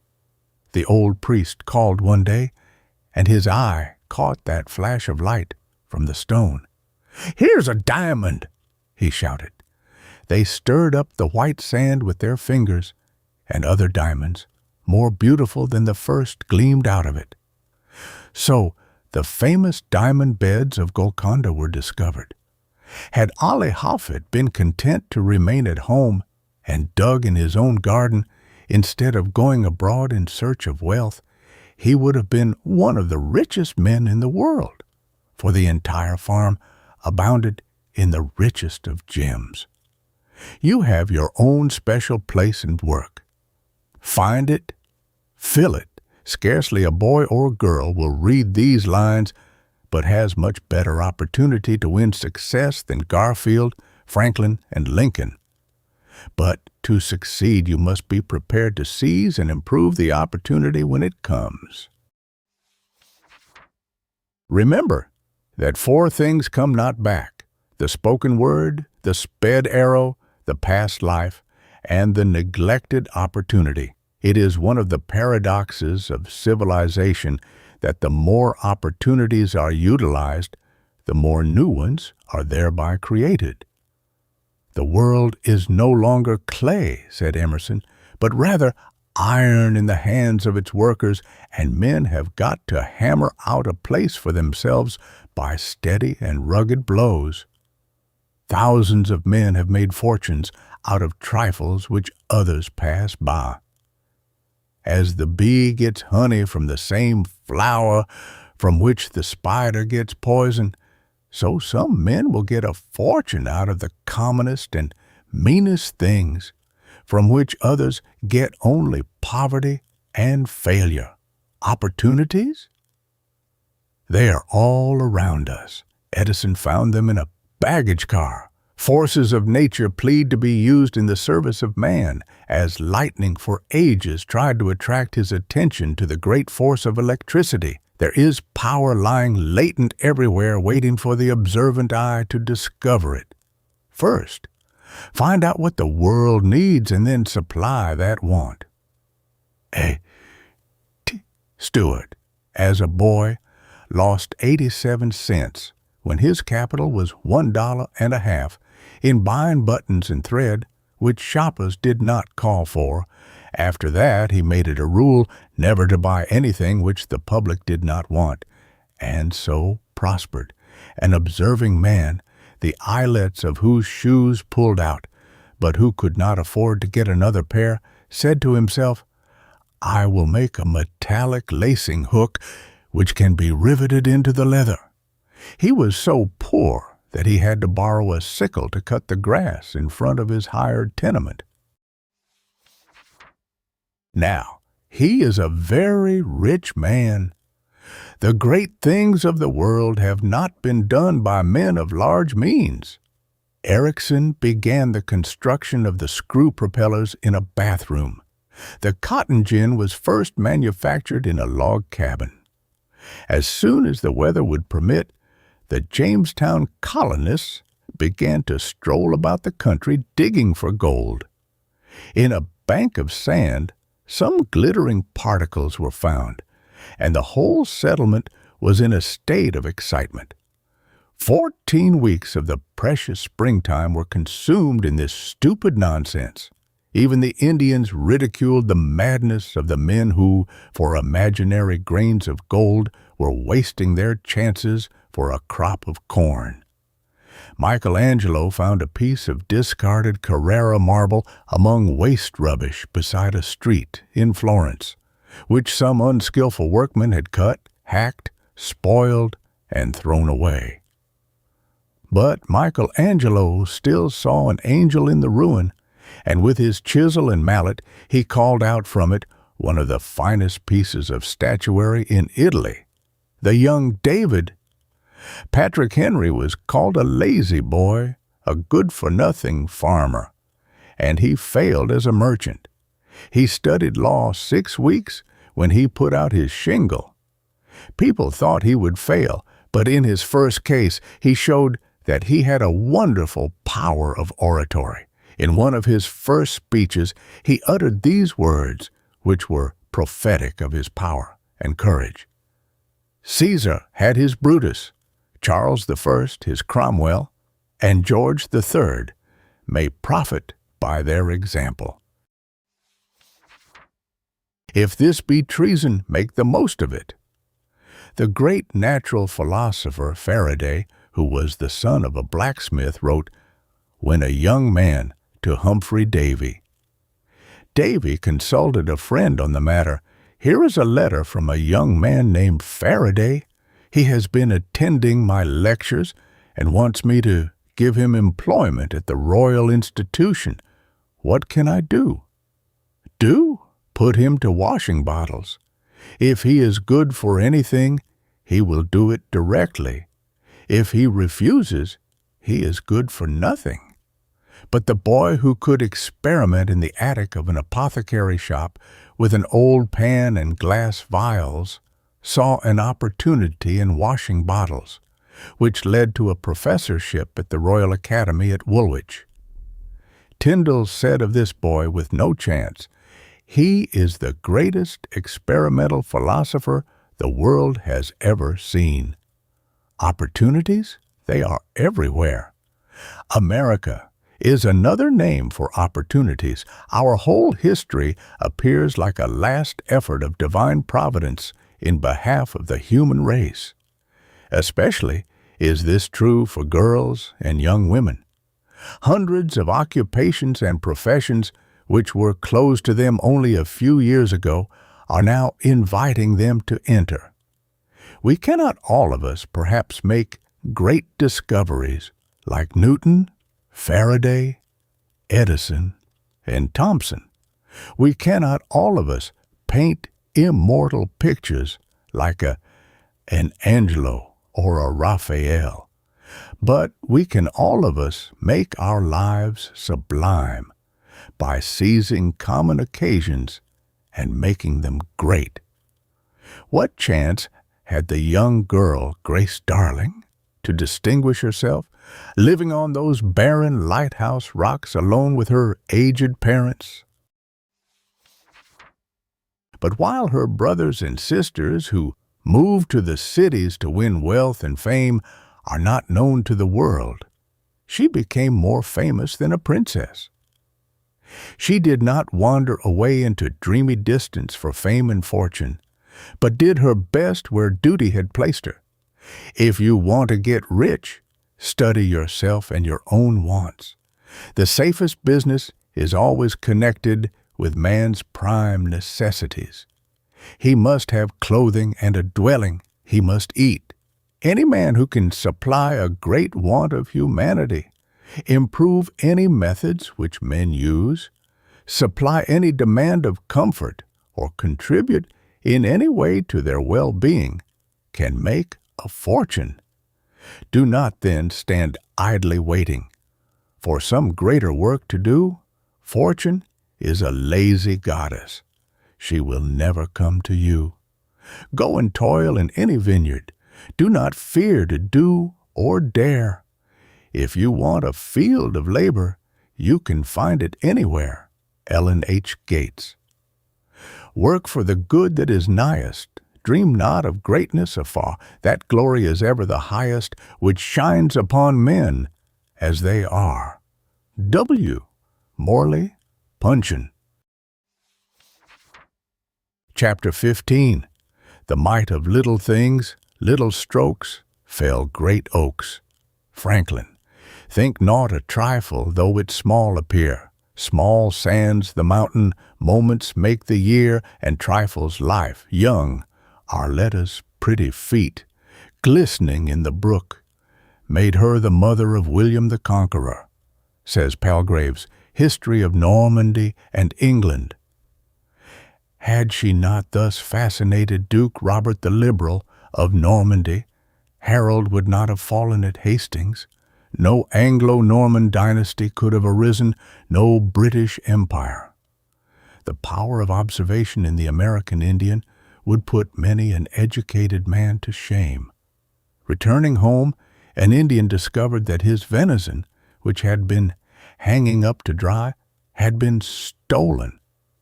After careful observation, he started to track the thief through the woods. Meeting a man on the route, he asked him if he had seen a little white man with a short gun. The man told him he had met such a man, but was surprised to find that the Indian had not even seen the one he described.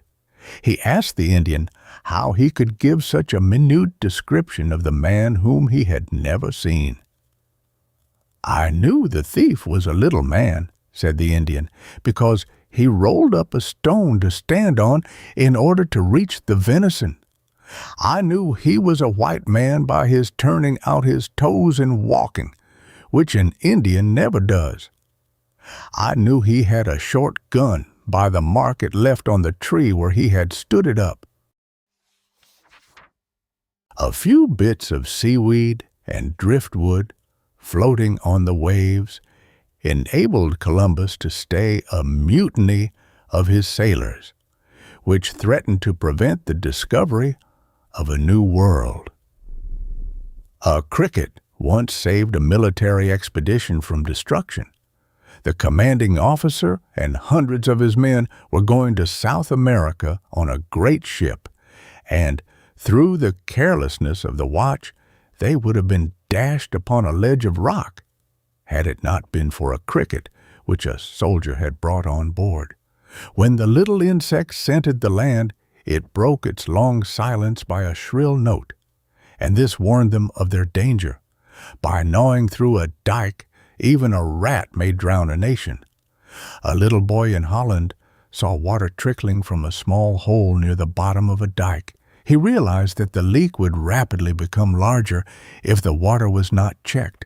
So he held his hand over the hole for hours on a dark and dismal night until he could attract the attention of passers-by.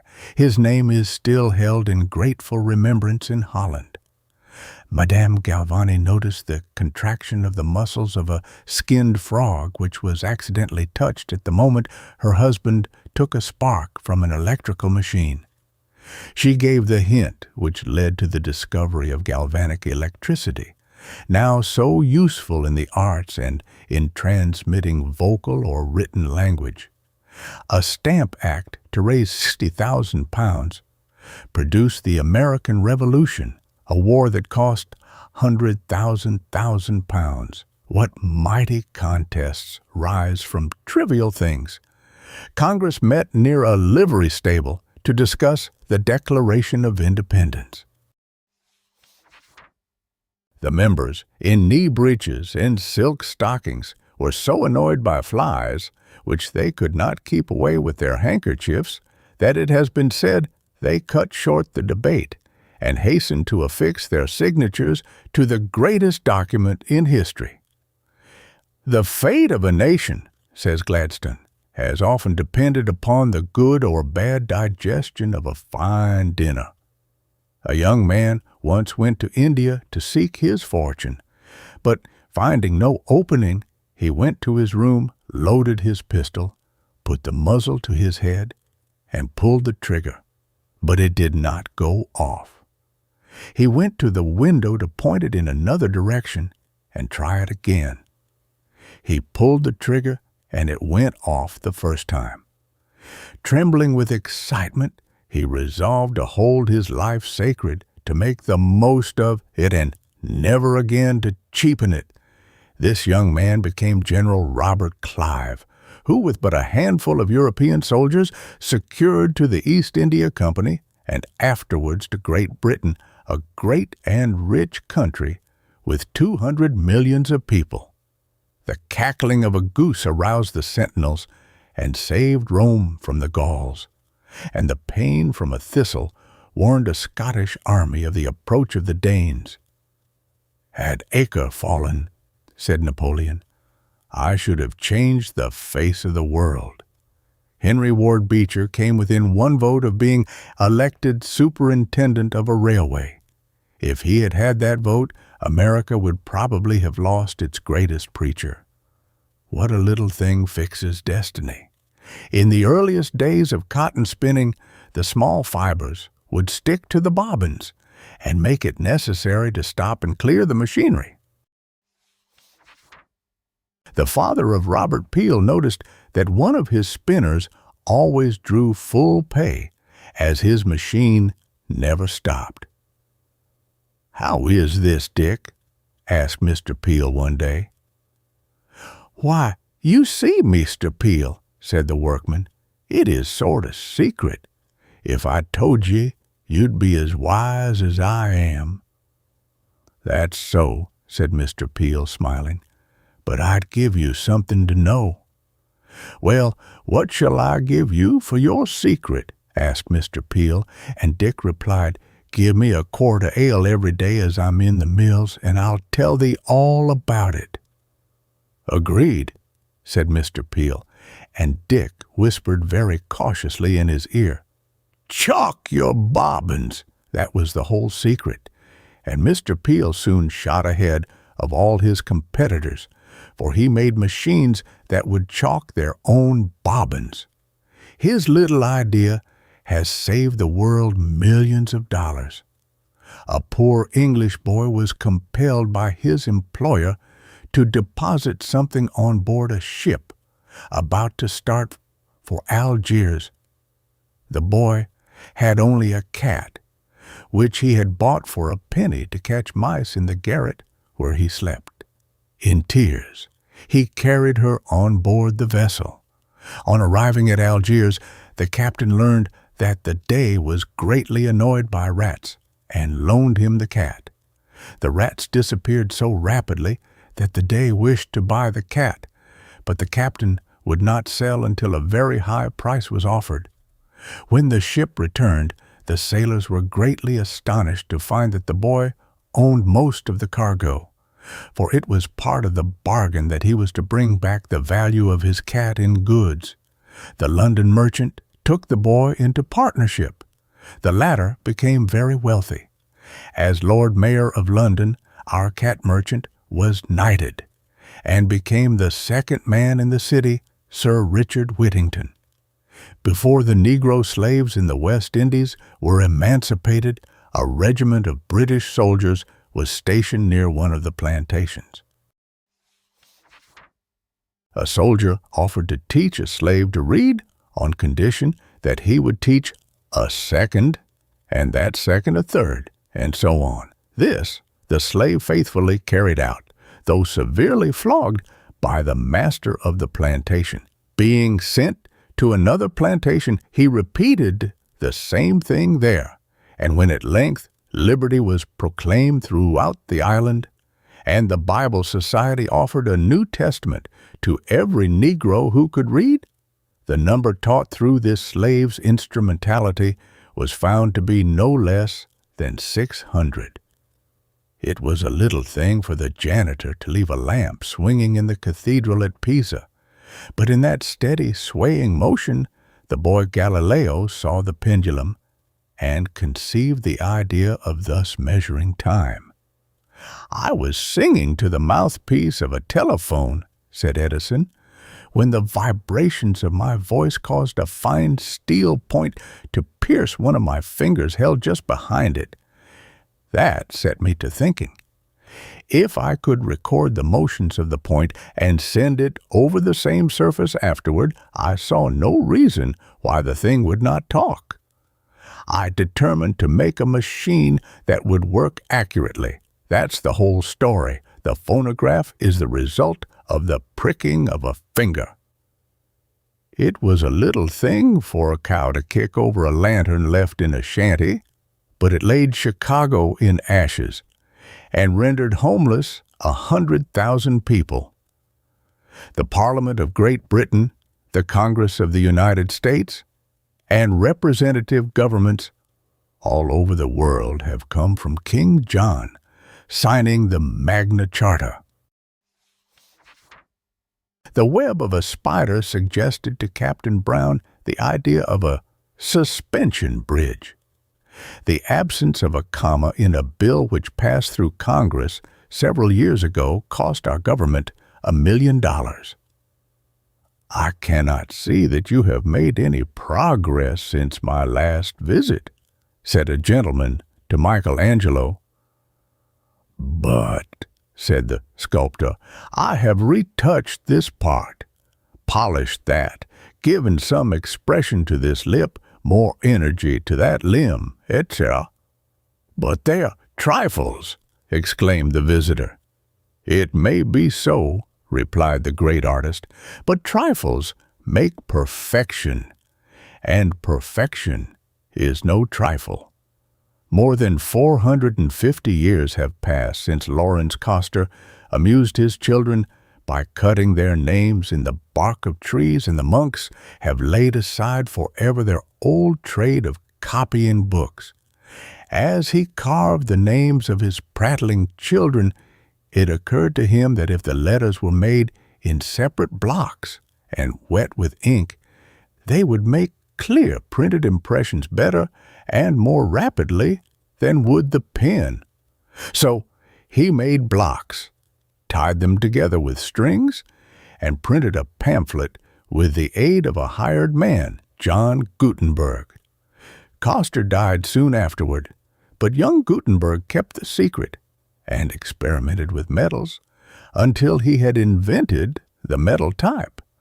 In an obscure chamber in Strasbourg, he printed his first book.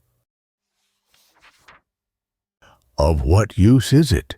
People asked with a sneer when Franklin told of his discovery that lightning and electricity are identical. What is the use of a child? Replied Franklin. It may become a man.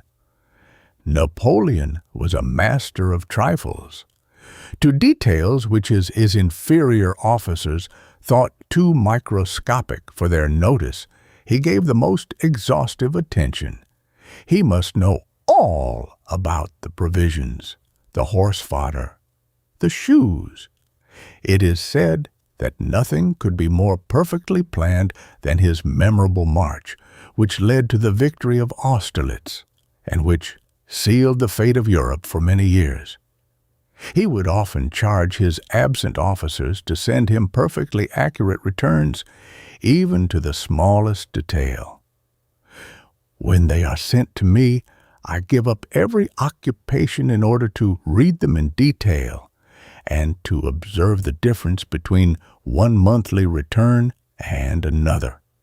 No young girl enjoys her novel as much as I do these returns.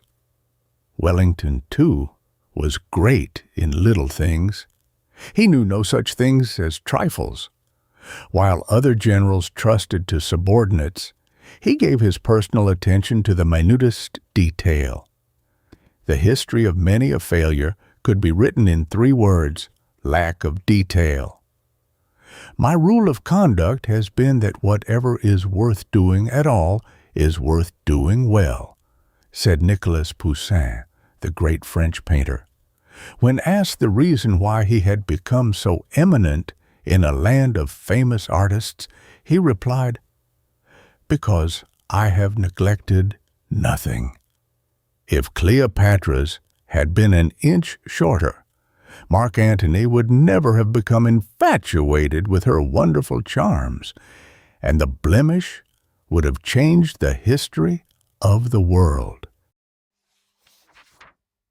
Anne Boleyn's fascinating smile split the great Church of Rome in twain and gave a nation an altered destiny. It seemed a small thing to drive William Brewster, John Robinson, and the poor people of Austerfield and Scrooby into perpetual exile. But as pilgrims, they became the founders of a mighty people. Behold how great a matter a little fire kindleth. A look of vexation or a word coldly spoken or a little help thoughtlessly withheld may produce long issues of regret.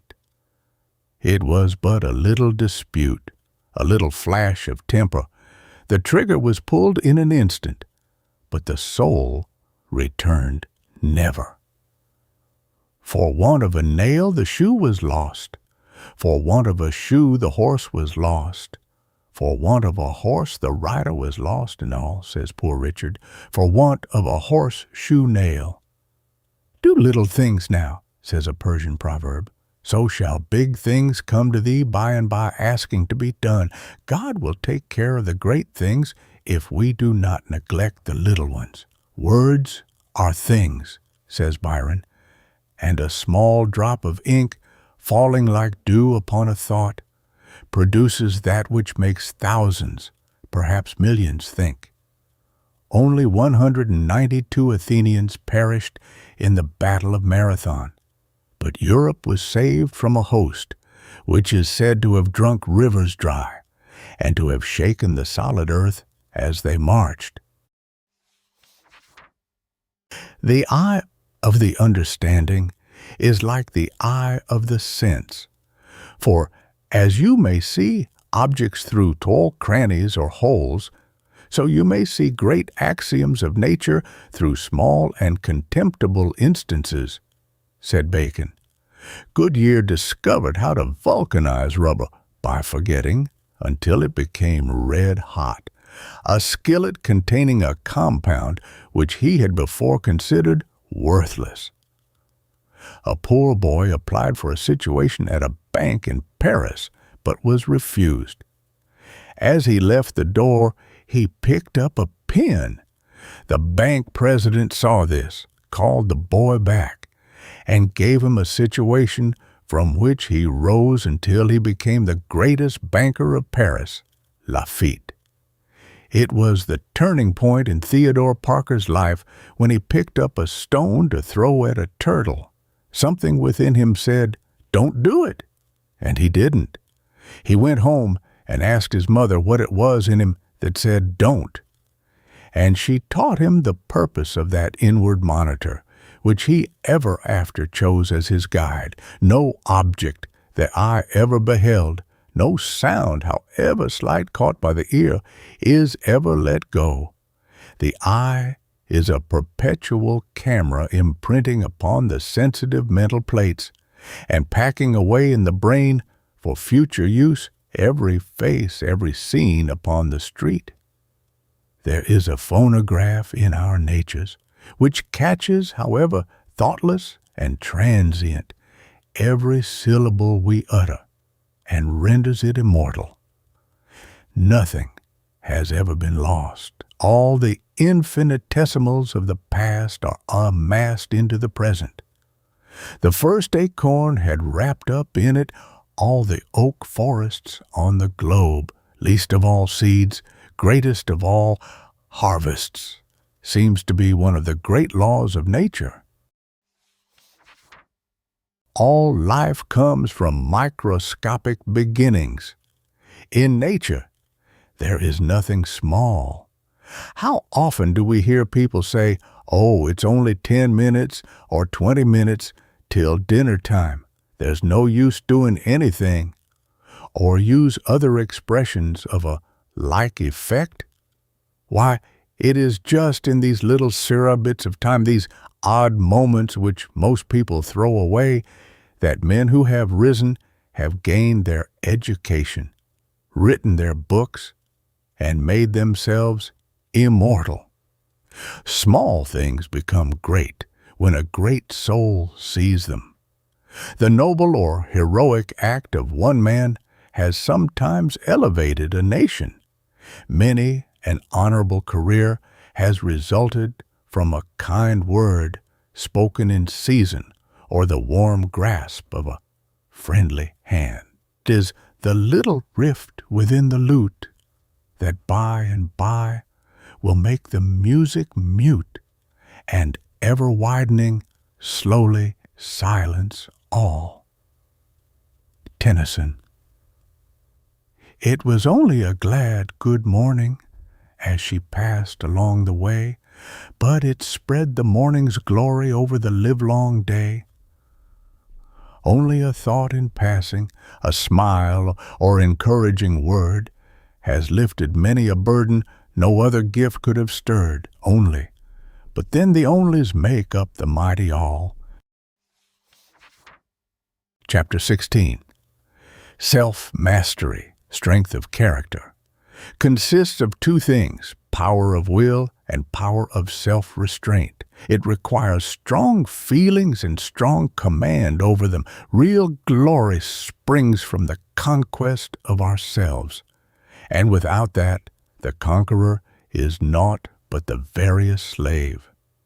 When Sir Isaac Newton returned from supper to find that his dog had upset a lighted taper upon the laborious calculations of years, which lay in ashes before him, he went calmly to work to reproduce them. The man who thus excelled in self-mastery surpassed all his predecessors and contemporaries in mastering the laws of nature. The sun was high in the heavens when a man called at the house of Pericles to abuse him. The man's anger knew no bounds. He vented his spite in violent language until he paused from sheer exhaustion and saw that it was quite dark without. When he turned to go home, Pericles calmly called a servant and said, "Bring a lamp and attend this man home." Is any argument needed to show the superiority of Pericles? Self-control is at the root of all the virtues. Let a man yield to his impulses and passions, and from that moment he gives up his moral freedom. The first and best of victories, says Plato, is for a man to conquer himself. To be conquered by himself is of all things the most shameful and vile. Stonewall Jackson, early in life, determined to conquer every weakness he had, physical, mental, and moral. He held all of his powers with a firm hand. So determined was he to harden himself to the weather that he could not be induced to wear an overcoat in winter. "I will not give in to the cold," he said. His doctor advised him to retire at 9 o'clock, and no matter where he was or who was present, he always sought his bed on the minute. Such self-training, such self-conquest gives one great power over others. It is equal to genius itself. Guard your weak point. Moral contagion borrows fully half its strength from the weakness of its victims. Have you a hot, passionate temper? If so, a moment's outbreak, like a rat hole in a dam, may flood all the work of years.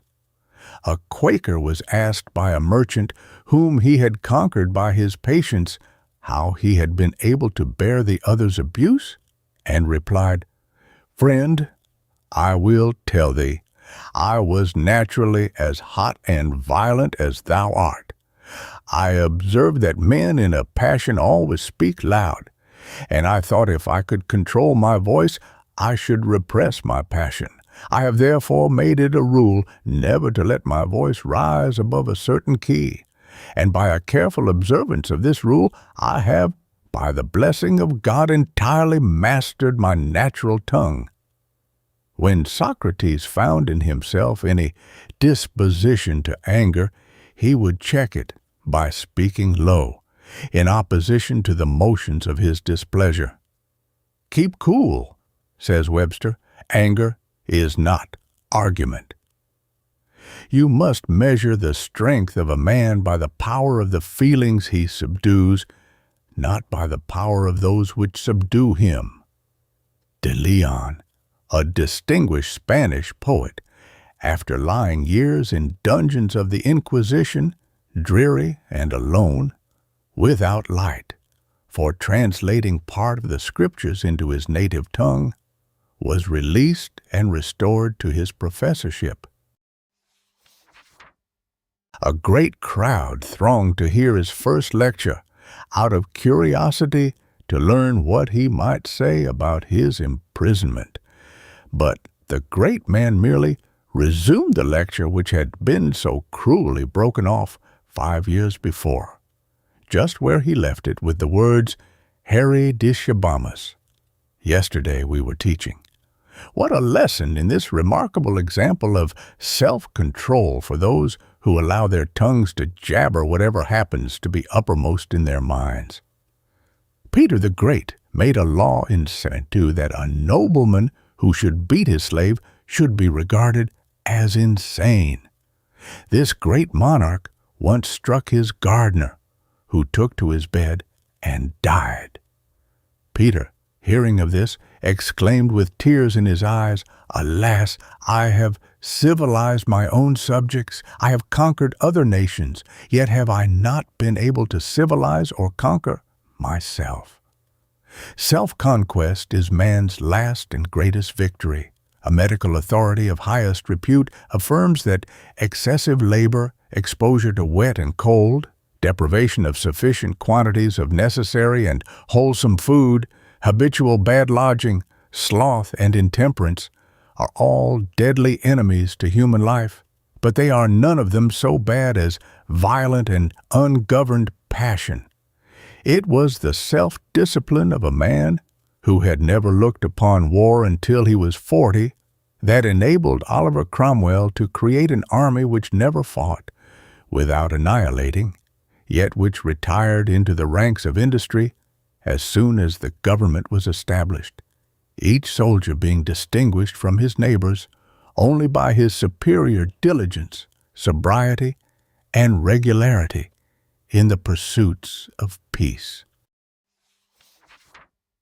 Whether teaching the rules of an exact morality, answering his corrupt judges, receiving sentence of death, or swallowing the poison, Socrates was still calm, quiet, undisturbed, intrepid. It is a great thing to have brains, but it is vastly greater to be able to command them. The Duke of Wellington had great power over himself. Although his natural temper was extremely irritable, he remained at the Duchess of Richmond's ball till about 3 o'clock on the morning of the 16th of June, 1815, showing himself very cheerful, although he knew that a desperate battle was awaiting him. On the field of Waterloo, he gave his orders at the most critical moments, without the slightest excitement.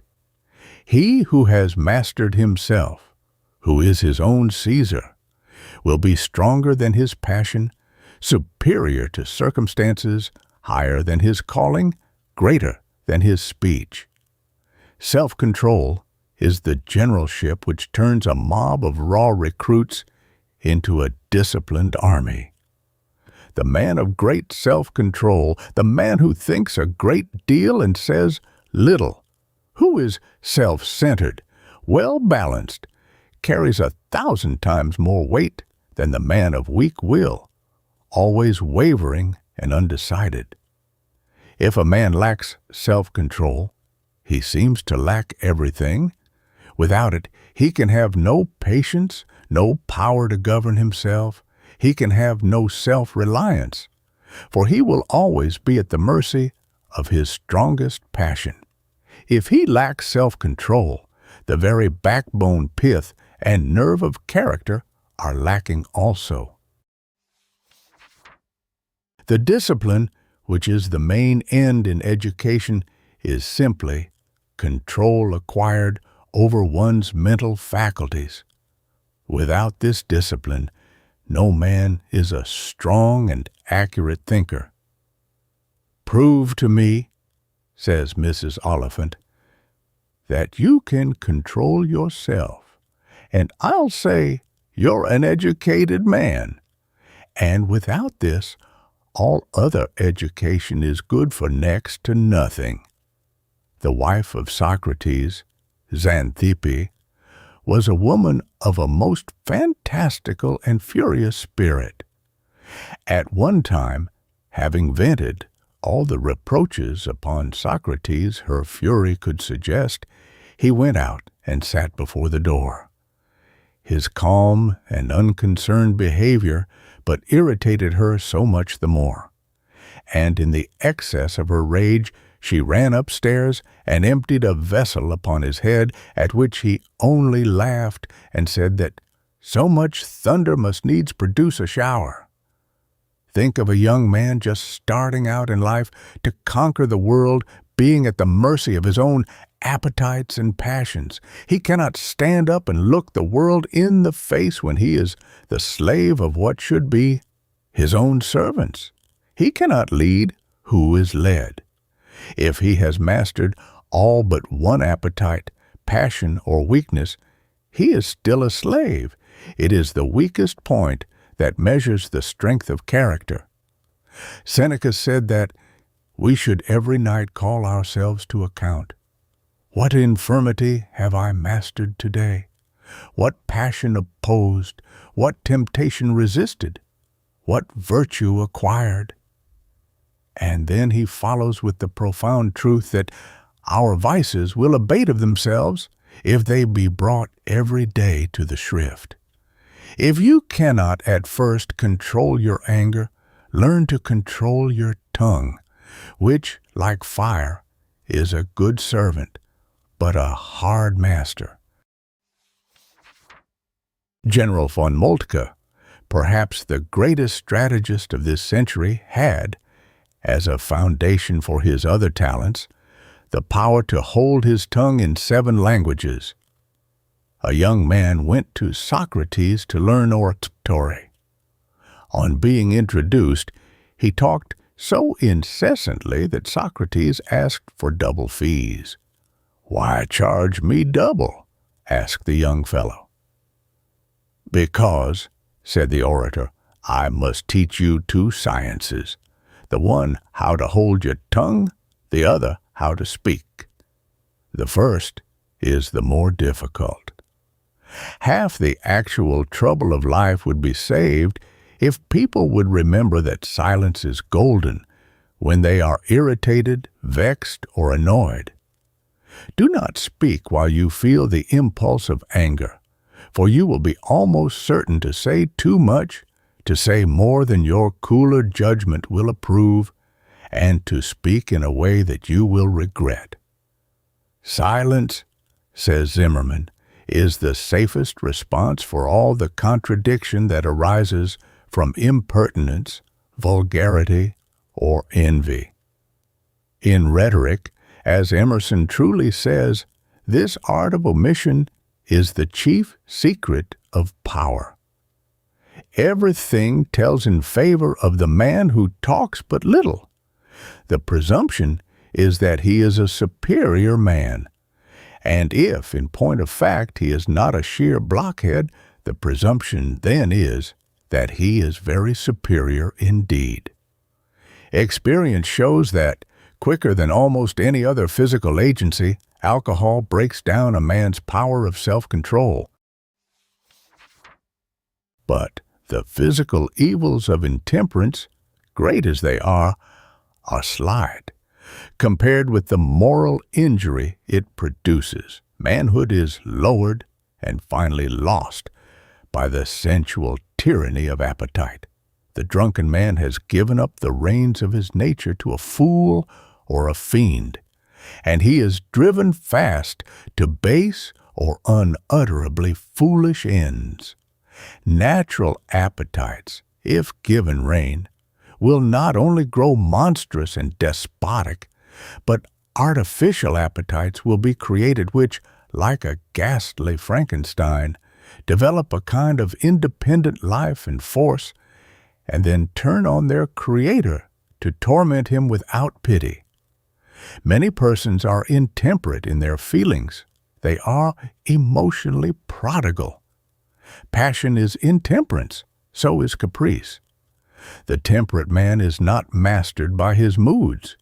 He will not be driven or enticed into excess. His steadfast will conquers despondency, and is not unbalanced by transient exhilarations, for ecstasy is as fatal as despair. Controlled temper is an element of strength. Wisely regulated, it expends itself as energy in work, just as heat in an engine is transmuted into force that drives the wheels of industry. George Washington's faculties were so well balanced and combined that his constitution was tempered evenly with all the elements of activity, and his mind resembled a well-organized commonwealth. His passions, which had the intensest vigor, owed allegiance to reason, and with all the fiery quickness of his spirit, his impetuous and massive will was held in check by consummate judgment. A self-controlled mind is a free mind, and freedom is power.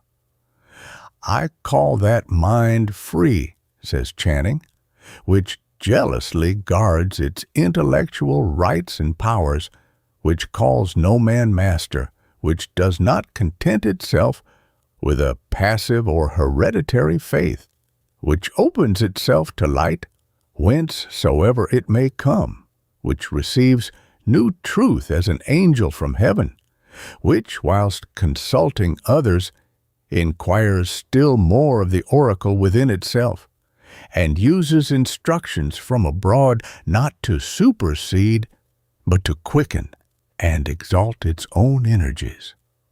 I call that mind free which is not passively framed by outward circumstances, which is not swept away by the torrent of events, which is not the creature of accidental impulse, but which bends events to its own improvement, and acts from an inward spring, from immutable principles, which it has deliberately espoused.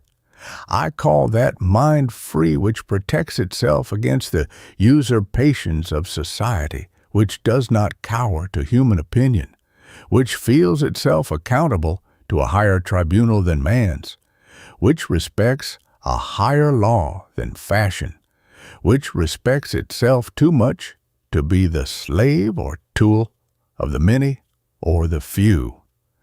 I call that mind free which through confidence in God and in the power of virtue has cast off all fear, but that of wrongdoing, which no menace or peril can enthrall, which is calm in the midst of tumults and possesses itself, though all else be lost. I call that mind free which resists the bondage of habit, which does not mechanically repeat itself and copy the past, which does not live on its old virtues, which does not enslave itself to precise rules, but which forgets what is behind, listens for new and higher monitions of conscience, and rejoices to pour itself forth in fresh and higher exertions. I call that mind free which is jealous of its own freedom, which guards itself from being merged in others, which guards its empire over itself as nobler than the empire of the world.